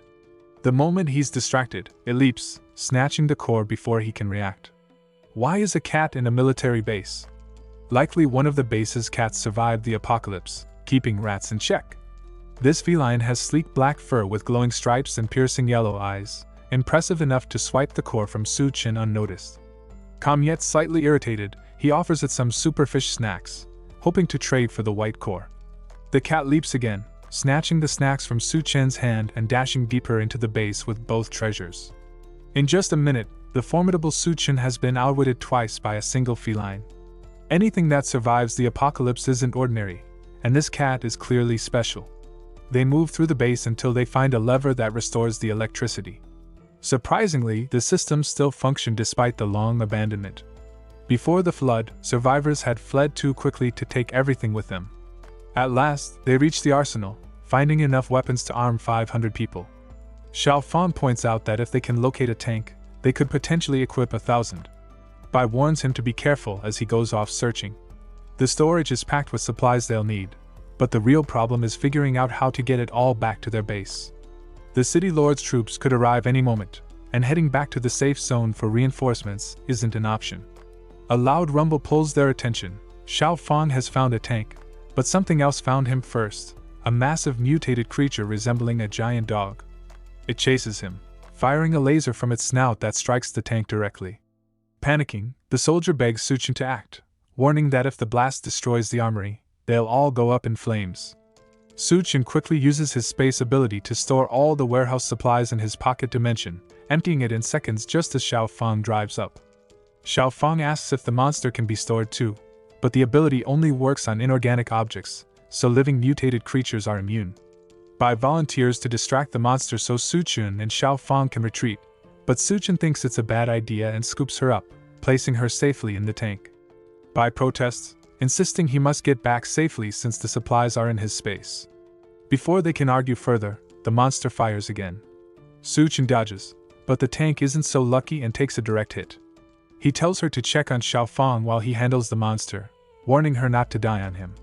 Alone with the creature, he studies it carefully, noting he never encountered a mutation like this in the area before, though that doesn't matter. Back in the foul-smelling sewers, a deep, thunderous rumble echoed from the base entrance, startling the city lord's men. Confused, they noticed the water level dropping rapidly and guessed that something underground had cracked. The fat man scowled and shouted that someone must have sneaked in first to direct the attackers, but his words fell on deaf ears. His men were distracted, gazing off into the distance. One spotted a rabbit and complained he hadn't eaten rabbit in ages. Another agreed, but noted something off about it. The rabbit's grin was disturbingly eerie. The creature clearly didn't like the remarks. It let out a horrific scream as tentacles shot from its body. The men froze, eyes wide with terror, as the tentacles struck, twisting the fat man's face into the same grotesque expression. Meanwhile, Suchin remained locked in battle with the giant dog-like mutant. His blows hit hard, but the creature easily parried them and fired deadly laser beams in return. Suchin dodges with all his skill, noting how the creature's body is as tough as steel, reminding him of Jing, the level 2 fighter who once walked away from an explosion unscathed. He isn't at that level yet. His hand is already bruised. The monster presses the attack relentlessly, but he realizes the real threat is the strange vine inside its head.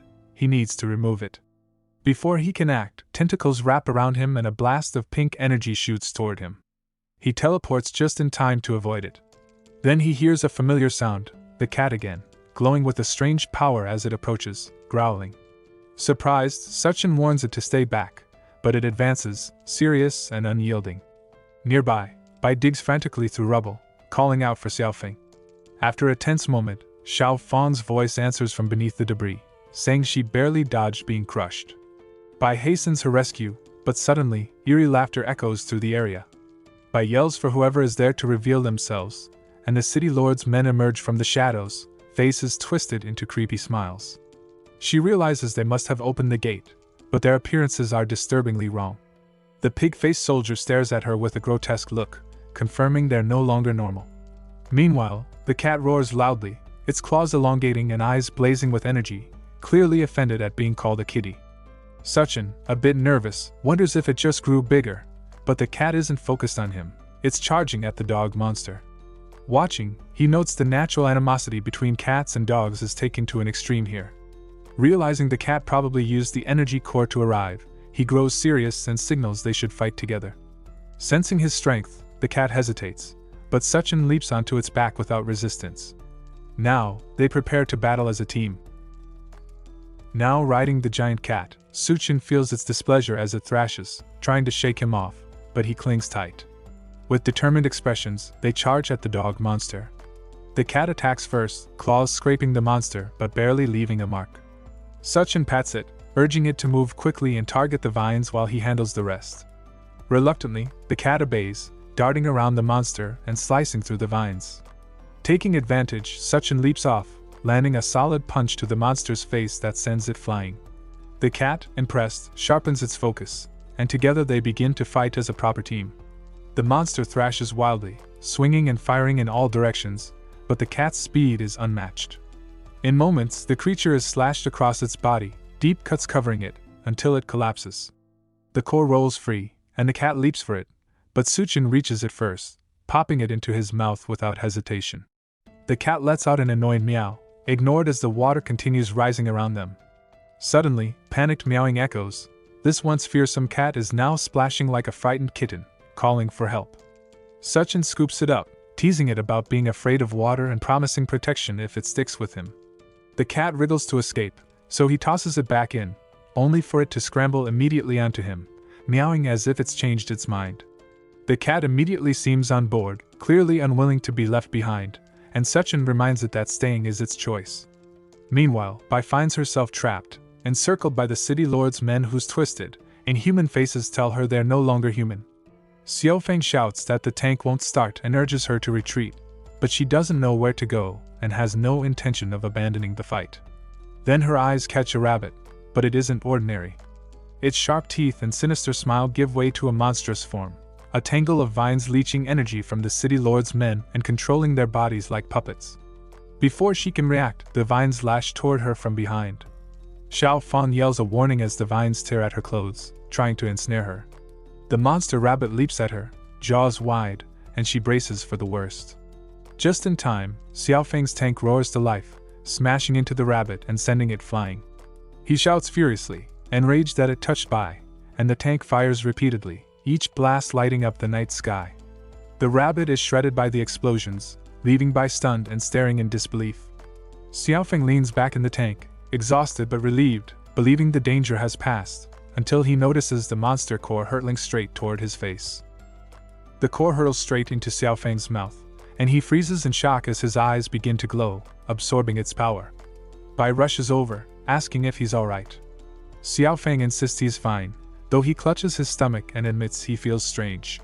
Suchin approaches with the cat and asks if he really just ate the core. Xiaofeng glares at him as if he's lost his mind. He wonders aloud why he can't sense any powers yet, suspecting there might be some trick. Suchin suggests the best way to find out is through a fight, but first, they need to get out of there. He notices Bai's torn clothes. She explains the monster did it. Then she spots the cat and shoots Suchin a questioning look. He simply scoops it up, saying it's with him now. The scene shifts to the city. Black crows circle overhead, while a girl dangles from a lamppost.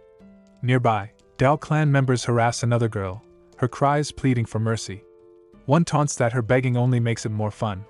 More Dao clan men arrive, laughing and making vile comments before dragging her away, her desperate pleas echoing as she begs not to be killed. One of them says if she obeys, he'll keep her as a slave. If not, he'll hang her like the other girl. Trembling and scared, she nods, promising to do her best. The guy grins, praising her as a good girl. Her screams then echo across the city. Suchin's car rolls in. One Dao clan member notices and frowns, insisting they finish quickly and enjoy later. Xiaofang steps out and walks toward them. The Dao clan guys get furious, shouting that these random kids are messing everything up. One orders the others to kill them and feast afterward. Bai asks if Xiaofeng can take on 3 of them alone. Suchin, still fiddling with the cat, tells her not to worry, he's here as backup. He thinks, if Xiaofang really is the god of war from his past life, this should be simple. Plus, fighting is the best way to unlock powers anyway. The Dao clan guys feel insulted since Xiaofang isn't even moving. They yell at him for standing there acting tough, then charge, throwing punches. Bai panics, thinking he's doomed, but Suchin reassures her he's got it handled. Xiaofang starts learning to control his power. One Dao clan guy stares in shock as Xiaofang remains unharmed. Xiaofang begins glowing, announcing he's been absorbing their energy. They refuse to believe it and keep attacking. Then Xiaofang's eyes shine even brighter, and he shouts that he's not just absorbing, it's stealing. Blue light envelopes him as he drains their power. The Dao clan members scream, feeling their strength vanish. Suchin watches, thinking this is insane. Xiaofang acts like a black hole, pulling in everything nearby. Suchin is now certain he's the real deal. Suddenly, a massive axe soars through the air, decapitating all 3 Dao clan guys. Xiaofang stands frozen in shock. Captain Sun arrives with 500 soldiers, saying he came just in time or Xiaofang would have been food. Without missing a beat, he asks for their food as thanks. Xiaofang is puzzled, but Suchin tells him to get in the car. Suchin walks over and hands Captain Sun what's left, who opens it, sees it's dog food, and starts yelling. Suchin is already driving off, shouting back for him to enjoy the meal. One of Sun's men asks why he didn't kill Xiaofang when he had the chance. Sun frowns, saying the axe moved on its own. He looks furious, complaining that the general trusts an outsider more than his own soldiers. Another guy adds that now Xiaofang has powers, they'll lose their spotlight. Captain Sun declares that if the general no longer trusts him, he'll make his own move, clearly aiming to take control. In the car, Suchin asks Xiaofang if Captain Sun has an issue with him. Xiaofang shrugs, saying he's always been like that. Suchin realizes Xiaofang can't even defend himself from his own team. Without his intervention, Xiaofang would be finished. That hints Captain Sun might be scheming, and Suchin figures he's assembling his own team within the base.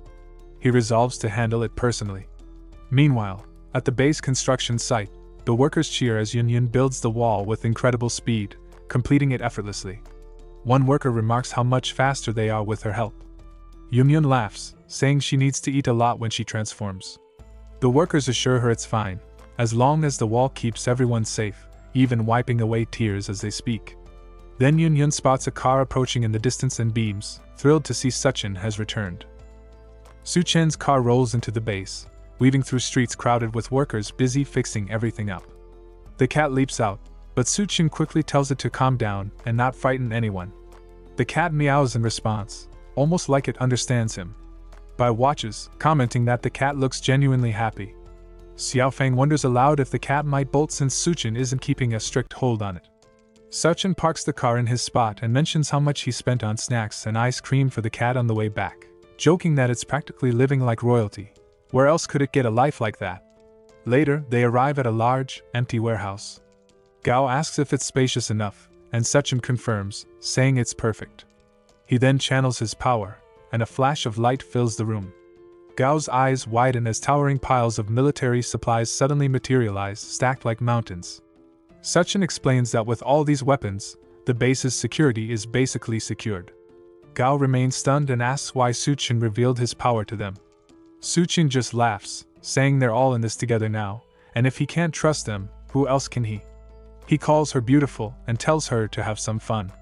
She screams and struggles, trying to push him away as he pins her arms above her head.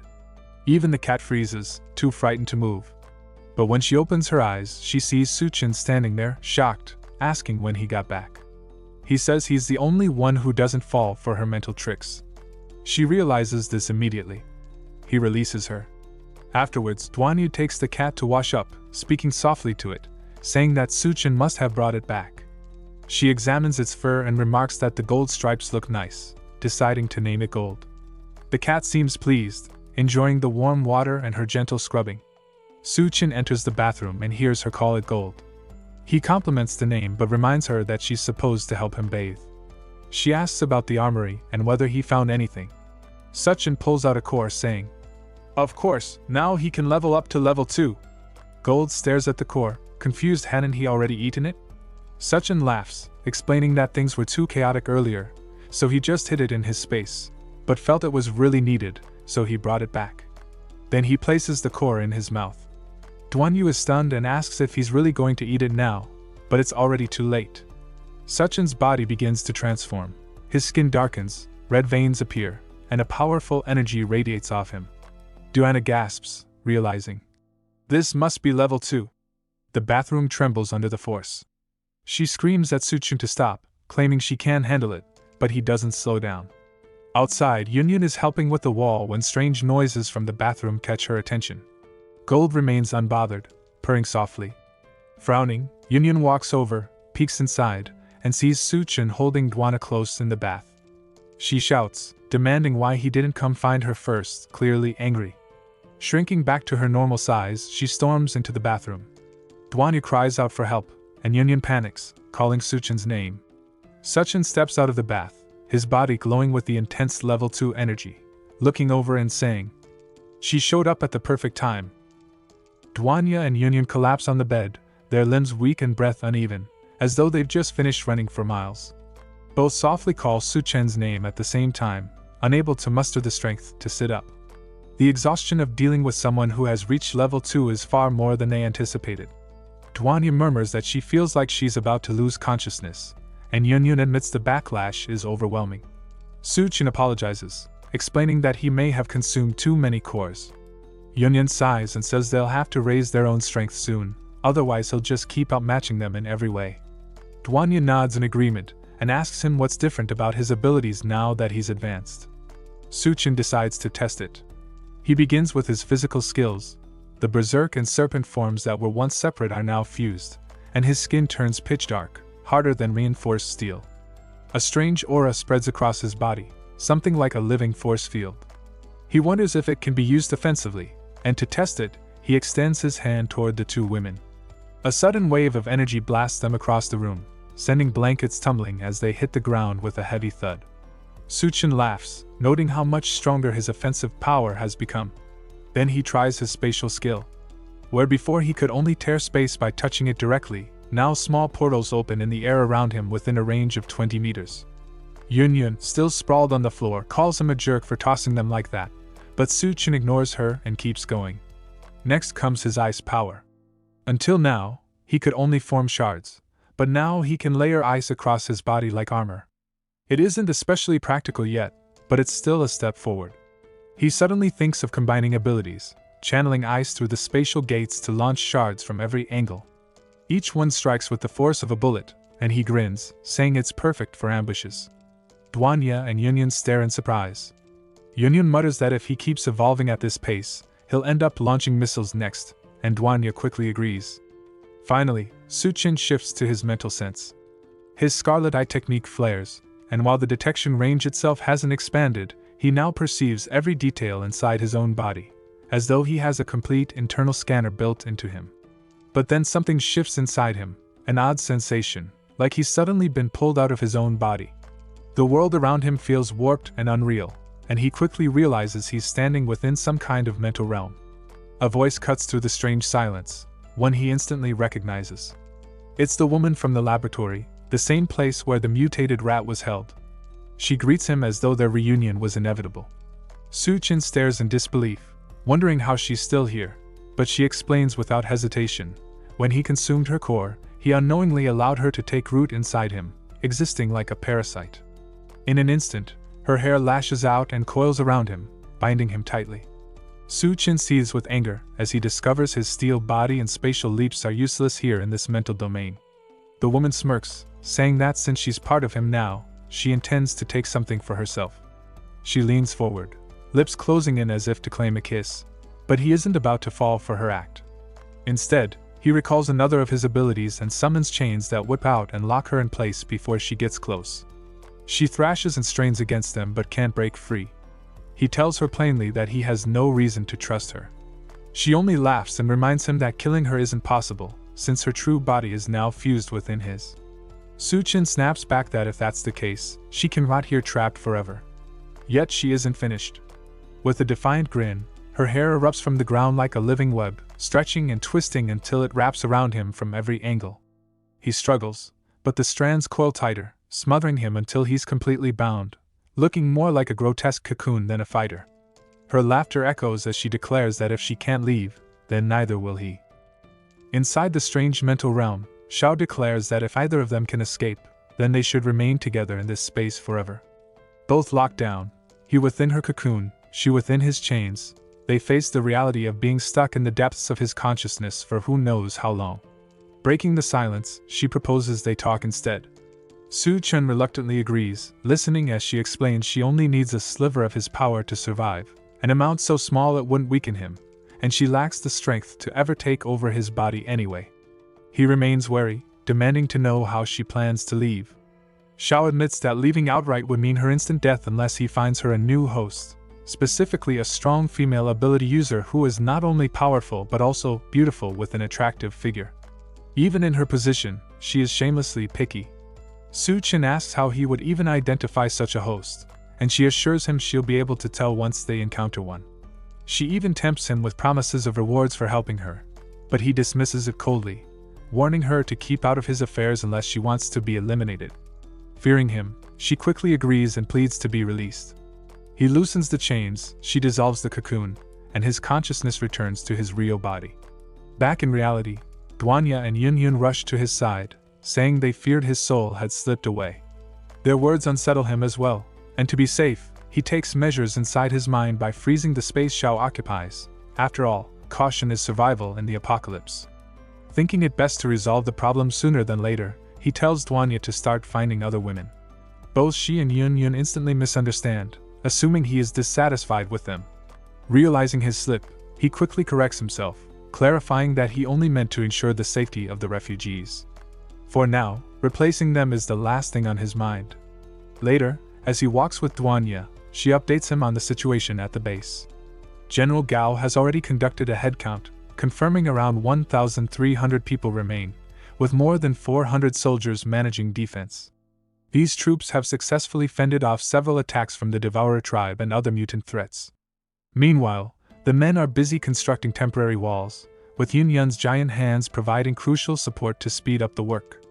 Women and children are occupied with clearing out invasive mutated plants, while also keeping logistics running. Some were hurt in the process, but DONGHUA and the other medical students are treating them in a makeshift surgical room.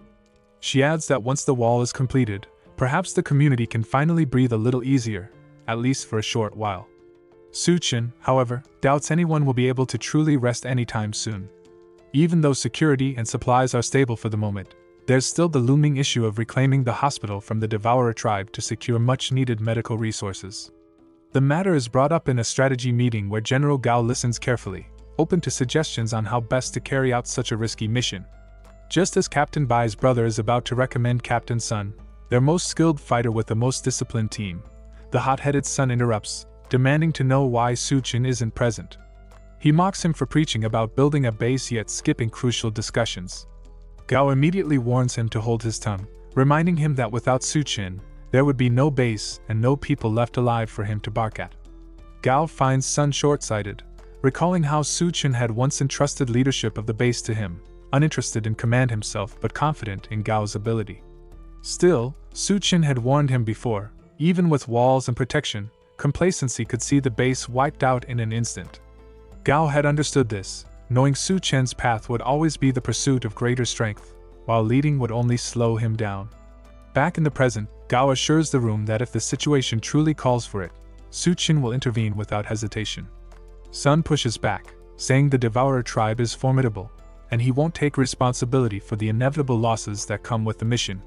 His words hint that bloodshed is guaranteed. Gao responds by assigning Lu Xiaofeng to provide support, and promises to personally ask Su-chin for help, ensuring the outcome will tilt in their favor. Only then does Sun agree, leaving the meeting to prepare. On his way, his subordinate questions why they're still following orders when their plan is already to seize power. Sun confides that his real concern lies with Su-chin and his ally. This mission, however, is the perfect cover to eliminate them quickly and cleanly, paving the way for their takeover. Back at the meeting, Captain Bai's brother quietly points out to Gao that everything is unfolding exactly as Su Chen had predicted. Gao can only pray that Sun doesn't overstep and cause disaster. The discussion shifts toward the city, and Gao is told the field team has already been dispatched for reconnaissance. Su Chen had warned earlier about something significant stirring in He City, another refuge zone. The scouts sent there happened to be none other than Su Chen's old acquaintances, Miao Puyuan and Tanu, who are now lying low.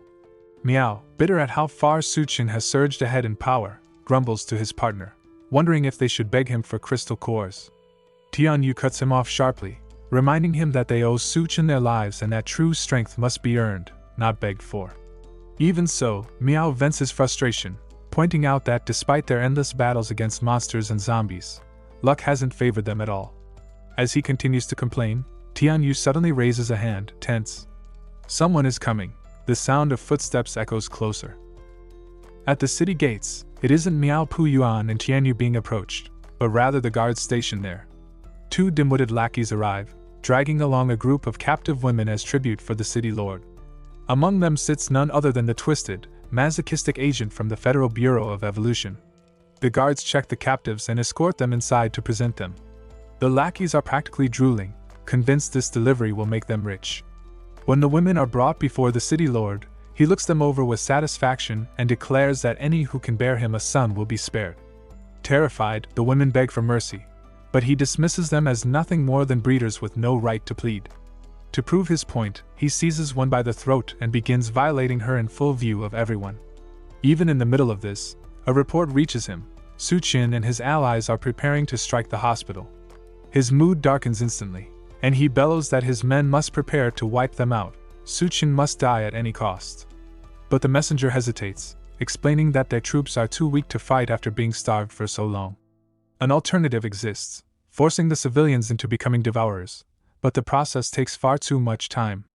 The vile city lord keeps abusing the poor woman in his grip as the discussion drags on. It's then that woman who has remained silent among the other slave girls until now, suddenly speaks. Her words catch his attention, and he turns toward her, still continuing his abuse of the maiden while giving her his ear. Meanwhile, the two lackeys who brought the captives are dealt with cruelly. They're buried alive, with only their heads left above the dirt. Panic-stricken, they cry out to their master for help, unable to understand why they're being punished. The city lord answers coldly that the woman before him has offered a way to rapidly build the devourer army, but the price is steep. She needs their heads as ingredients for her potion. The two buried lackeys desperately plead, insisting the strange woman is lying just to get revenge on them for selling her as a slave. The city lord chuckles darkly, admitting that could be true, but he won't know for sure until he puts it to the test. With a single brutal swing of his spike bat, both their heads are sent flying, landing with a sickening splash into a massive pool of blood where other victims are already being thrown in alive. She steps forward, using a second-generation enhancement serum to accelerate the devourer transformation, even though the formula is unstable. She pours it into the bubbling pool while more screaming humans are shoved in, forcefully drowned until nothing remains of them.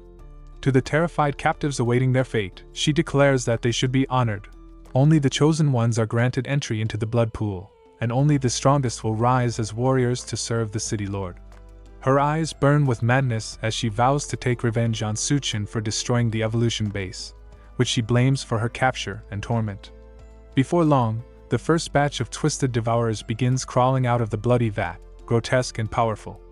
Outside the city walls, the hidden scouts watch in horror, realizing the Lord plans to turn all 2,000 residents into mindless soldiers under his control. They know this information must reach the base, or everyone is doomed. But their cover is blown. Devourers ambush them from behind, having already noticed their spying. The situation turns grim immediately. Tianyu grits his teeth, preparing to buy time. He orders his partner to run and deliver the intel, but the monsters laugh, saying it's better they both stay for dinner. Back at the base, Xiaomei greets Su Chen eagerly, and he checks on her, asking if anyone has bullied her. She grins and jokes that no one would dare mess with his woman.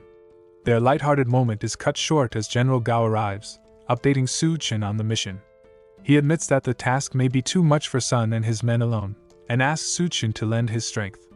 Without hesitation, Su Chen agrees. But Gao isn't finished. He has yet another favor to ask of him. Gao explains to Suchin that the hospital's proximity to their base will eventually become a major problem if left unchecked, not to mention the stockpile of medical supplies inside that they desperately need. He pleads with him to allow some of those resources to be reserved for the base. Suchin, generous as always, reassures him that he'll only take what he requires, which isn't much to begin with. Gao then introduces him to the other ability users in the base, including Captain B's brother, all of whom are placed under Su Chen's command for the upcoming operation. But Su Chen's very first order leaves everyone stunned. He instructs them to remain at the base and act as sentries while he personally deals with the enemy. Their task is to keep strict watch on H City for any suspicious movements. Though shocked, they don't dare question him, and as always, his instincts are dead on. He suspects that H City may erupt into uncontrollable chaos due to his presence alone. Meanwhile, in H City, the two scouts Miao Puyuan and Tianya are still locked in a desperate struggle against ravenous devourers. They fight fiercely, but the monsters give them no chance to breathe. Tien urges his comrade to remember all the crises and survival tests they endured on past field missions. Naturally, Puyuan remembers, he's the most seasoned among them. But the devourers, growing impatient, decide to finish things. At that moment, Tianya pulls a trick from his sleeve, hurling lime powder into their eyes. The creatures howl in pain, and the two men seize the brief window to flee. Just as they think they've gained the upper hand, disaster strikes. A spear suddenly flies from behind, impaling Miao Puyuan straight through the chest. The blow is fatal. Tianya screams in shock, but it's too late, his partner is gone. The attacker reveals himself. It's the city lord, who had appeared silently from the shadows. He toys with the idea of devouring the man himself but scoffs that the body is far too skinny to satisfy his hunger.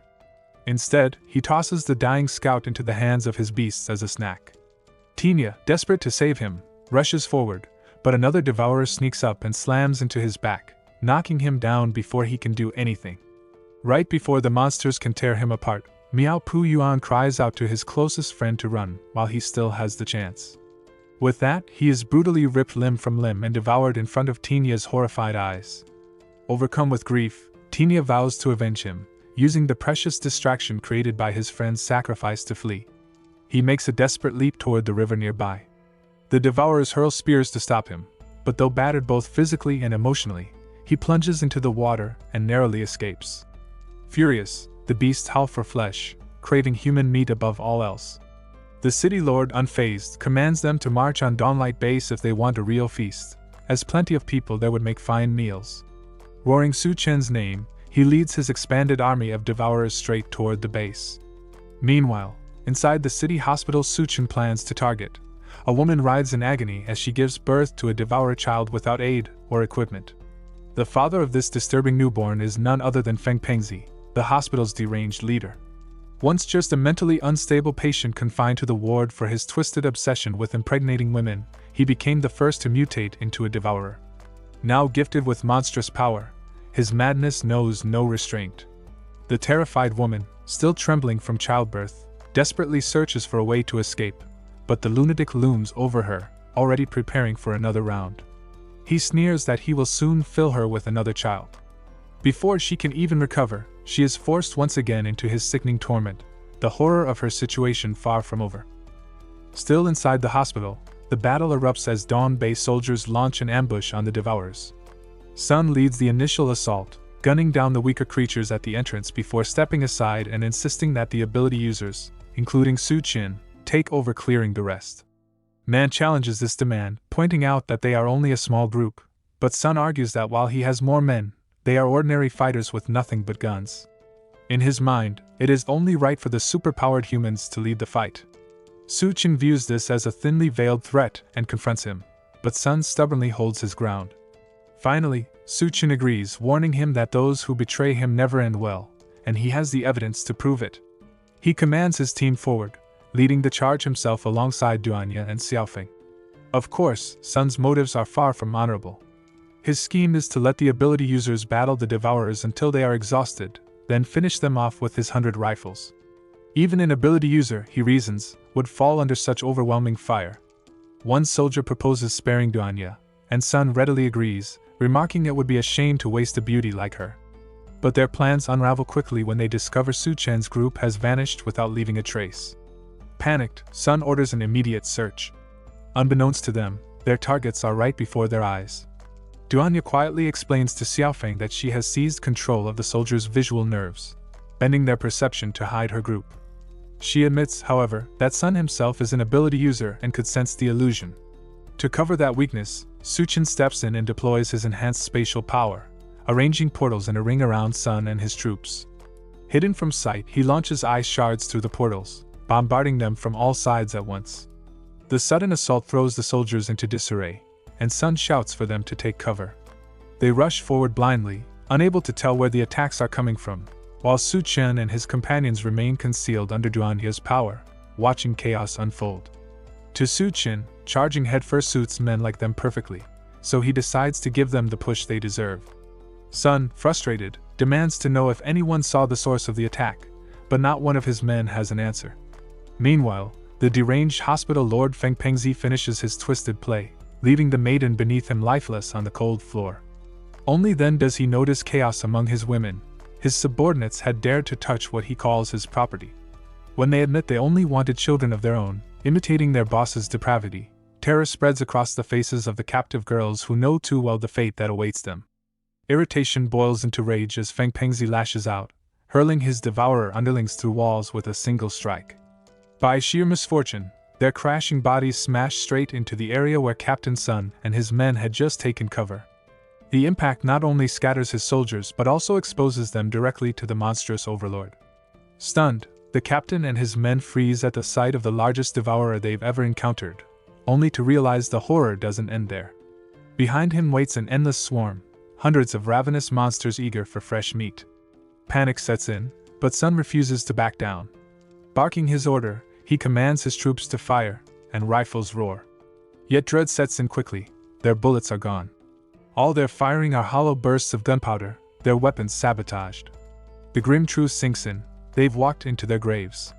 Feng Pengzi bellows his command, ordering his devourer army to carve the soldiers apart and roast them like a feast. His minions dive in eagerly, hacking through Sun's men as if it were sport. Even so, Captain Sun refuses to collapse under despair. He hefts his massive battle axe and charges head-on, slashing down enemies in a furious frenzy. His roar cuts through the chaos as he rallies what remains of his squad, ordering them to rise and fight until their last breath. Inspired, they tighten ranks, standing together despite hopeless odds. Against all reason, Sun begins holding his ground, hacking down devourers in sheer defiance. With every swing of his axe, his voice rises, cursing Su Chen and swearing vengeance once he cuts his way through the nightmare standing before him. Captain Sun rallies his battered men, barking at them to follow his lead and carve a path through or die fighting. Steel clashes with claw as humans and devourers rip into each other, either side holding back. In the madness, one coward slips away, desperate to hide, but fate has other plans. His eyes catch something unsettling, a newborn devourer squirming beside the corpse of its mother, the same one Feng Pengzi had impregnated.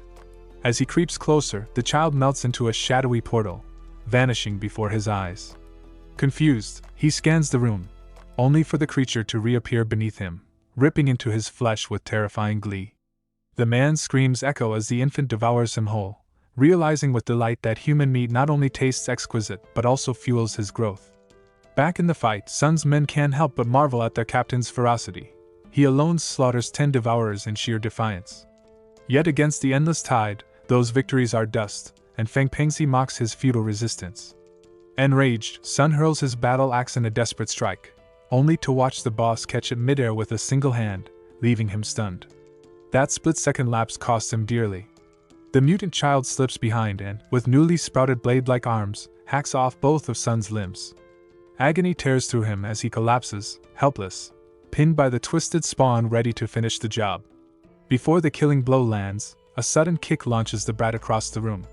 Furious, the child snarls, but his glare meets the calm, unyielding figure of Su Chen, who has arrived with DONGHUA and Xiaofeng. Our ruthless Su Chen tells the devourer spawn that Sun's death isn't his to claim. The boss lord, intrigued at last, turns his gaze to DONGHUA, instantly lusting after her beauty and vowing to make her his next breeder. As a twisted courtesy, he offers Su Chen the choice of how he wishes to die. In the blink of an eye, Su Chen is already before him, fist shattering into his monstrous face. He calls the creature a noisy pig and declares his verdict, sending him straight back to the depths of hell. Power erupts from him in waves, his killing intent suffocating the battlefield. The hospital's devourer boss, Feng Pengzi, realizes the time for games is over and shifts into a more serious stance. He eyes Su Chen carefully, recognizing him as an ability user, and sneers that meat like his must be far more delicious as his wounds knit back together and his body regenerates from the earlier strike. Meanwhile, the young devourer brat watches the exchange, puzzled why his father would fancy such a fragile-looking woman. Still, since his father approves, he declares that DONGHUA will now be his mother. Like father, like son could not be more twisted, his warped logic dripping with filth. He assures her not to worry, saying he won't eat her yet because he's still growing, though after feasting on human flesh, he now demands milk from his new mom. DONGHUA is left in disbelief, questioning if she really just heard a hideous brat, one grown enough to look like a middle schooler, call her mom and shamelessly beg for breast milk. Her irritation boils over, and she drives an axe kick straight into his skull, smashing his head into the floor. The brat snaps, deranged joy flooding him as he mutters that this must be what having a mother feels like. But before he can rise again, another sharp blow from DONGHUA launches him upward. She doesn't let up. Her heels whip into his side, sending him skidding left, and with a final fierce spin, she delivers a devastating back kick to his gut that knocks him flat for good. DONGHUA presses the brat into the ground beneath her heel, but instead of suffering, he revels in the pain, proving himself just as twisted as his father. With a grin, he uses the same shadow ability that killed the first man who tried to flee earlier, summoning a dark portal under himself to slip free from her grip. DONGHUA's eyes widen when she realizes the brat is an ability user like her, able to vanish into shadows and strike from any angle, making him dangerously mobile. He emerges behind her, ready for a sneak attack, but before he can land a blow, Golden, the cat who had secretly followed them, leaps in to block his strike. DONGHUA is startled to see the pet here and worried for its safety, urging it to stay behind her while she continues the fight. Confident in her perception, she focuses on tracking the brat's movements so she can gun him down. The brat soon reappears overhead, his sights set on the cat for daring to interfere. Golden notices him in time and lashes out with its claws, though DONGHUA fails to react in the moment. The brat narrowly avoids being torn apart, diving back into the shadows at the last instant. Realizing how close he came to being finished, he retreats for now. Elsewhere, Captain Sun rides in agony, screaming over the loss of his arms while his men struggle to fend off waves of devourers. Xiao Feng rallies them to stay close to him as the battle grows bloodier, but the devourers only laugh, mocking how pitiful he looks while pretending to shield the others. Sun, bitter and desperate, decides Xiao Feng's honesty and kindness make him perfect as a disposable meat shield. He calls to him, demanding protection and a safe retreat, citing his position as leader of the mission. Xiao Feng cheerfully agrees, but first insists on a little help from the good captain. To Sun's shock, Xiao Feng seizes him by the throat and activates his ability, Plunderer, draining the last of Sun's strength. With no arms, Sun is useless anyway, and his power will serve better in Xiao Feng's hands for vengeance against the devourers. With fading breath, Sun weakly protests, reminding him they were supposed to be teammates.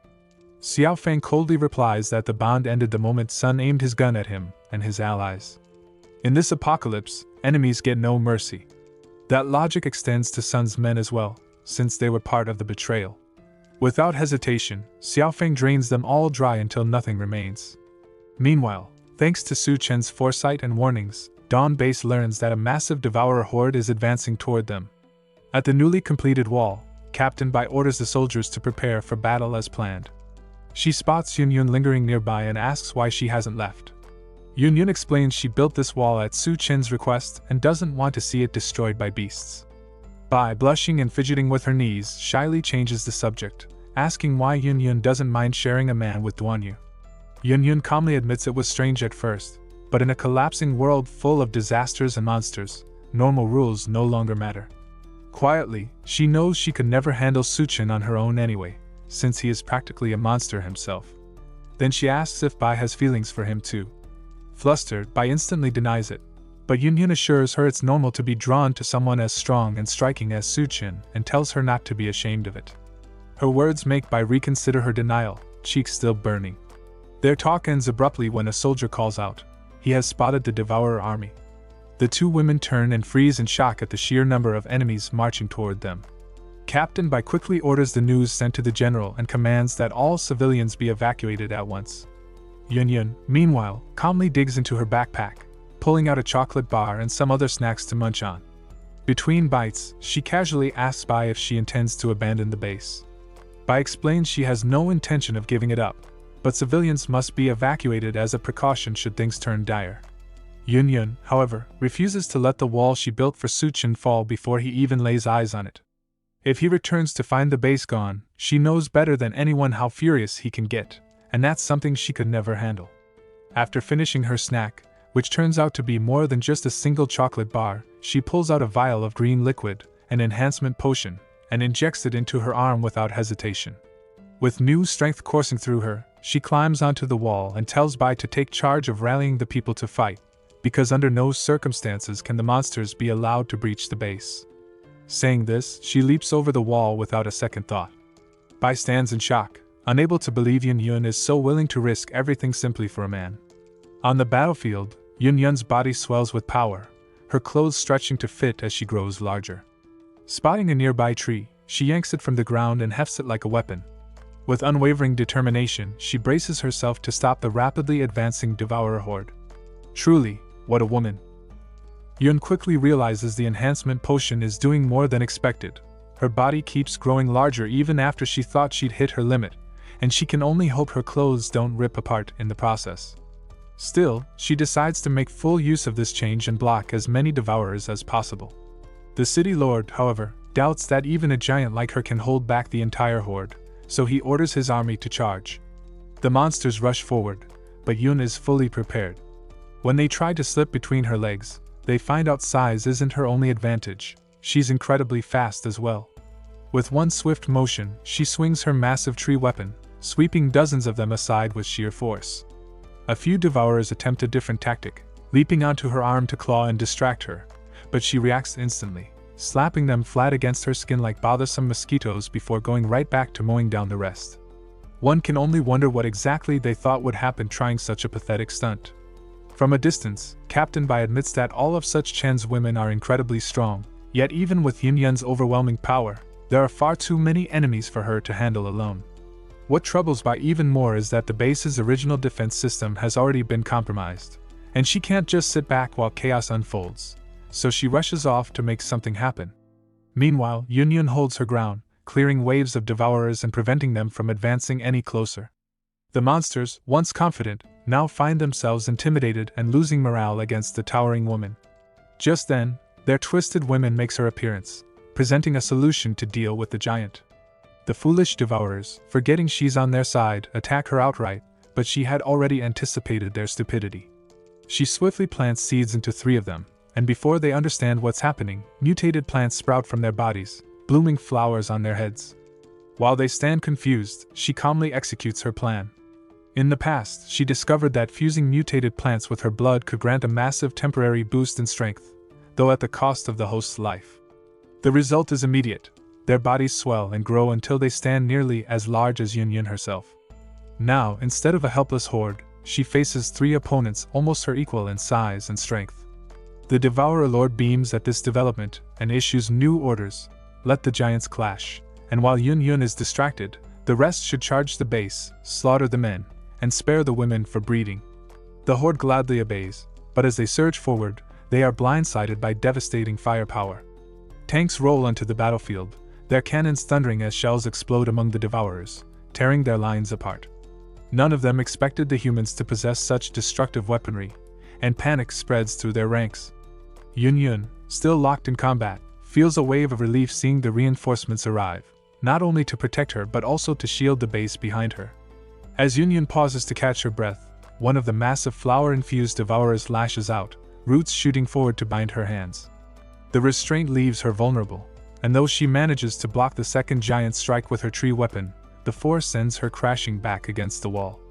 Both arms locked, she has no way to defend against the third monster barreling straight at her.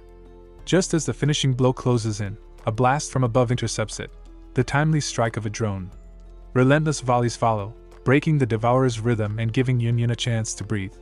She hadn't expected drones at all, but the support couldn't have come at a better time. From a safe vantage point, Captain Bai pilots the machines with sharp focus, silently thanking such Chen for arming them with such advanced tools. They may not have many, but right now those drones are the thin line keeping the base from falling. Meanwhile, back inside the hospital, the clash between Su Chen and the Devourer Lord Feng Pengzi rages on. Every punch Su Chen lands tears into the monstrous body, but the damage is absorbed and steadily regenerates, the pig-faced boss smirking through the blows. He admits the human is surprisingly strong, but insists his strength isn't nearly enough to bring him down. The time has come for him to strike back, and as he prepares to retaliate, deep within Su Chen's body, the parasitic Xiao stirs uneasily, wondering what is happening in the world outside. Inside Su Chen's mind, Xiao grows restless, furious that being sealed has cut off her awareness of the outside world. Determined to break free, she gathers her hair into a spiraling drill and tears into the icy chamber that had held her captive. The timing couldn't be worse. While she claws her way out, Su Chen struggles in the real world against Feng Pengzi, whose monstrous strength is becoming harder to counter. Just as Su Chen moves to finish the fight, the disruption yanks him back into his mental realm, his clothes torn away in the process. Before he can react, Xiao coils her hair around him, binding him tightly inside a writhing cocoon. She sneers that she won't allow him to freeze her again, and vows to punish him for keeping her sealed for so long. But her words falter when she realizes the closeness of their entanglement, her body pressed against his bare skin. Shocked, she accuses him of being indecent, only for him to snap back that it's her fault for dragging him here without warning, leaving him defenseless. She insists she didn't plan this, but it changes nothing. They are now trapped together in a suffocatingly tight cocoon, while the battle outside rocks the very fabric of the mental space. The vibrations grow more intense with every blow Feng Pengzi lands on Su Chen's real body, shaking them violently inside. Flustered and overwhelmed, Xiao admits she has never experienced anything like this before, clarifying that the memories Su Chen once glimpsed of her with the scientists were illusions, not reality. Their precarious situation grows harder to bear as the cocoon quakes in sync with each strike. Back outside, Feng Pengzi grins, pounding Su Chen's unconscious form into the ground, his attacks so forceful that they ripple straight into the mental dimension. The constant jolts leave Xiao panicked, begging Su Chen to act quickly, certain she won't be able to endure the storm of chaos much longer. The cocoon is tossed up and down with brutal force, its constant shaking leaving no doubt about the indecent chaos happening inside. It's better not to dwell on that and shift attention back to the battlefield. Feng Pengzi, growing tired of toying with an unconscious body, decides it's time to turn the boy into his next meal. Just as he prepares to dig in, gunfire erupts from behind, halting his hunger. To his surprise, the shooter is DONGHUA, the very woman he had claimed for himself. She ignores his twisted rambling, her eyes blazing with fury as she demands he release what belongs to her, insisting he let go of her man. The realization hits him hard. His chosen woman has already been touched, tainted by another. The memory drags him back to a time long before the apocalypse, before madness consumed him, when he was nothing more than a patient in a mental ward. Back then, he had once loved a woman who had promised to marry him after he presented her with 100 gifts. Foolishly, he believed her and stopped at nothing until he reached 99. When he finally returned with the 100th, he discovered the crushing truth: she had chosen another man. She had accepted every gift but still spat venom, saying she would never stoop so low as to marry someone as ugly and pathetic as him. And to her, he was exactly that: repulsive, bloated, worthless. Despite the cruelty, he still begged her to leave the rich man and honor her promise. But she only laughed, mocking the thought that she would ever trade a wealthy heir for a loser like him. By then, she was already pregnant, sealing his fate. That betrayal shattered whatever fragile sanity he had left, twisting him into the monster he became. Dragged back to the present, the sight of DONGHUA not being pure anymore tears at his broken mind, fueling his rage. Old wounds bleed fresh as his obsession twists into madness. Snarling, he vows to make her clean again, his grotesque obsession spilling out as he desecrates the corpse of his son's mother, whom he had already defiled to death. His monstrous form fully takes over, and he charges at DONGHUA with unhinged fury. She flees, clutching Goldie tightly, desperate to draw the beast away from Su Chen and buy him just enough time to return to his body. The scene shifts to the last member of his team, Xiaofeng. Having just finished draining the traitors dry, every ounce of energy stripped from their bodies until death claims them, he finally turns his attention toward the battlefield, ready to unleash his strength on the remaining devourers. But before he can act, chaos crashes through the walls. DONGHUA and Goldie burst in, pursued by a grotesque devourer whose swollen head and revoltingly long tongue make him look more nightmare than man. That tongue lashes out in attack, nearly skewering DONGHUA, but she narrowly slips away. In the same instant, she witnesses Goldie's true power. The pet transforms into its beast form, lifting her clear of danger with raw strength. At last, she understands why Su Chen insisted on keeping this strange companion. Its value in combat is undeniable. Xiaofeng, acting quickly, attempts to plunder the hospital devourer lord's power, but the difference between their strength is so vast that the attempt only backfires, causing him real pain. DONGHUA urges him to stop wasting energy and escape with her, and reluctantly he agrees, fleeing at her side while the monstrous tongue whips dangerously close behind. The devourer lord refuses to give up his hunt, relentless in pursuit. Meanwhile, Su Chen's half-naked body lies motionless. Inside his mind, the violent shaking has eased now that his physical form is no longer being battered. Xiao, drained from the ordeal in the cocoon, releases him at last. He prepares to leave for the outside world, pausing only to warn her not to cause trouble again until he returns. As for what happened between them, he vows they will sit down and settle it properly later. She, however, isn't about to let him off easily. She insists he must take responsibility for what just occurred, hinting that she'll even lend him her strength in the outside world if it helps him come back faster. Whatever truly unfolded inside that cocoon remains unspoken, though the weight of it hangs heavy between them. Back at the base, the fight rages on without pause, devourers clashing brutally against the defenders. Captain Bai's brother rallies his men with a sharp command, urging them to sync their movements with the tanks and unleash everything they have left. Another ability user darts through the battlefield at blinding speed, skewering devourers one after another, while Captain Bai herself provides cover from afar, her drones raining fire that tears into the larger, flower-mutated beasts. Yun refuses to fall behind. She abandons the tree for a reinforced pole, swinging it with brutal precision, every strike crushing enemies with far more force. Pride swells in Captain Bai at the sight, but in her focus on others, she leaves herself exposed. A tank, hurled aside by the chaos, hurtles straight toward her before she can react, slamming her into rubble. Yun's heart drops at the sight of her ally bleeding and half buried under debris. The devourers seize the opening, surging forward with renewed aggression. Some overturn tanks with sheer strength, one of which crashes down on Captain Bai, pinning her further. Panic ripples through the soldiers as they contemplate retreat. The breach in the barrier feels like the breaking point. Rage boils inside Yun. After everything, after pouring herself into building that wall for him, she refuses to let it crumble. She cannot bear the thought of her man returning only to find their stronghold in ruins. Her fury snaps, and as the devourers charge triumphantly, they are crushed beneath her stomping feet, smeared into nothing more than red stains on the earth. The devourer lord, leading the assault, is incensed by her defiance. Bounding along the wall, he positions himself level with her towering frame and vows to punish her for interfering too many times. She spots him and lunges, but he slips past her grasp with nimble precision, using the moment to deliver a devastating blow to her face. The force sends her sprawling backward, crashing into debris with bone-shaking impact. Captain Bai, bloodied but somehow still alive, watches in horror, crying out as her towering friend topples and takes heavy damage. The devourer lord grins with misplaced confidence, convinced he has just brought down a giant. Yun is nowhere near finished. She remembers the promise she made to her man, and there's no way she's going to break it.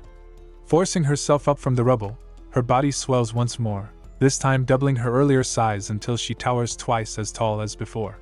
Her expression twists into pure fury, the kind that makes the battlefield itself tremble. These pests have gone too far, and she's determined to wipe them out completely. The Fengpengzi stares in disbelief, never imagining she could grow larger than before. Terror grips him as her enormous fist tightens, the pressure in the air alone slamming him to the ground and pinning him against the shattered earth. He struggles, roaring in rage, but it's nothing compared to the real blow. Her punch finally crashes down with bone-shattering force, smashing him through the ruined structure beneath him and slamming his face into the dirt at her feet. The impact is so violent that the shockwave ripples across the battlefield, forcing even General Gao's soldiers, stationed far off, to shield their commander from the blast. Every soldier stares in awe at Yun's strength, whispers spreading that maybe, just maybe, she can save the base. But General Gao isn't convinced. His instincts tell him nothing is that easy. Sure enough, Yun lets out a piercing wail, so sharp it rattles skulls and makes blood seep from ears. Troops clutch their heads, barely shielding themselves from permanent damage. The general grimly recognizes the truth: she's lost control. Her power has gone berserk, her own body thrashing against her will. He shouts for the ability squad to locate Su-chin immediately. At this point, only he can calm her down. One speed-type user steps forward without hesitation, claiming the job. She's the fastest, and if anyone can reach him in time, it's her. Meanwhile, Su-chin finally stirs from his mental slumber.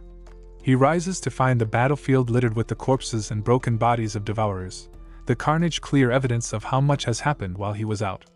But something feels different. That's when he notices Xiao, no longer confined to his inner world, standing beside him. He demands to know why she followed him out, and she explains that the turbulence inside his mental space must have broken the barrier. For the first time, she can step into the real world. She urges him to follow the trail left by the monsters so they can regroup with the others. But he brushes her off, telling her flatly to return, that he can handle things alone. She snaps back, calling him ungrateful, insisting that she intends to help. His patience wears thin, and he tells her the best way she can help is by staying out of his path. Xiao, never one to back down, smirks at his words and acts instead. She grabs his shoulder, lashes a strand of her hair to the edge of a distant building, and before he can even protest, the two of them are launched into the air, swinging across the ruins like spider silk through the cityscape. Su-chin curses as the wind whips past them, realizing she's actually trying to Spider-Man her way across the battlefield. And whether he likes it or not, he's stuck in her wild ride. As much as he hates to admit it, Su-chin realizes Zhao's wild idea is actually working. Swinging across the ruins is far faster and more efficient than running, giving him incredible speed and mobility. But their momentum halts when Xiao spots something in the distance. His eyes widen the moment he sees it too, Yun. She's towering higher than ever before, her size far beyond even her usual giant form. Xiao clings to his shoulder and asks what's happening to her, and he mutters that something must have triggered her powers to spiral out of control. At this rate, if no one stops her, she'll end up destroying herself. Before they can even process it, Xiao points down below, her voice tense. Trouble isn't just ahead, it's already here. Right beneath them, a brutal clash unfolds. Su-chin's teammates are fighting the monstrous leader of the hospital devourer tribe. Xiaofang unleashes everything he's drained, and Goldie throws itself in with fierce determination. But reality is cruel. A rookie ability user still fumbling to master his strength, and a mutated cat, no matter how loyal, stand no chance against a Tier 2 devourer like Feng Pengzi. With one sickening flick of his tongue, the monster sweats them both into a wall like toys. Then his gaze turns to Duanyu. The grotesque grin spreads across his face as he mocks her again, reminding her of his twisted vow to purify her. His tongue lashes out, tearing at her clothes in a disgusting display. Zhao's voice cuts through the chaos, warning Su-chin that even he, ruthless as he is, wouldn't be able to bring down a Tier 2 devourer quickly. Time is slipping away. Yun is on the verge of burning herself out, while Duanya is seconds from being torn apart. He can't save them both. Just as Feng Pengzi's tongue is about to land a fatal strike, strands of hair whip out and block it. Xiao gasps in shock, insisting she didn't do it. And she's right, it wasn't her. Su-chin had borrowed her power without asking, channeling it in desperation to shield Duanya in the nick of time. Xiao quietly reminds Su-chin that she's nothing more than a presence inside his consciousness. No one else can see her, meaning he'll be fighting alone. Not that it bothers him. As always, he looks completely unfazed. Relief washes over Duanya the moment she spots him, alive and back in the fray. Given who he is, she really shouldn't be so surprised. Testing his new discovery, Su-chin realizes he can wield Zhao's powers freely now, a rather convenient bonus. Without hesitation, he lashes out with whip-like strands resembling her hair, though not quite the same, and they coil around Feng Pengzi. At first, the Devourer Lord smirks, certain this trick is useless. But then his eyes widen as he realizes what's happening. Su-chin isn't just binding him, he's anchoring him to a nearby concrete building. When the monster demands to know his plan, Su-chin answers almost casually, creatures like him can heal too easily, so why not see what happens if he's chopped into countless pieces? Before the pig-like beast can retort, the bindings snap tight, faster than the eye can follow. Flesh tears apart as the ropes shear him into a rain of bloody fragments. Dwan, you can hardly believe it. Her man didn't just return to the battlefield, he returned far stronger. She knows she'll have to push herself harder if she wants to keep pace with him. But Suchin wastes no time basking in the victory. He turns to her briefly, instructing her to look after Goldie and Xiaofang while he heads back toward the base. Another crisis still waits. Thankfully, Xiaofang and Goldie stir and confirm they're still alive, though battered, giving him one less thing to worry about. Around the same time, the speed-type ability user finally arrives at the scene, scanning frantically for Suchin. But by then, he's already gone. She is drained from all the running, but knows any hesitation could cost them dearly. Suddenly, something barrels straight toward her with incredible speed. It's Suchin, his face sharp with focus. He doesn't even slow down, blasting past so quickly the gust knocks her flat on the ground. Stunned, she realizes he's nearly as fast as she is now. She calls out, but he's already vanished into the distance. Though he hears her, he refuses to stop, his mind locked on his mission. Xiao emerges again, urging caution and warning they might not survive this fight, but he shuts her out. He refuses to abandon his people or the base he fought so hard to build. All he cares about now is saving them. Xiao can only hope Yunyun lasts until they arrive. Deciding it's time to test a move he has been refining, he activates his space ability, opening two shimmering gates that let him leap instantly between them. He dubs this technique Space Jump, and it works flawlessly. The speedster girl behind him nearly chokes on her disbelief as he vanishes into thin air. No single man should wield power like that. Once, he could only cover 3 meters with this skill, limited to 3 uses a day before his body felt like it might rip apart. But now at level 2, the distance stretches to 8 meters, and he wants to see how far he can push it. Activating Steel Body to reinforce himself, he begins chaining space jumps in rapid succession, moving faster than ever. The girl can only watch in awe as he tests the very limits of his strength. Meanwhile, back at the base, Yunyun has spiraled completely out of control, lashing out at anything near her. A few devourers still remain, but even they hesitate, debating retreat. One reckless fool suggests climbing her massive form just to see how it feels. Twisted as they are, curiosity overrides sense, and before long, more of them begin to share the same insane idea. One reckless devourer begins climbing Yunyun's massive leg, and the others quickly shout for him to wait as they scramble after him. Soon, a swarm of them is crawling up her, inching dangerously close to the forbidden zone beneath her skirt. Disgusting as it is, it's hardly surprising. These are mindless beasts driven only by instinct. In their obsession, they completely forget about the soldiers still firing from below, but those men can't make much progress either, since Yunyun's wild, uncontrolled strikes lash out indiscriminately, hitting friend and foe alike. General Gao starts to panic, but Captain Bai's sharp eyes spot something cutting through the battlefield at incredible speed. It's Suchin. His arrival radiates overwhelming main character energy, and both she and the general feel an enormous wave of relief. At last, there's hope of stopping this chaos. Xiao cautions him that Yunyun is still expanding, and if her growth doesn't stop soon, she might literally explode. They must wake her before she destroys herself. Unfortunately, she immediately notices him and swings with massive force, though he dodges by leaping onto her hand. It's clear she isn't in control at all. He races up her arm to her shoulder, then slides down across her chest while narrowly evading her attacks, but decides the devourer is clinging to her need to be dealt with first. He dives from her chest down toward her legs, where Xiao can't help remarking on how durable her stockings are. Despite her size, they've only torn a little. He brushes off the observation, insisting her ability must reinforce them, but now isn't the time to talk about it. Just then, one devourer reaches the edge of her skirt, ready to claim his vile reward. Before he can take another step, a black rope coils tightly around his neck. Suchin yanks him off and hurls him away. As the monster sails through the air, he curses that Suchin isn't a man of culture, an ironic insult considering the indecent things Suchin has already done countless times. That pest is gone, and the hero continues taking down more and more devourers, darting around with high speed and tossing them off like trash. Meanwhile, on the ground, a group of devourers sets its sights on none other than Ji, their sadistic creator. Enraged by the memory of once being human before she twisted them into monsters, they surround her and rip away her cloak. Unfazed, she grips her witch staff and thrusts it into the eye of one assailant, but this only fuels the other's fury. They close in on her, driving her back until she's cornered against the edge of a cliff. Cornered at the cliff's edge, Ji sneers at the devourers and tells them they should be grateful. With one last mocking laugh, she steps backward and plunges into the abyss, screaming that she's leaving them a parting gift.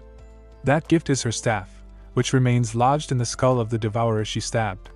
From it, thick roots sprout and spread rapidly, twisting and mutating until the creature transforms into a grotesque hybrid of plant and devourer, far larger than the last three abominations.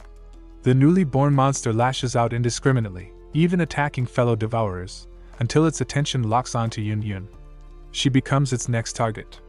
Meanwhile, one particularly stubborn devourer has finally managed to climb fully beneath her skirt, achieving what the others could not. But before he can revel in it, Yun's colossal body trembles, and she lifts her leg high, sending countless devourers tumbling through the air. She slams her foot down with crushing force, aiming to squash the flower-like devourer monster into the ground. The few clingers who manage to hang on don't last long, as Su Chen's ropes lash out with precision, binding them and hurling them violently off her legs to their deaths below. Captain Bai and General Gao breathe a sigh of relief at the sight of the devourers being cleared away, but their relief doesn't last. The real problem still looms, literally. Yun's body has grown to an unimaginable size, towering higher than ever before. She is so massive now that Su Chen, standing before her, could fit his entire body inside just half of her face. Yun towers above, her unstable power threatening to tear everything apart, and Su Chen knows he must stop her before she explodes and destroys everything in her path. She raises her massive hands high over his head, preparing to crush him, while panicked voices from below shout his name, desperate to warn him of the danger. With a deafening crash, her hands slam down on him, smashing through a building in the process.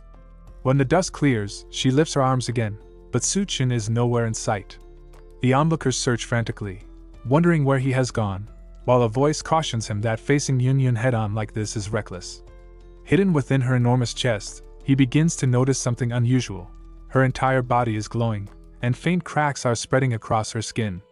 It's clear her body can no longer withstand the surge of power inside her. Su Chen activates his space jump to get a clearer view, and what he sees is terrifying. Yun's glow intensifies, her body splitting further as she lets out an agonized scream. In her mind, fragments of memory surge forth. She is naked, submerged in a transparent liquid, shivering and helpless. She recalls countless awakenings filled with despair, the endless times she lay strapped to a cold operating table, pierced again and again by needles. Treated like nothing more than a lab rat in this apocalyptic nightmare, she had begged the heavens for deliverance. If God existed, she would give up everything for a way out. A voice calls her name, and in her broken state she mistakes it for God's answer to her prayer. But it isn't. It's Su Chen. He refuses to let weakness consume her.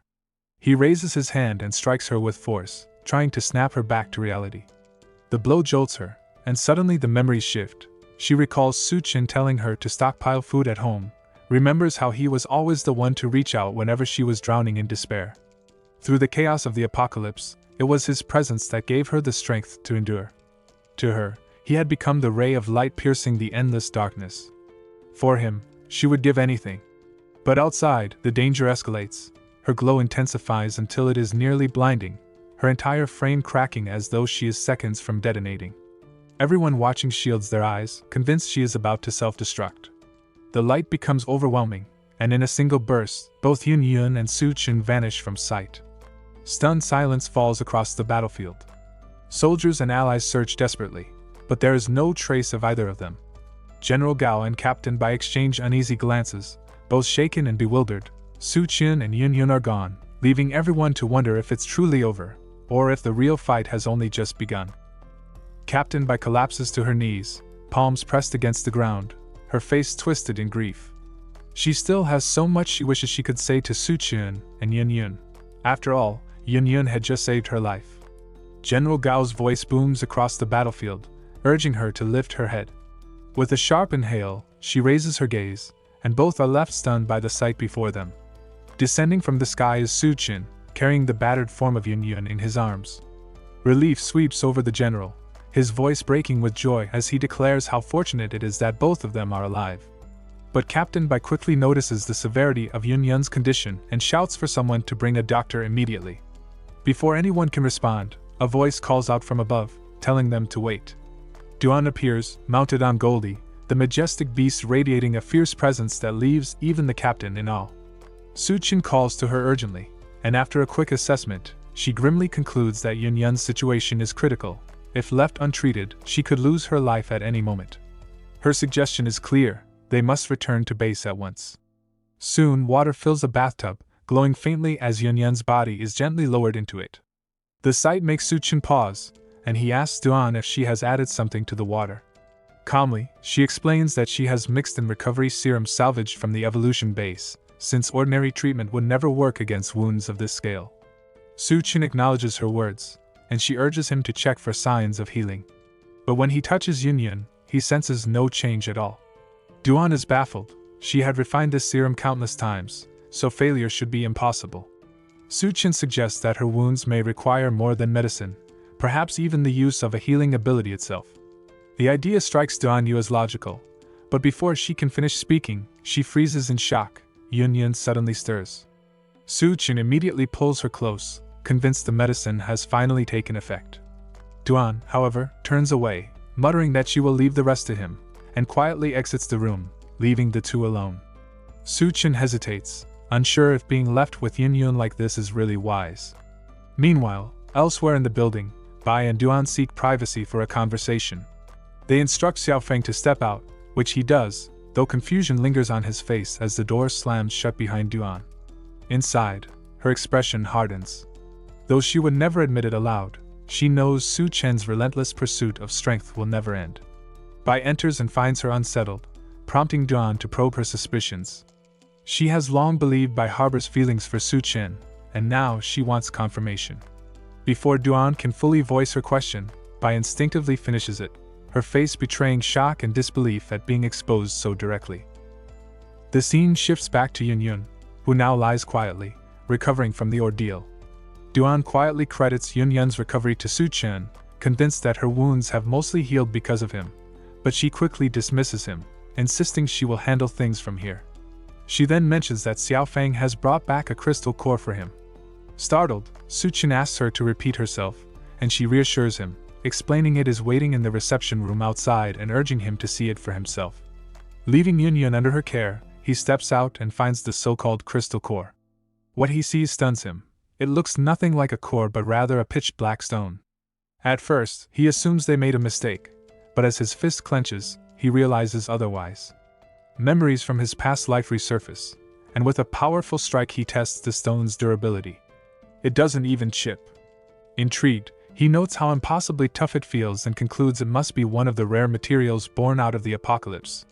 His mind immediately connects it to a figure of legend, Wang Song, the Black Blade King, who once carved his way through the apocalypse wielding a blade forged from such stone.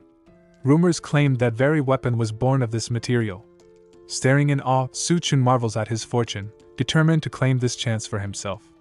He carefully stores the stone away, already set on forging his own black blade once he can find a skilled blacksmith.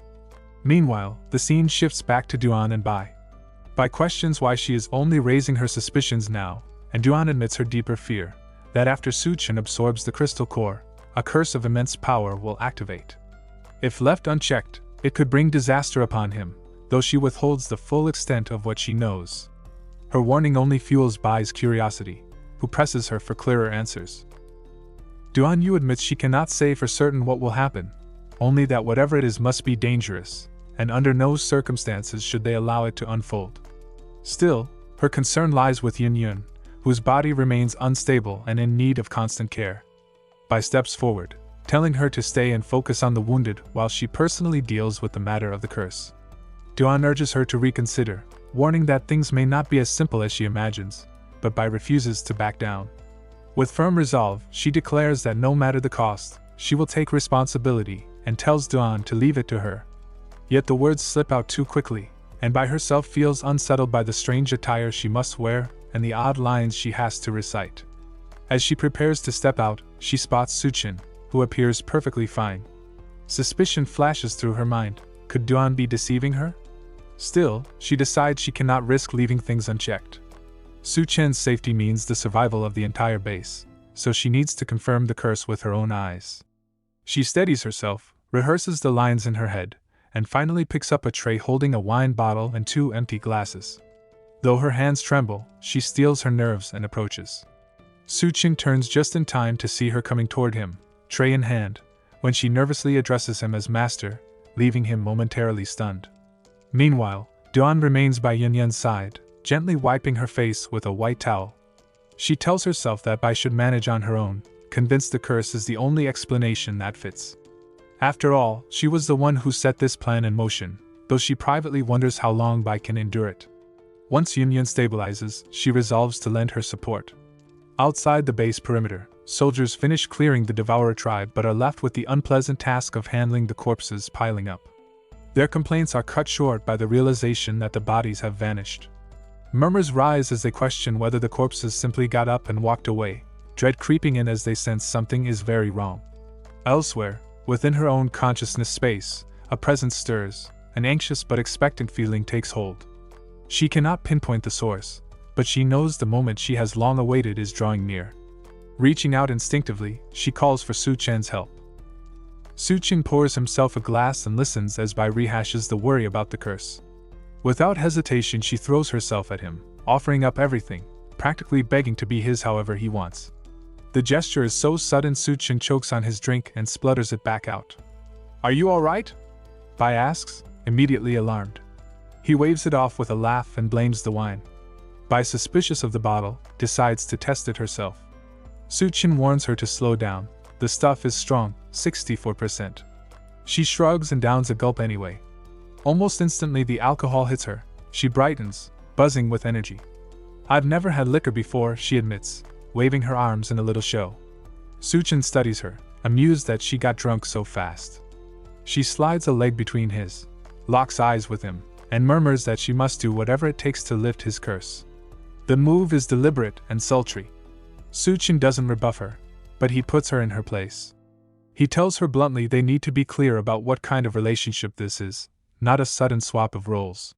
Confused, Bai hesitates, then collapses theatrically onto the floor, head tipped back, and calls him "Master" again, apologizing for misstepping.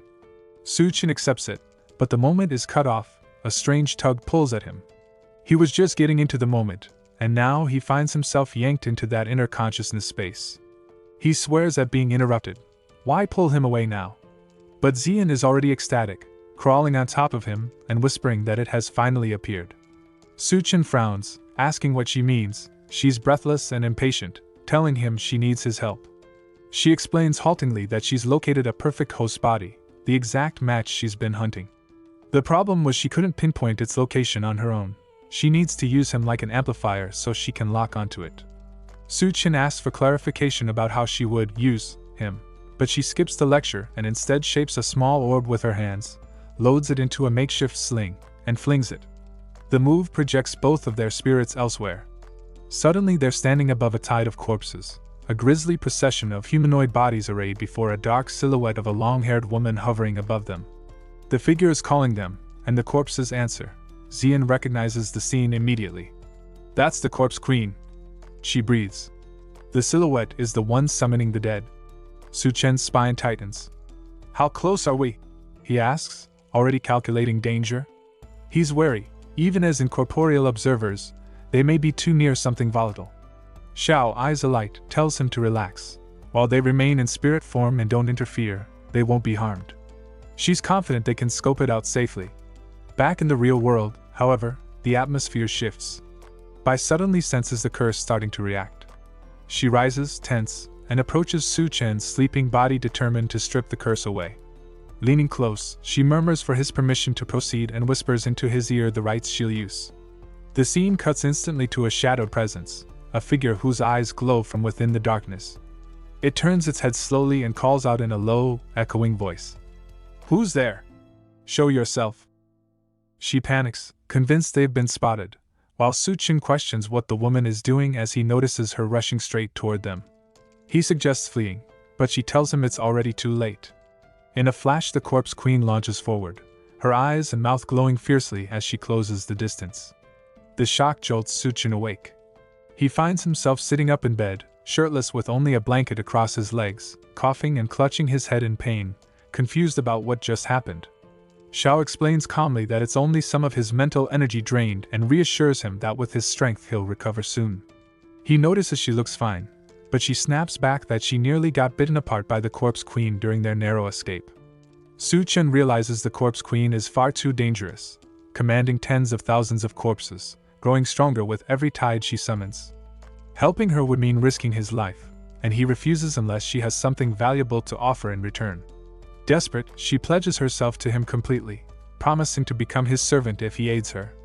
She even kneels on one knee to show her sincerity, but Su Chen remains doubtful, unimpressed by words alone. She asks what would convince him, and after a pause he demands her crystal core. She recoils, horrified, insisting that handing it over is the same as giving him her life. Su Chen doesn't budge. If she truly wants his help, it's her choice to surrender it. Resigned, she passes the crystal core into his hand, hoping he keeps his word. He assures her he will, declaring that from now on she belongs to him and he will help her achieve her wish. Bowing her head, she asks if that is all, but before he can respond, she vanishes suddenly. Irritated, Su Chen mutters that no servant should leave without calling him master, though he quickly consoles himself by remembering he already has her core.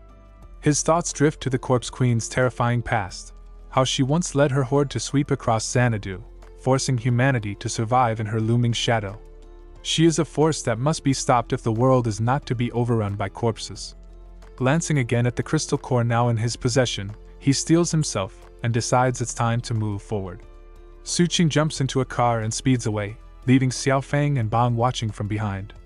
Xiao Fang asks why she isn't going after him, but she explains that there's still too much to take care of at the base, and following him isn't necessary. She admits she's too weak to be of help right now, yet believes she'll catch up with him someday. Meanwhile, under the pouring rain, Yunyun and Duanyu sit by a campfire they've set up inside what looks like a wrecked gas station. Yunyun grows uneasy about their safety, pointing out that danger still lurks even in the apocalypse. Duanyu casually tells her to go stand in the rain if she's that worried, making Yunyun laugh and dismiss the idea since she's only just recovered. Still restless, Yunyun asks about Su Chen's whereabouts, confessing that the storm makes her nervous. Duanyu explains he left in search of fuel, which was scarce even before the apocalypse, since they didn't have much left. Yunyun then asks when he'll be back, admitting she's starving, but before she can finish speaking, the sound of footsteps interrupts them. A man in ragged, rain-soaked clothing stumbles in, shivering and claiming he's freezing. Covered in frost, he immediately throws himself into the fire, which shocks Duanyu, who mutters that he must be insane. But then Yunyun notices smoke pouring from his body, thick enough to choke them both, forcing them to cover their mouths and noses. Moments later, more men enter the station, revealing that the frozen man was just bait for their trap, a trick they've used many times before. Now both women lie helpless on the ground, watching the silhouettes of the strangers draw near until their faces finally come into view. One of them sneers, explaining that once they're done having their fun, they'll sell the two off to the new world base. A bald man grins and promises they'll be begging for more by the end. In defiance, Duanyu pulls out a handgun, aiming it at them and warning them to stay back. They mock her, calling it nothing more than a toy, boasting that as ability users, a gun won't help her. She tries to fire, but the weapon only clicks uselessly, frozen solid by the lingering cold. Yunyun glares and tells them they should leave, warning that they won't be laughing when Su Chen returns. One of the goons chuckles darkly and says Su Chen won't be coming to their rescue. He's already marked for death by a deranged woman, and anyone targeted by her never survives the night. Lady Poison Master stalks through the shadows, searching for Su Chen. She marvels at his recklessness, thinking it bold and foolish for him to wander alone into such a dangerous and confined place. To her, this is the perfect chance, and a sinister grin creeps across her face as she exhales a frosty breath and steps further inside. She calls out for him but hears no reply, only noticing the thick haze of toxic gas filling the space. She knows inhaling even a trace of it would ignite uncontrollable desire, leaving a person utterly helpless. Her eyes settle on a human-like figure she assumes is Su Chen, and she attempts to coax him closer, calling herself his big sister and offering to embrace and help him. But as the firelight grows stronger, she realizes she's been duped. The figure is nothing but a decoy made to look human. Outraged, she curses, demanding to know what this trick is. From behind her, Su Chen's voice cuts through, asking who she is. Furious, she lashes out, swinging her spiked chain at him, calling him a bastard for deceiving her. He catches the chain with ease, studying it and recognizing the handiwork of a skilled artisan. Grabbing her by the face, he demands to know where to find that craftsman. Lady denies any knowledge, but the woman from Su Chen's consciousness space appears, questioning if the artisan is really that crucial. Su Chen explains that defeating the Corpse Queen's endless horde is impossible without such help, but with the artisan, their chances of survival would rise dramatically. Without hesitation, the Shao offers to invade Lady's mind and retrieve the information herself. Despite protests, she pierces into her thoughts and discovers the artisan is tied to the New World base, though the details remain incomplete. Lady trembles, realizing her own mind feels shackled by some unseen force. Collapsing to her knees, she presses her forehead to the ground and begs Su Chen to spare her life, swearing loyalty as his most obedient dog. Amused, Su Chen's lips curl into a smile as his aura radiates, towering over her bowed form, eager to see just how convincing a dog she can become. Meanwhile, back at the gas station, Yunyun suddenly complains of feeling hot, her skin flushed, and Duanyu admits she feels the same. Both suspect something was mixed into the smoke, which the goons confirm with mocking laughter, boasting that it was meant to make things more exciting. One of them steps forward greedily, telling the others to wait their turn. But to his shock, the women stand tall, unaffected by the haze. Yunyun smirks, saying her guess was right. It was exactly the kind of drug she thought it would be. Duanyu adds that it wasn't hard to figure out. The goons gape in disbelief, demanding to know why the poison had no effect. Calmly, Yunyun explains that such tricks don't work on ability users.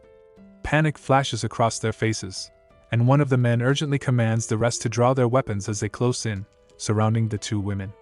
Yunyun frowns at the sight of a strange weapon and asks why they are carrying a water gun. One of the goons sneers and explains that it isn't a toy at all but a high-pressure water cannon, and with their leader's ability, they can strike from every direction. The leader bellows for his men to attack, but before he knows it, the blast circles back on him. The impact rips into his body, leaving him writhing in pain. Shocked, he stares at his wounds and demands to know why this is happening, only to realize too late that his own men are no longer themselves. Their eyes glow crimson, their bodies stiff and unresponsive, moving as if under someone else's control. Cursing his carelessness, he hears deliberate footsteps approaching. Relief washes over him when he recognizes the figure, Lady Poison Master. He grins, convinced Su Chen must already be dead, and mocks Duanyu and Yunyun, but his words are cut short when Lady Poison Master's hand lashes across his face, sending him sprawling. As he starts to protest, she silences him with an icy command to shut his filthy mouth.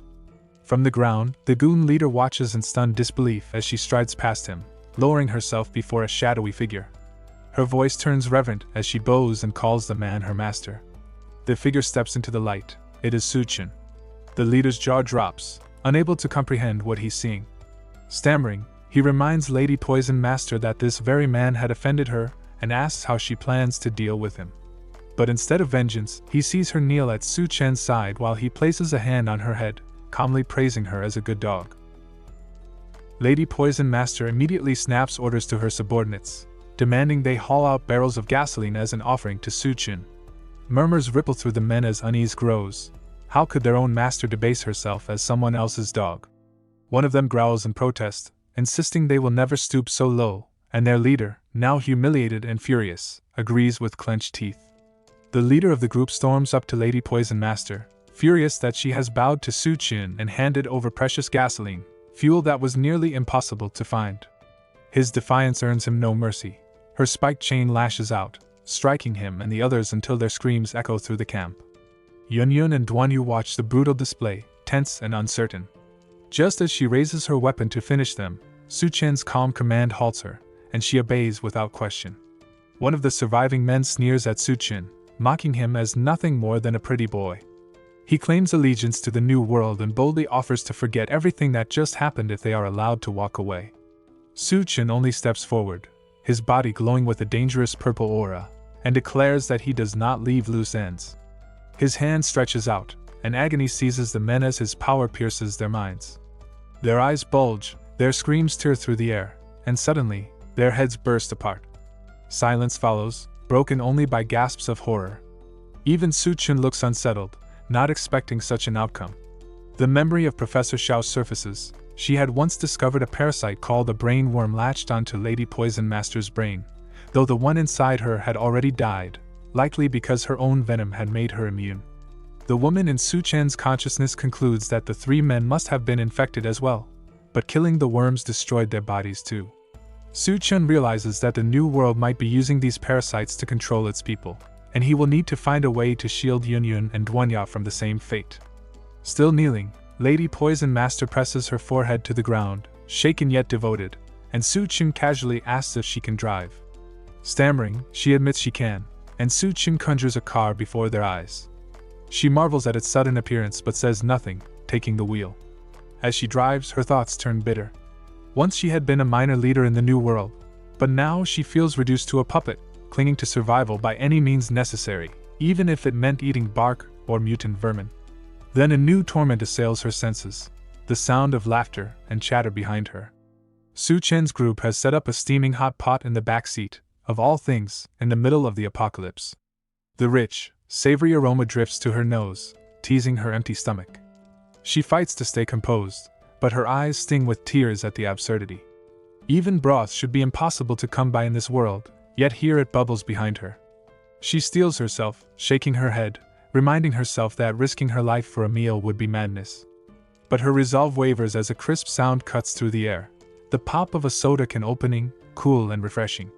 She instantly recognizes the crisp fizz as cola, and the realization nearly unravels her sanity. Cola, in the middle of the apocalypse. Her shock only deepens when a gentle voice from the back offers her a can. It is Yunyun, smiling as she extends the drink. Suspicion clouds Lady Poison Master's mind. Why would she show kindness to someone like her? Could it be a trap? Yet Yunyun reassures her, urging her to drink and casually adds that Su Chen enjoys being called master. DONGHUA bursts into laughter while Su Chen narrows his eyes, teasing Yunyun for daring to mock him. Yunyun only chuckles, introducing herself and suggesting they could be comrades. Still tense, Lady Poison Master wrestles with uncertainty, thinking Yunyun might be hinting that she too is bound by Su Chen's will. After all, in a ruined world, it makes sense for women to rely on strong men. No one in her position would turn away hot pot and cola. Yet she convinces herself that sweet temptations will not sway her. That resolve wavers when Yunyun holds out a chopstick of steaming meat and gently tells her to open wide. Reluctantly lifting her head, she parts her lips, releasing a faint green mist. Yunyun blinks at the sight, asking if she just breathed out poison and whether that is her ability. Calmly, Lady Poison Master explains that her toxic gas kills men with exhaustion and drives women into feverish desire, though ability users resist it better. Su Chen leans back in thought, considering whether her poison could be repurposed to make DONGHUA and Yunyun immune to the brainworms. Just then, Yunyun flushes with heat, murmuring to Su Chen that she feels overwhelmed. The Poison Master hastily clarifies that it was unintentional, a side effect from feeding her the meat. Su Chen waves her to focus on the road while Yunyun clings to him with playful seduction, leaving DONGHUA no choice but to retreat to the passenger seat. Up front, DONGHUA breaks the silence, asking the Poison Master about the new world. With tears streaking her face, the woman croaks that she is starving and can't think straight without food. DONGHUA gently promises her a proper meal later, coaxing her to talk.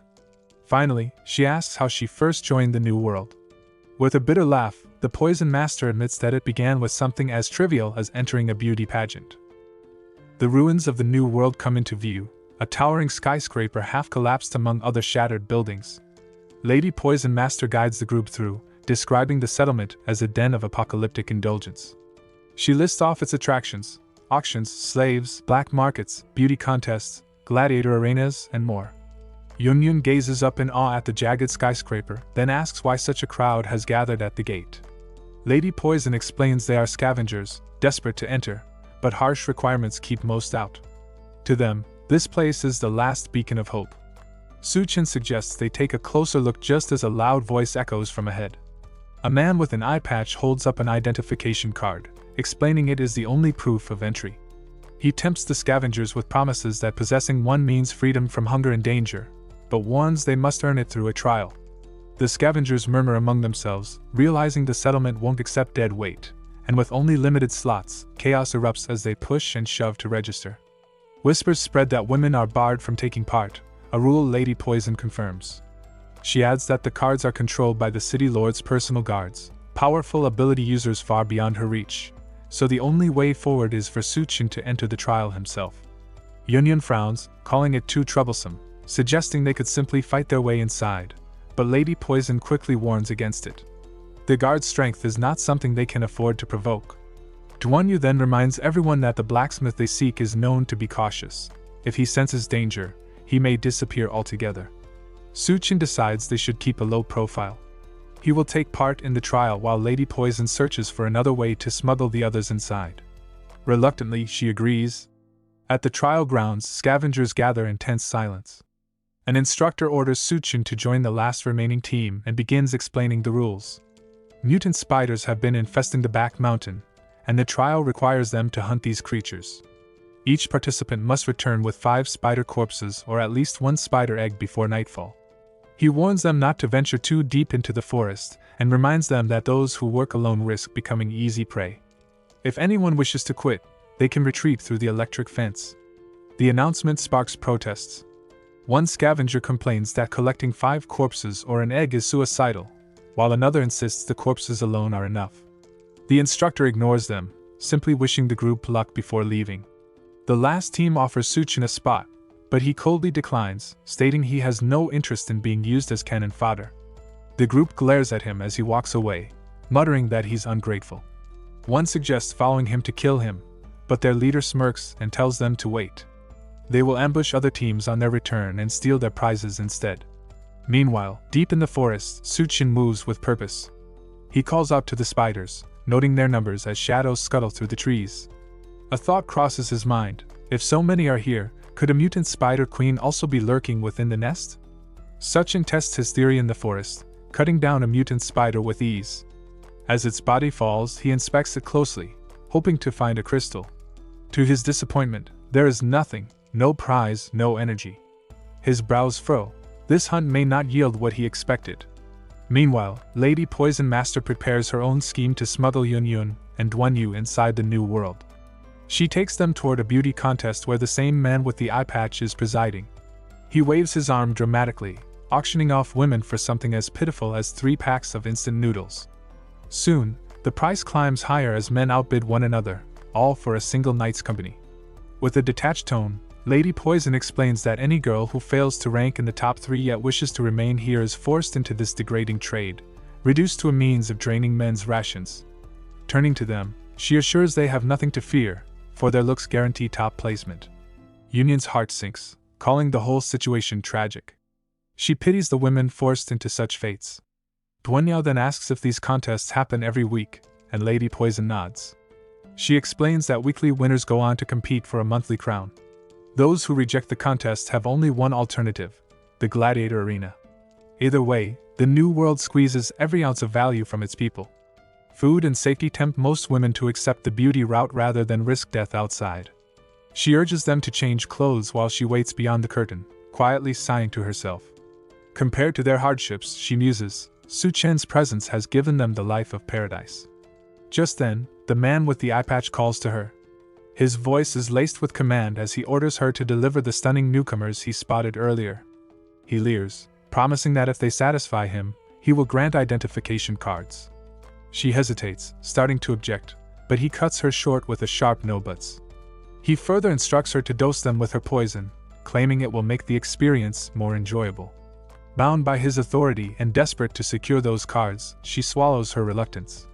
Entering the room, she releases her toxin onto Yunyun and DONGHUA. At once, the heat strikes them, a burning desire overwhelming their senses. Their bodies draw toward one another, hands wandering uncontrollably. Yunyun, fighting through the haze, gasps out a question: why this is happening, and why Lady Poison would betray them so. DONGHUA and Yunyun are still writhing from the Lady Poison Master's toxin, clinging to each other as their bodies heat up uncontrollably.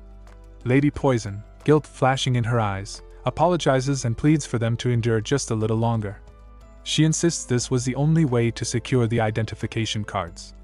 Meanwhile, in a lavish room, Lord One-Eye lounges with a glass of wine alongside his brother, waiting eagerly for the beauties promised to them. His brother chuckles, praising him for always sharing his spoils. One-Eye grins, saying true brothers always share everything, especially in times where women of such beauty were rare even before the apocalypse. The anticipation builds, his brother squirming impatiently until One Eye reminds him that Lady Poison was ordered to drug the girls, so patience will make the reward sweeter. At last, the women arrive, clearly under the influence of the poison. Lord One Eye's eyes light up at the sight, hunger twisting his face. His brother, equally entranced, marvels at their looks and urges his sibling to choose first. One Eye claims DONGHUA, leaving Yun for his brother. Both men revel in their fortune, Lord One Eye even planning to reward Lady Poison later for enhancing the experience.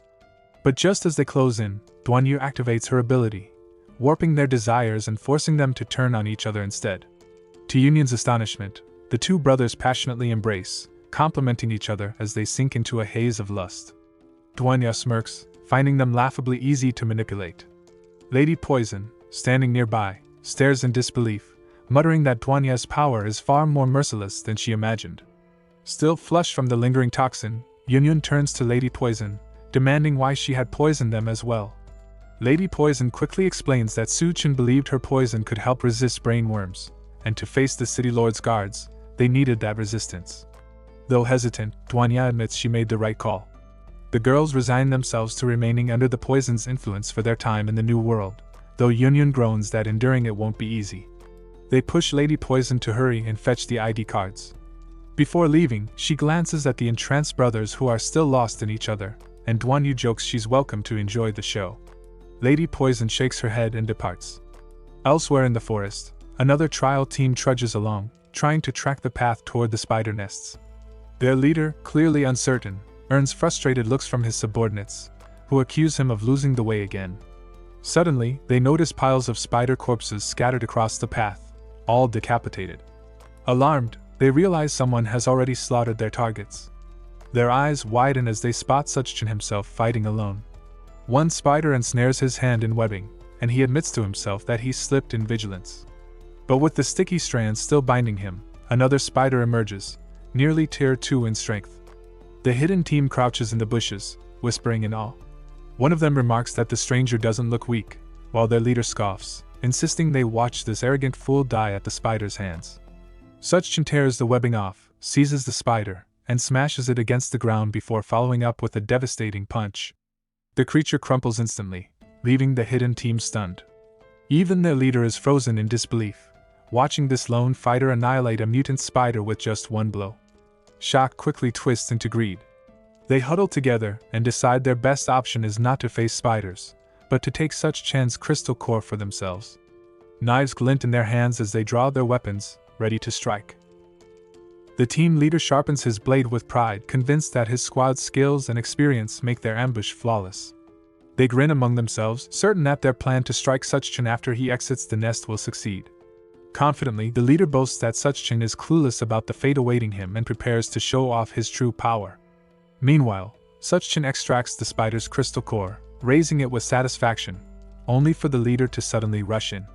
Using his position swap ability, he snatches the core and binds Such-chin to a tree with pre-prepared chains. His comrades step forward with knives poised, while the leader admires the glowing crystal in his hands. Such-chin studies the ability with mild fascination, noting how rare it is and guessing this man must have conned many victims before. The leader sneers at his silence, calling him talkative, but Such-chin calmly mocks them instead, calling them prey and reminding them that even hunters can be devoured by what they chase. Intrigued yet irritated by his confidence, the leader signals his men to attack. Blades strike from all sides, but every weapon shatters against Such-chan's skin. Shock spreads across their faces as they realize his body is as hard as steel. Whispering in disbelief, they conclude he must be a tier 2 human, his resilience equal to that of a mutant beast.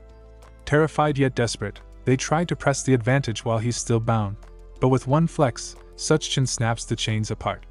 Panic erupts as the men scatter in every direction. One scrambles up a tree, gasping at Such-chan's rapid growth, while the leader clutches the stolen crystal, already plying to rob more people and strengthen himself further. But before he can celebrate, Such-chan's voice echoes behind him. Spinning around, he sees a fist racing toward his face. At the last second, he activates his position swap, vanishing and reappearing at a distance. He crashes to the ground, wiping dirt from his cheek, muttering that he was lucky. Anger boils as he vows to remember this humiliation and kill Such-chin one day. But Such-chin turns the tables, seizing control of the leader's own squad. Their eyes glow red, bodies stiff like puppets as they stumble toward their master-turned-prey. Now hunted by both his enemy and his allies, the leader bolts through the bushes, heart pounding. Suchin, his eyes glowing faintly, scans the forest with a psychic sense, tracking him as if through X-ray vision. The leader stumbles in terror, realizing there's no escape. Then he hears the rush of air above. Looking back, he sees Suchin soaring after him with impossible speed, glowing eyes fixed and hand raised high, ready to strike. The team leader keeps relying on his position swap ability, blinking from place to place, yet Suchin continues to track him down without fail. Panic rises as he questions how Suchin keeps finding him no matter where he jumps. Desperate to escape, he convinces himself to sprint straight in one direction, certain there must be a way out. At the same time, Suchin pins another fleeing thug to the ground with his foot, calling him a scapegoat and mocking him to run faster next time. But he knows the real problem lies with the leader. If that man escapes with the crystal core, things could get troublesome. Soon, he spots the man barreling his way, fury etched on his face at Suchin's persistence. The leader curses him, swearing he will grow stronger and settle the score, but as he looks up, Suchin is already standing directly in his path. Shocked, he skids to a halt, feet screeching against the dirt, demanding to know how Suchin keeps finding him. Calmly, Suchin replies that he wasn't chasing him at all. It was the fool who ran straight into his trap. Enraged, the leader insists it means nothing, boasting that Suchin still cannot kill him. He readies his ability once again, but before he can vanish, Suchin's fist slams into him with crushing speed, declaring him slow. Meanwhile, back at the beauty contest, Goldie wriggles free from the pink bag, stretching lazily and meowing while DONGHUA, Yunyun, and the Lady Poison Master wait backstage. Other women glance their way with sharp eyes full of hostility, making the girls uneasy. The Lady Poison Master waves off their concern, scoffing at the jealous stares and assuring them that victory will come easily, even with their eyes shut. Yunyun mutters that everyone is glaring daggers, and DONGHUA tells her to stay cautious. Soon, one contestant blocks their path, demanding to know what they think they're doing, only for another to sneer back, wondering if anyone dares to stir up trouble. Yunyun's eyes widen as she recognizes her. It's Lin Meyer, the star. With arrogance, Lin Meyer declares no one here is worthy to stand against her, threatening them to back off. But DONGHUA cuts her off coldly, exposing her scandal of sleeping with the director to rise to fame. The words ignite fury in Lin Meyer, who instantly recognizes DONGHUA, her former best friend turned rival. Red light flares in her eyes as she launches into a flying kick. DONGHUA dodges smoothly, countering with her own strike. Their legs collide mid-air, locked in a clash of strength. Lin Meyer snarls in disbelief, having thought DONGHUA long gone, but DONGHUA smirks, saying she's not so easy to erase. Watching nearby, Yunyun asks if DONGHUA knew her, which confuses the Lady Poison Master, since they were supposedly close friends. The tension between them boils over as old grudges surface. DONGHUA recalls hair removal cream in her shampoo, laxatives in her water, even dead rats planted in her closet. Lin Meyer shoots back, accusing DONGHUA of always acting superior, stealing the spotlight, even taking the lead role that was meant to be hers when all she ever wanted was to become an actress. DONGHUA defends herself, claiming she only attended the audition without ever seeking fame, then twists the knife again by repeating that Lin Meyer traded her body for her career. Lin Meyer snaps, blaming her for everything, insisting that she wouldn't have needed that old man if not for DONGHUA. With sharp mockery, DONGHUA asks if her beauty is somehow her fault too. From the side, Yunyun and the Lady Poison Master watch closely, Yunyun whispering that she's never seen this side of DONGHUA before. Lin Meyer hisses that DONGHUA is still as arrogant as ever, bragging about her fame and adoration, but DONGHUA laughs bitterly, pointing out that in this ruined world, none of it matters anymore. The host announces the start of the new World Beauty Contest, thanking everyone for their patience, though the crowd is clearly restless, eager for the competition to begin. After the apocalypse, this contest has become their main source of excitement. Some have labored tirelessly for the city lords just to witness it. Others have gone without food for a month to have enough to purchase a contestant. The host adds that the city lord will personally meet the winner, shocking the audience, who look around, hoping to catch a glimpse of him. Yunyun and DONGHUA overhear this and immediately understand Lin Meyer's fierce determination. Her drive to win is all about meeting the city lord. Yunyun thinks that gaining his attention could also help them locate a blacksmith. DONGHUA warns Lin Meyer must not be allowed to win, and Yun still struggles with the lingering effects of the Lady Poison Master's toxin, needing Su Qin to detox her. Meanwhile, Lin Mir is confident, believing she controls all the judges and the host. She scoffs at the idea of competing with nobodies, instructing the other contestants to stay on stage if needed. Back at the arena, the host prepares to introduce the judges, all three already in place. The middle judge questions why the others are still standing.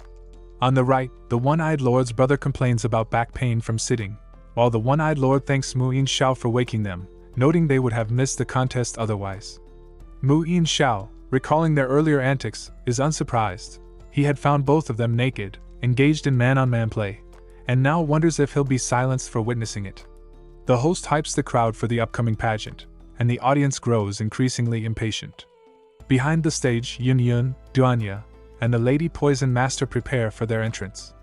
DONGHUA senses the other contestants approaching with hostile intent, having been ordered by Lin Mir to prevent them from appearing. The attackers brandish axes, making it clear the competition will not be fair. They intend to kill the trio before they can step on stage.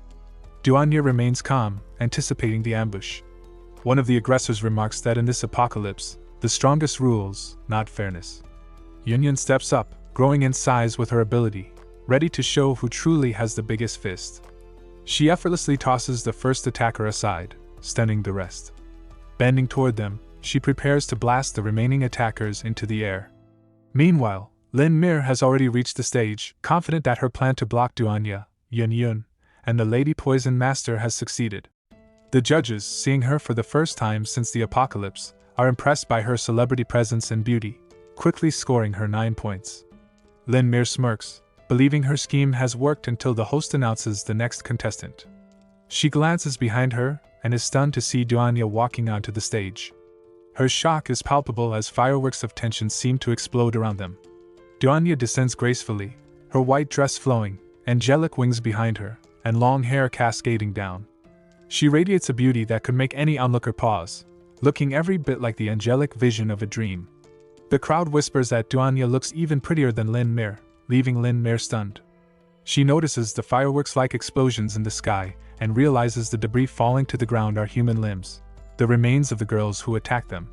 Shocked and still processing, Lin Mir watches as the judges, impressed by DONGHUA's beauty, each award her 9 points, creating a tie between her and Lin Mir.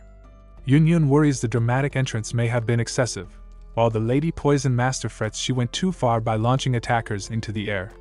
Lin Mir, desperate to secure victory, hatches a reckless plan and blames DONGHUA for the chaos. She strips herself naked, captivating the crowd and judges alike, and receives perfect scores of 10 from all, celebrating her apparent win. DONGHUA is horrified, thinking Lin Mir insane. Meanwhile, the city lord instructs one of his maidens to deliver ID cards, which she presents on a platter, ensuring both Lin Mir and DONGHUA receive theirs. Lin Mir eagerly picks her card, thrilled that she now has access to the new world's upper level as chosen by the city lord. The maiden leads her to the city lord, asking an odd question about liking fish, which puzzles Lin Mir. Yun feels disappointed that DONGHUA lost, realizing she won't meet the city lord, though DONGHUA remains optimistic. They still have a card and a plan. When the maiden brings Lin Mir before the city lord, they meet Sang Ming, an extremely old man who muses that youth is a beautiful gift. He confesses that the apocalypse bores him and that he, like other old men, simply wants to plant flowers. Without warning, he transforms Lin Mir into a fish and places her into a massive aquarium, leaving her stunned. Sang Ming watches Lin Mir from his massive aquarium, thinking she truly embodies a superstar's presence and is strikingly beautiful. Lin Mir glares at him with glowing red eyes, but Sang Ming calmly warns her not to look at him that way, insisting she should be grateful just to exist as one of the fish. One of the maidens interrupts to announce the arrival of a boy he had apparently sent for, noting that he has passed physical tests and is in excellent health. Sang Ming, impressed, lifts the boy and asks if he is afraid, to which the boy shakes his head, expressing gratitude that the city lord spared him from starving. Sang Ming brushes off the thanks, placing a hand on the boy's head as he releases swarming, insect-like creatures to crawl over him, absorbing the child's energy. The ageless gene unique to children. Sang Ming reflects that the effect is fleeting, which explains why he maintains an array of women whose sole purpose is to bear as many children as he wishes. Yet even this is insufficient. He craves more crystal cores to strengthen his abilities. He muses that the apocalypse has elevated a decaying old man like him to rule, and that the new world marks the beginning of his eternal life. He instructs the maiden to hasten the collection of crystal cores and to deal with defective women, and she agrees without hesitation. Meanwhile, DONGHUA and Yunyun suffer the effects of the Lady Poison Master's toxins once again, a necessary discomfort to prevent brainworm infection. DONGHUA complains about the aggravating, relentless sensation as their bodies press uncomfortably together, while the Lady Poison Master reminds her it is a small price for protection. DONGHUA hands over the ID cards, urging the Lady Poison Master to deliver them into the city. Almost immediately, they are confronted by the One-Eyed Lord and his brother, who have intentions of exploiting them for profit. His brother begins by admiring their beauty, remarking that it is rare to see such women, especially in the apocalypse. The Lady Poison Master then clarifies for DONGHUA that the two men intend to buy them, making the grim intentions unmistakable. The Lady Poison Master reminds DONGHUA that in the New World, women are considered little more than resources, and having ID cards changes very little. She points out that the One-Eyed Lord and his brother are offering 2 crystal cores, one for each of them, as payment, emphasizing the rarity and immense value of such a gift. They admit they can afford this because of their own strength and hint that Yunyun and DONGHUA are irresistibly addictive, though their memories of a previous encounter with the women leave them visibly shaken. DONGHUA uses her powers to remind them that they had been with each other, not the men, reinforcing the trauma. Meanwhile, in the forest, a young man approaches the spider nest that Suchin had already destroyed, noting that someone else has taken the crystal core. He is not there for the core, only the spider legs, hoping they will suffice. When he senses someone behind him, he turns to see Suchin, fists raised, ready to strike, and their collision produces a massive explosion. The young man quickly explains he is not there to fight or steal the core, praising Suchin's strength and acknowledging his own power, suggesting that their confrontation would be pointless. He clarifies that his goal is the spider legs and proposes friendship, introducing himself as Wong and expressing hope that things go according to plan. Suchin recognizes him from a past life as the Black Blade King and recalls that Wong was searching for a forger in the New World. Suchin agrees to the friendship and allows Wong to take the spider legs.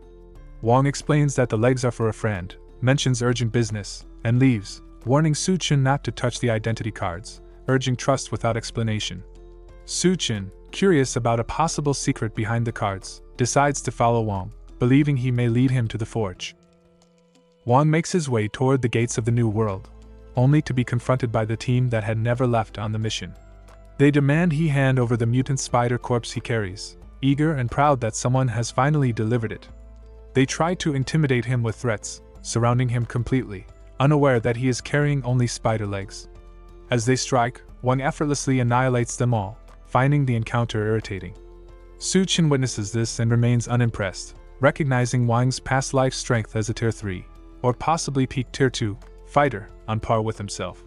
He considers absorbing the core, knowing it could push him past Tier 3 but with potential side effects.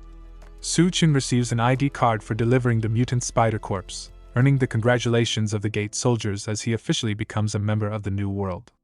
He notices the card emitting black smoke and recalls Wang's warning. At that moment, the Consciousness Space Lady appears, explaining that she had intervened when a swarm of brain worms suddenly appeared and quickly wiped them out. Suchin wonders if it is a brain invasion, and she confirms the ID card is a medium for transmitting brain worms, raising concern for DONGHUA and Yunyun. Meanwhile, City Lord Kong Ning grows uneasy, prompting a maiden to ask what troubles him. He suspects someone has infiltrated the inner city and fears that DONGHUA, Yunyun, and the Lady Poison Master are involved. At the arena, the girls remain under the One-Eyed Lord and his brother, physically restless from the poison's effects, especially Yunyun, who struggles to endure its intensity while being reminded of their intimate encounter. Lady Poison Master urges Yunyun to remain calm, explaining that the poison is likely killing any brain worms and instructing her to stay composed like DONGHUA. DONGHUA, having just forced the men to relive the vivid memory of their own intimacy, watches them spiral further into panic. The One-Eyed Lord and his brother, furious at the humiliation, launch themselves at the women with deadly intent, aiming to impale them headfirst. DONGHUA narrowly dodges one attack, causing both men to smash through a building with their sharpened, post-apocalypse heads. The audience, unaware of the reason for the sudden fight, cheers and urges each other to climb to the stands to avoid danger. Using their unbreakable iron head technique, the men destroy another structure and rush again, determined to prevent the women from using their mental powers. As the ladies try to evade, invisible hands pin them down. DONGHUA realizes it's the judge controlling them, but it's already too late. Just as she is about to be impaled, Yunyun grows to massive size, lifting the one-eyed lord like a toy.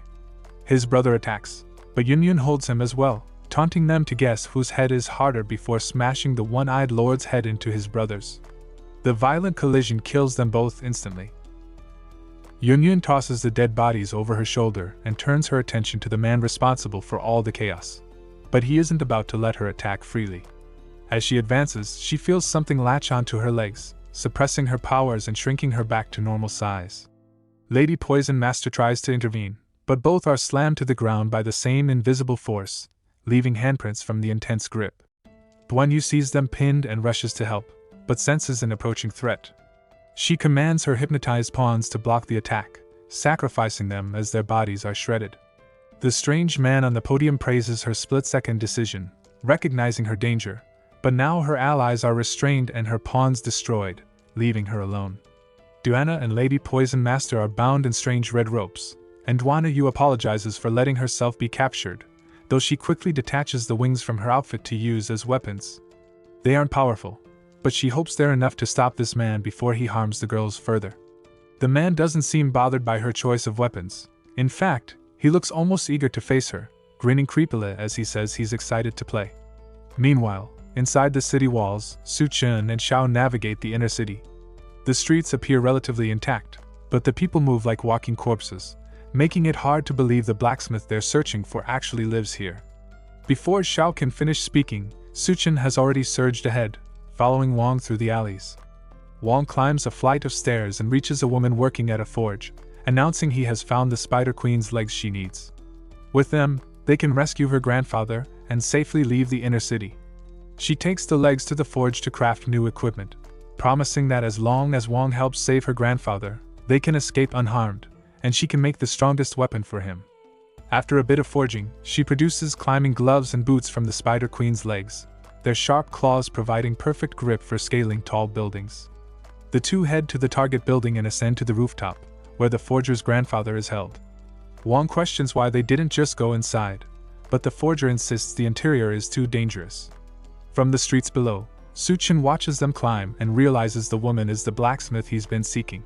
He decides to join them, entering the building through an open window instead of climbing the exterior. The corridors appear empty, making him curious why they avoided the interior. His question is answered when a giant claw swipes at the climbers. He dodges it as it crashes to the ground. Xiao notes that countless traps like this are set deeper inside, explaining why the others avoided the building.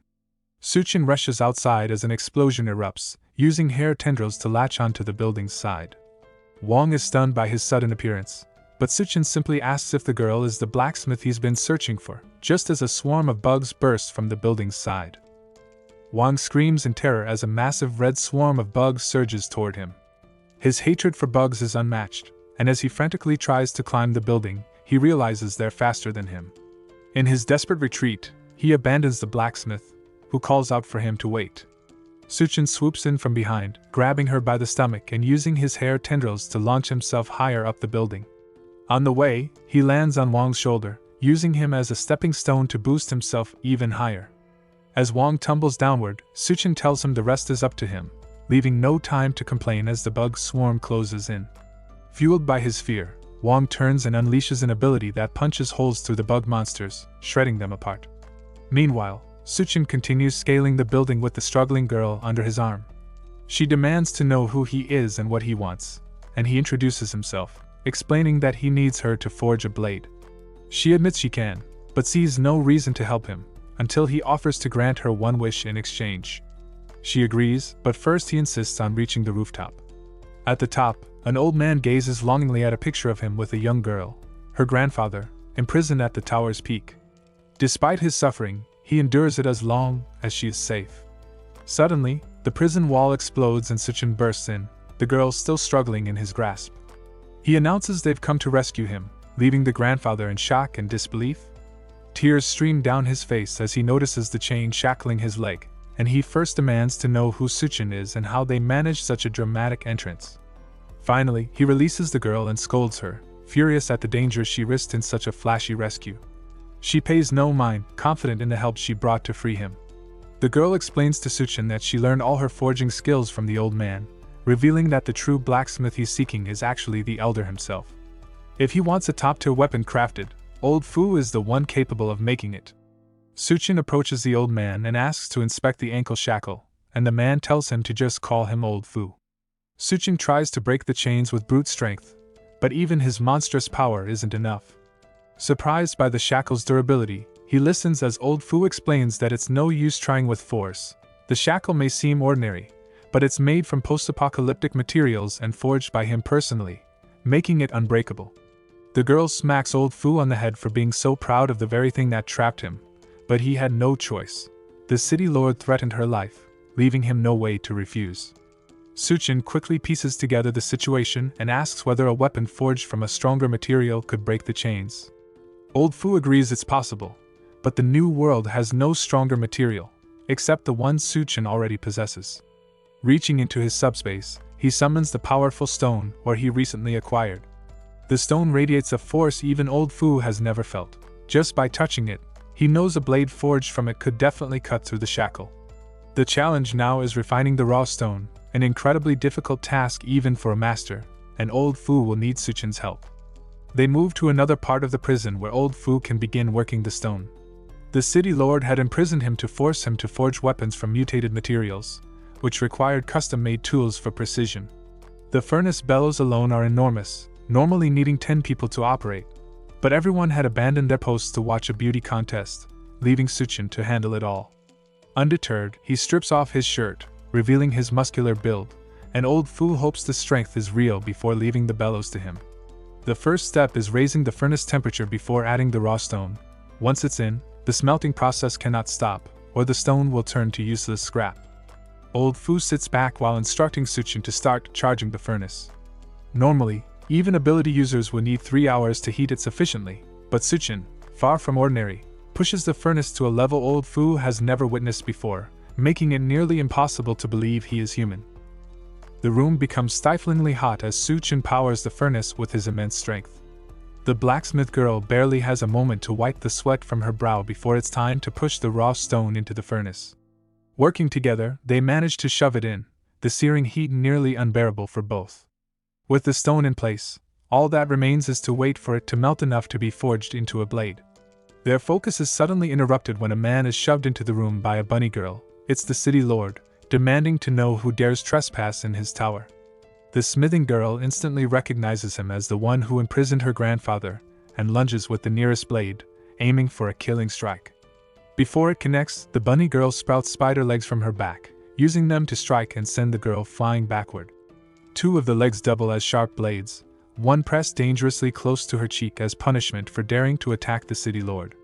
Just as she raises her hand to deliver a fatal blow, a fist shoots out of nowhere, striking the bug bunny girl and sending her bouncing off the ground.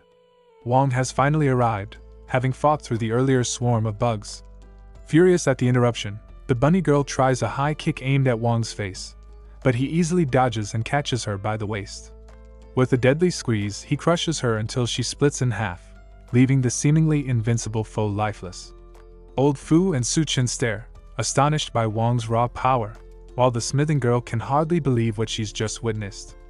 Wong doesn't even turn to look at her as he checks if she's okay, his calm bravery leaving her momentarily flustered. When she whispers that he's cool, he finally turns, but a small bug crawling up his back shatters his composure, and he wriggles in terror. The girl quickly slashes it away with her sword, ending the tiny menace before it causes more trouble. While Wong is still squirming in fear, the smithing girl reassures him that the bug is gone and there's nothing to worry about. She thanks him again for saving her earlier, her cheeks still flushed. Wong quickly composes himself and returns the praise, telling her how brave she was and thanking her for helping him as well. As they exchange compliments, the city lord, who has been observing everything, finally speaks, warning that there will be consequences for killing one of his subordinates, and that he intends to make an example of them. Wong steps forward, expecting a weak opponent, but the city lord's frail form suddenly begins to twist and shift as he approaches. In moments, insect-like tendrils and limbs sprout from his body, and he transforms into a horrifying centipede monster that towers over everyone in the room, revealing his true form. With no reason to hide, he commands everyone in concealment to emerge and slaughter those present. Meanwhile, DONGHUA's opponent reveals his grotesque tongue as cockroach-like antennae sprout from his head, laughing at the thought of unleashing his power. He tells DONGHUA that, with the City Lord's order, it's finally time for them to go completely berserk. The City Lord roared, commanding his forces to attack, and DONGHUA immediately began taking blows. The girls watching cried out in alarm, pleading for her safety, their voices full of panic. Nearby men shouted in protest, calling out to protect her, even as she staggered, blood trickling from her mouth. The City Lord sneered, taunting that she couldn't even see her invisible attackers and that dodging strikes from unseen foes was impossible, not even for a psychic. He declared he would finish her in a single blow. The girls screamed for her to watch out, but DONGHUA leapt into action, spinning and swinging her legs with precision. Each strike connected, hitting one invisible attacker after another, leaving the City Lord stunned. She landed gracefully on the ground, her eyes blazing red with lethal intent. Shocked, he demanded how she managed to sense and strike the invisible assailants, noting the thin streaks of blood marking each of them. He realized she had cleverly used her own wings to reveal their positions, but before he could react further, DONGHUA delivered a sharp, heeled kick to his face, silencing him instantly. She glared down at him, furious at his cruelty. Then, from the rooftops above, a swarm of insects began circling the building, drawing gasps from everyone. DONGHUA's companions stared, astonished, asking what was happening, while she recognized the massive swarm for what it was, a flood of bugs descending on them. Panic erupted as the insects surged forward toward the people below, and the City Lord laughed maniacally, shouting that the swarm had been unleashed and that everyone would become food. He reveled in the chaos, declaring that none would survive. DONGHUA delivered another forceful kick, shouting that she had told him to shut up. He cried for help, but she coldly declared he was going to die, then struck again, severing his head from his body. The lady watching realized the invisible attackers were merely rabbit puppets. As the City Lord fell, the invisible figures began to shimmer and reveal themselves as tiny puppets. DONGHUA picked up the remote controller the City Lord had been holding and proudly announced it was now hers.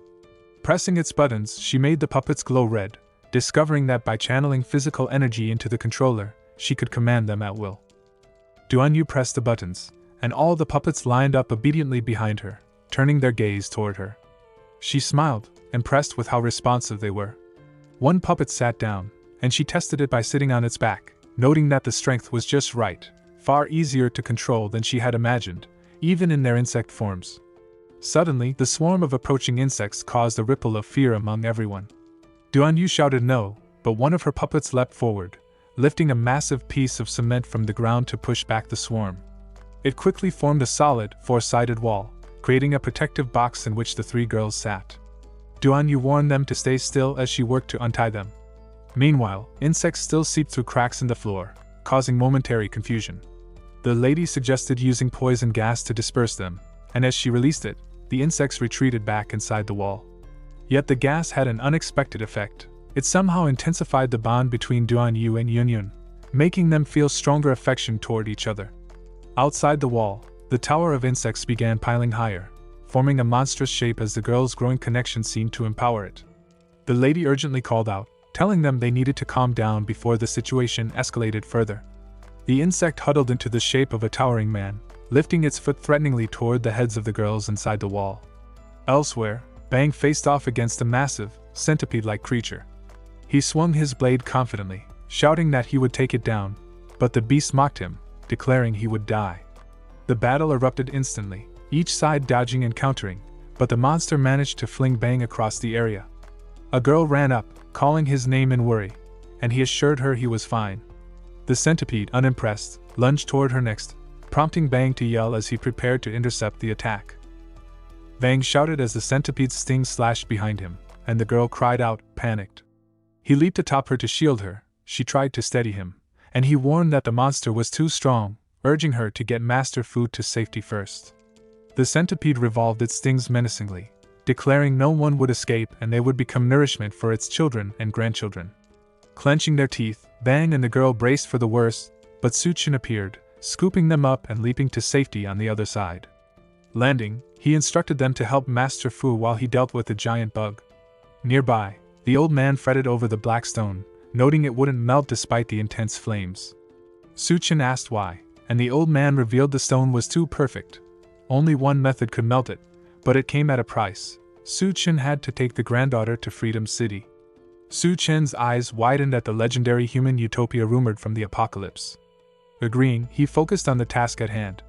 Back outside, Suchin faced the centipede, warning it that he would handle it first.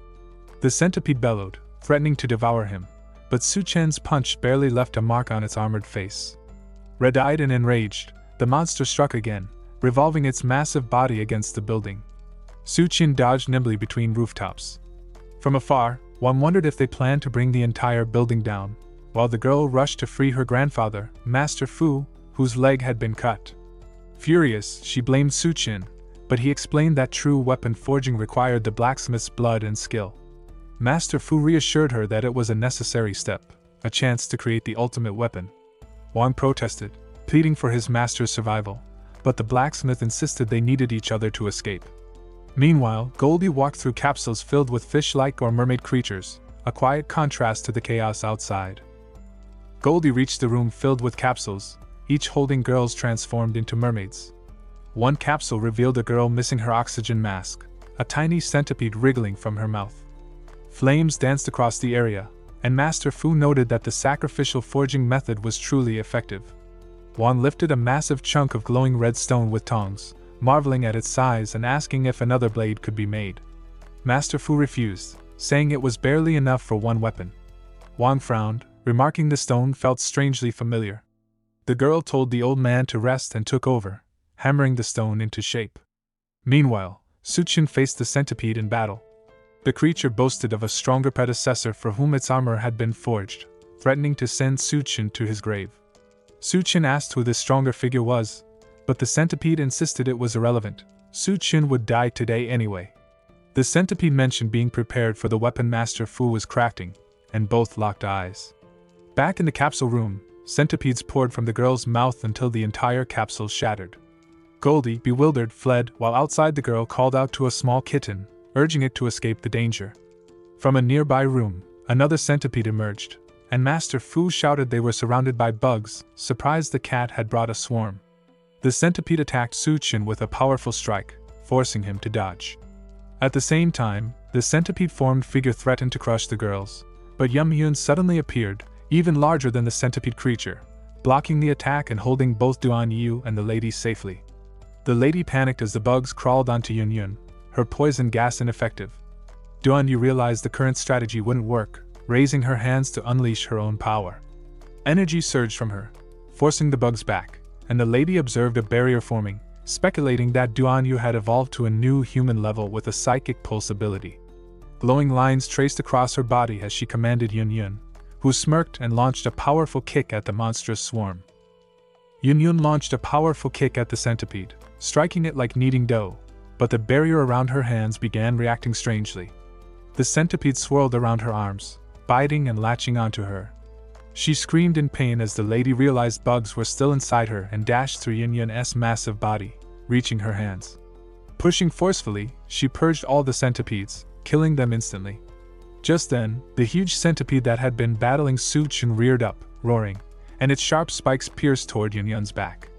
Shocked, Yun-Yun froze as the lady shouted a warning, but Suchin appeared just in time, shoving the monster back. Yun-Yun steadied herself on his thigh, readying a counterattack. Spreading her legs and leaping, she freed herself from the centipede's grip and delivered a crushing kick to its head.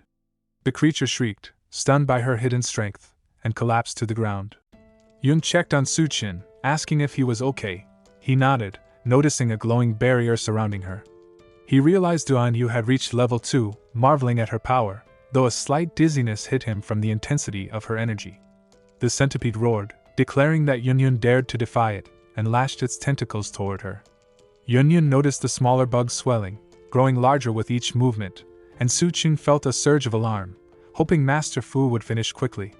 Meanwhile, Wan relentlessly struck at the centipedes, shouting that since the apocalypse, he had fused ancient martial arts with his power to create a unique technique called Force Breaker. A swarm of bugs shouldn't scare anyone, he claimed, yet even he felt the sheer quantity was overwhelming.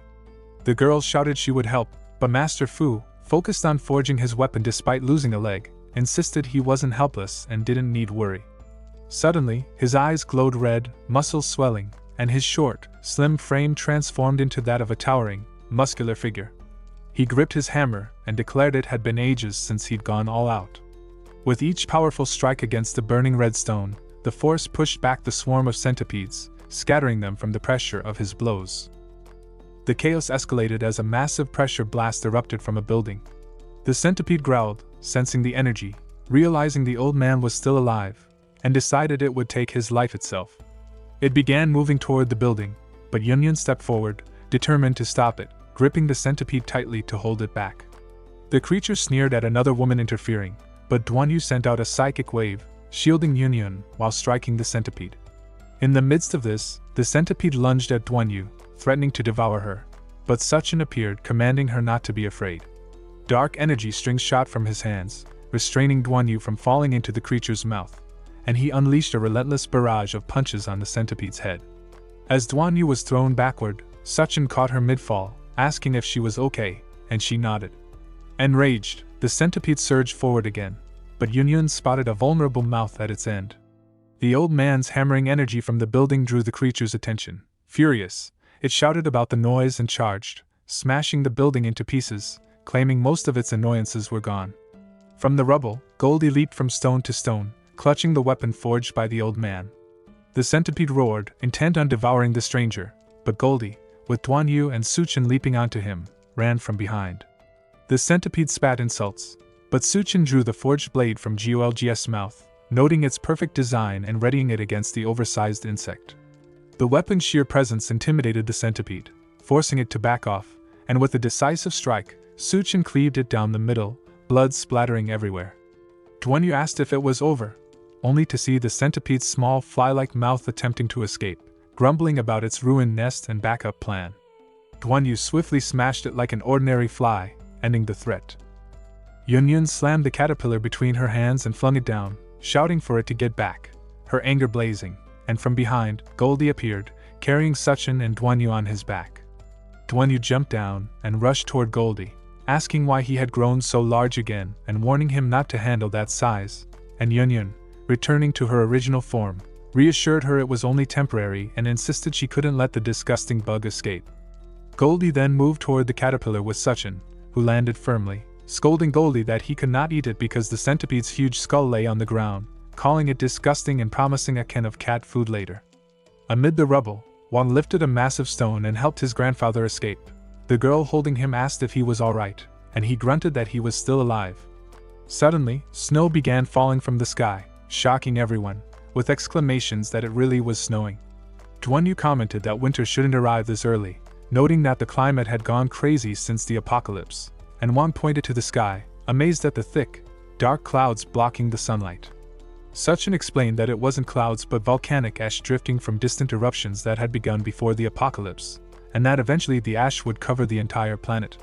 Feeling the ash like snow on her hand, DONGHUA asked if it would disappear when the snow ended, but Suchin warned that what was coming next was a global winter apocalypse, with a cold wave freezing the entire planet. Then the centipede's skull revived, the creature laughing, taunting that they hadn't really thought they could kill it because it could infinitely respawn by summoning its bug form, shocking everyone. Suchin raised his hand calmly, telling everyone to stay back, and opened a portal-like space from which the centipede cried out in confusion and pain, unable to move, before being completely sealed away. Suchin remarked that it was weak enough to be contained in his space, admitting he hadn't wanted to show something so disgusting, leaving everyone stunned. Turning to the old man, he noted the snow was getting heavier and that they needed to delay heading to Freedom City, but the old man shrugged, resigned that the harsh climate might kill them anyway. Suchin, however, distributed jackets, tents, food, and medicine, declaring that with him no one would die, astonishing everyone with the sheer amount he carried as if he had a Doraemon pocket. They chose a place to rest, and inside the van, DONGHUA and Yunyun sat on the floor, Yunyun still recovering from her earlier size increase, which worried DONGHUA. Suchin approached and handed her the spider core, saying he hadn't used it, and now she could, as he needed her stronger for the next fight, and as she accepted it, a fluttering feeling rose within her. From behind, DONGHUA reminded Suchin that they were still poisoned, and both bent forward together, pleading for him to detox them. Yun pressed her hands against Dasukun's abs, urging him to detox her immediately, repeating her demand insistently, while DONGHUA interjected that she was still the elder sister and he should listen to her. Yun countered, insisting that an elder sister should give way to a little sister. Dasukun thought that if Yun leveled up now, it would be a massive leap, and realized he needed to find more crystals for her. DONGHUA, undeterred, said she wouldn't yield to anyone over something like this. Yun argued that Dasukun had just fought a massive battle and couldn't handle both of them at once. DONGHUA tried to push forward, claiming she should go first, while Yun insisted it was her turn. Dasukun raised his hands, frustrated, asking if they doubted his strength, and decided to detox both at once, earning a grateful chorus from them for saving them from near death. Elsewhere, a man with a long stick approached a woman hanging from a tree, pressing the stick against her to check if she was alive, noting her skin was still elastic and she had only recently lost consciousness. Her eyes suddenly opened, and she shouted at them, startling the man, who stammered at her survival. She fell to the ground, demanding they stay away and asking their intentions. The men assured her they meant no harm, explaining they had seen her fall during a fight and came to check on her. She recalled being thrown during battle, Yun suddenly growing huge and causing her to lose her grip, thankfully landing in the tree. The men, seeing she was alright, decided to leave, warning her to find clothes as it was getting colder. The woman wondered why it was freezing and realized she needed to find her master quickly to avoid dying from the cold. Moments later, the men suddenly sprinted back toward her. She demanded to know why they had returned, but one said nothing, running forward urgently.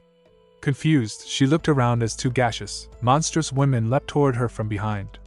The fleeing men panicked, one claiming they were about to get her killed, the other arguing they owed her nothing and had no reason to escape, only realizing that if she survived, they would be in danger. The woman, gripping a tree rope, swung forward, crossing past the men with skill. One man muttered, shocked, recognizing her as the same woman from before and realizing she wasn't dead. Behind them, the two gaseous monsters closed in on the men, who shouted for help. The woman yelled for them not to follow, noting how formidable the monsters were and thinking quickly for a plan. Spotting a car she recognized as her master's, she gripped the gate, determined that as long as she reached her master, she would be safe. When the lady finally reached the inside of the van, she froze at the sight before quickly shutting the door. Outside, the two men sprinted toward her, one urging, "There's an RV rescue van just ahead, hurry, hide inside." But she refused, thinking she couldn't let them disturb the master. Planting herself in front of the door, she shouted, "Wait, no one goes in, move aside immediately." Twisting her whip in a full 360, she warned, "I said no, anyone who steps closer dies." She thought if she threw herself fully into defense, she might buy enough time. A massive roar suddenly shook the area, making everyone flinch. She muttered in fear, "We're all going to die, is this an earthquake?" Above the chaos loomed a huge elephant-like monster, and atop it, a woman. She gasped, "No, that's a corpse." As the mammoth-like beast slammed onto the ground, the impact sent a shockwave that knocked everyone off their feet. She thought, "No way, we can't possibly defeat this." Desperately, she opened the van door, yelling, "No choice now, master, master, there's a huge monster." The girls froze in shock. "What, a mammoth?" Sachin asked sharply, "What did you just say?" The lady hurried to clarify, "No, that's exactly what I meant. There's a mammoth outside." The creature surged forward, rolling violently. Yun muttered, "Could this really be a mammoth?" "Keep moving, I'll handle it."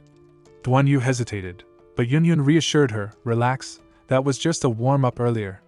This time, little sister goes first." DONGHUA blushed, uneasy, saying, "Sachin, I don't feel right letting her face it alone." Yun stepped out, towering over the scene, facing the mammoth with unmatched confidence. "Poison Empress, where did you summon something like this?" The lady replied, "You'll have to ask those two men." Confused, the men denied any knowledge. The lady lashed a rope around one man's neck. "What did you just say?"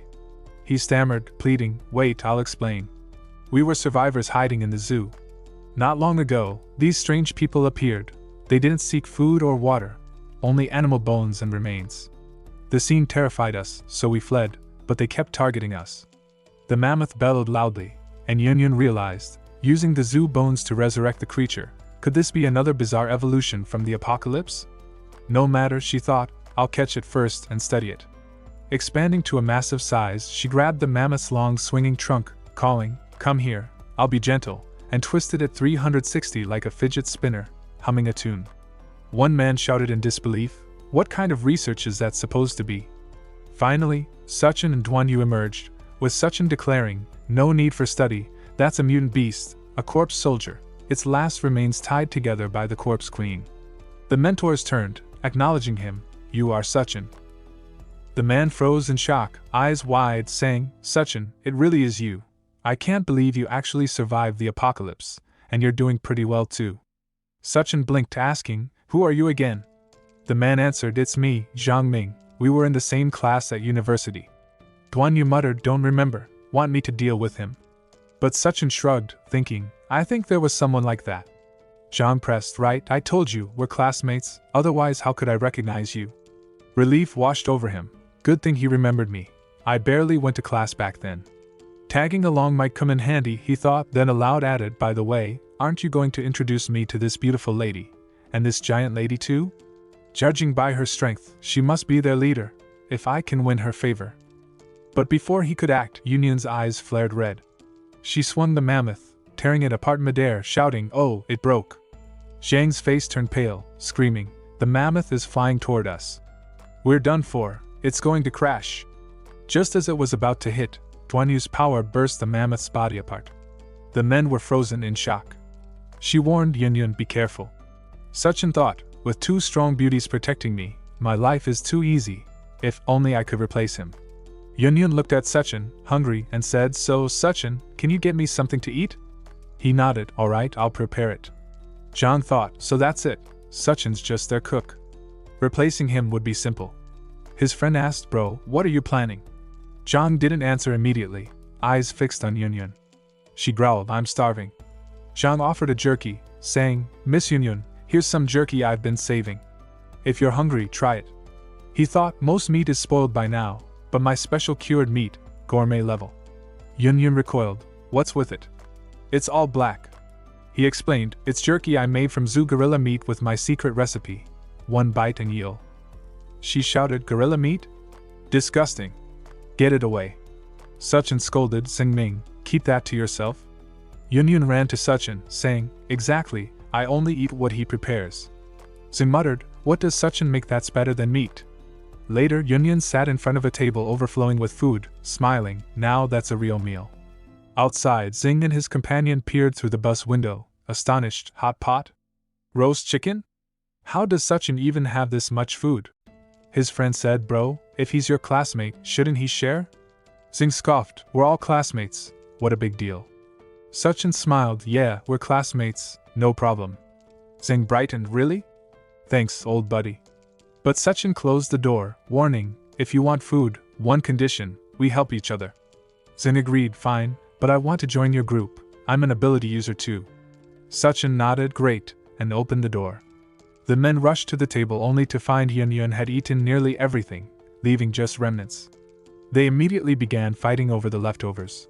DONGHUA asked, "Are you letting them join?"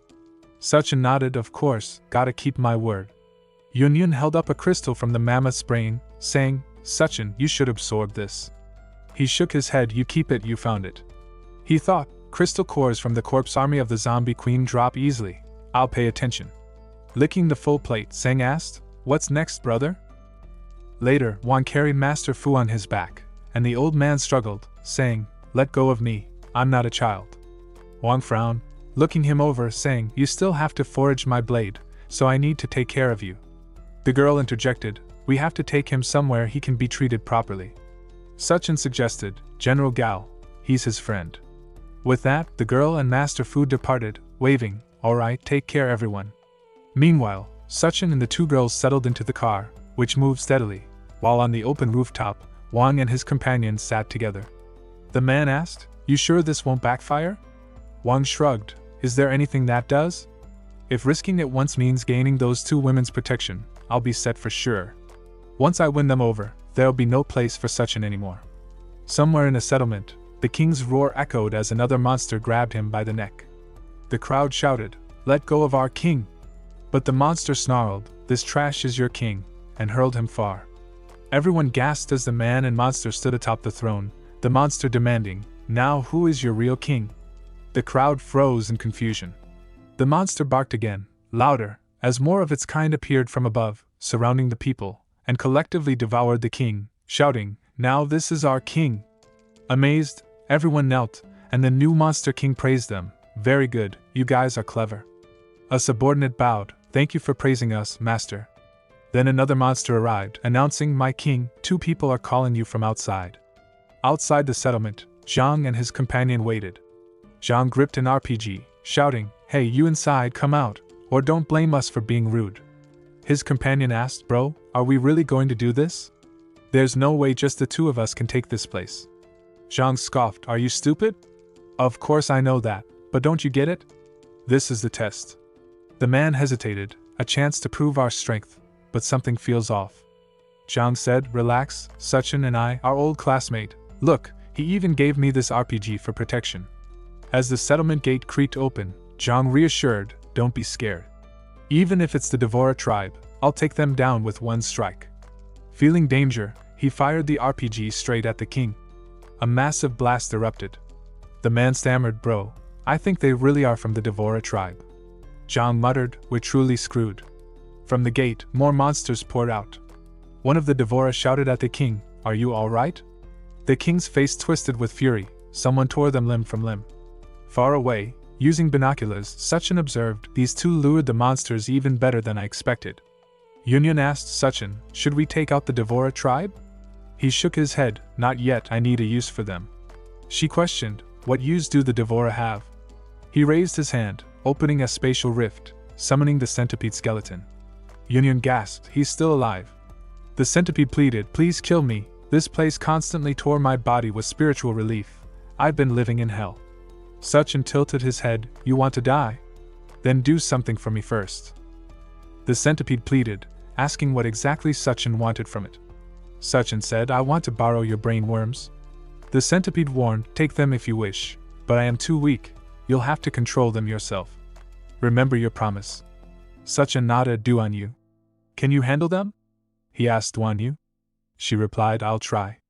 Meanwhile, the DONGHUA king brooded, recalling the last time he was injured, because of that woman and her cat.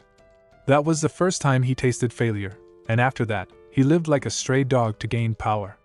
He devoured his own king's flesh to grow stronger, and becoming king of the devouring clan was only the first step. He planned to unite all the devouring clan and crush anyone who opposed him, especially the sharp-eyed man who stood before them. Yet now, even these 2 insects dared to injure him. He roared in fury, "How ridiculous! Kill them!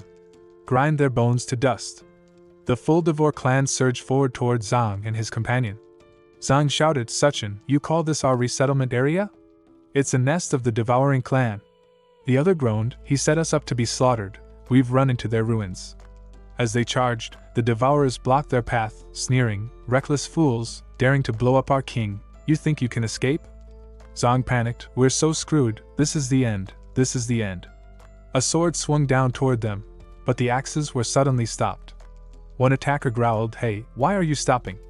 Their eyes glowed pink as centipedes crawled over them, and they turned on their own comrades. The effect spread quickly, chaos erupting across the battlefield. The DONGHUA king watched, confused and horrified. One of his controlled devourers lunged at him, but he threw his companion aside, thinking, "What is this?" He leapt onto a building, surveying the scene, muttering, "No good, I have a bad feeling." Meanwhile, Zhang and his friend were shielded by the Lady Poison Empress. She scolded, "How long are you planning to play dead?" Zhang stammered, "Why is it you?" She turned, revealing that the devouring clan was now under Duanyu's control. Suchin praised, "Nice work." Duanyu explained, "Without the Bug King's interference, my physical control can easily manipulate these insects." "How many can you manage?" he asked. 300 to 500 maybe, she said, "but over 300 will be taxing if precision is needed." Suchin replied, "No need for precision, just make them fearless." "In that case," she said, "no problem." Every devourer knelt before Suchin and above the king. The DONGHUA king's eyes widened with jealousy and fury, clenching his teeth, realizing, so it was them.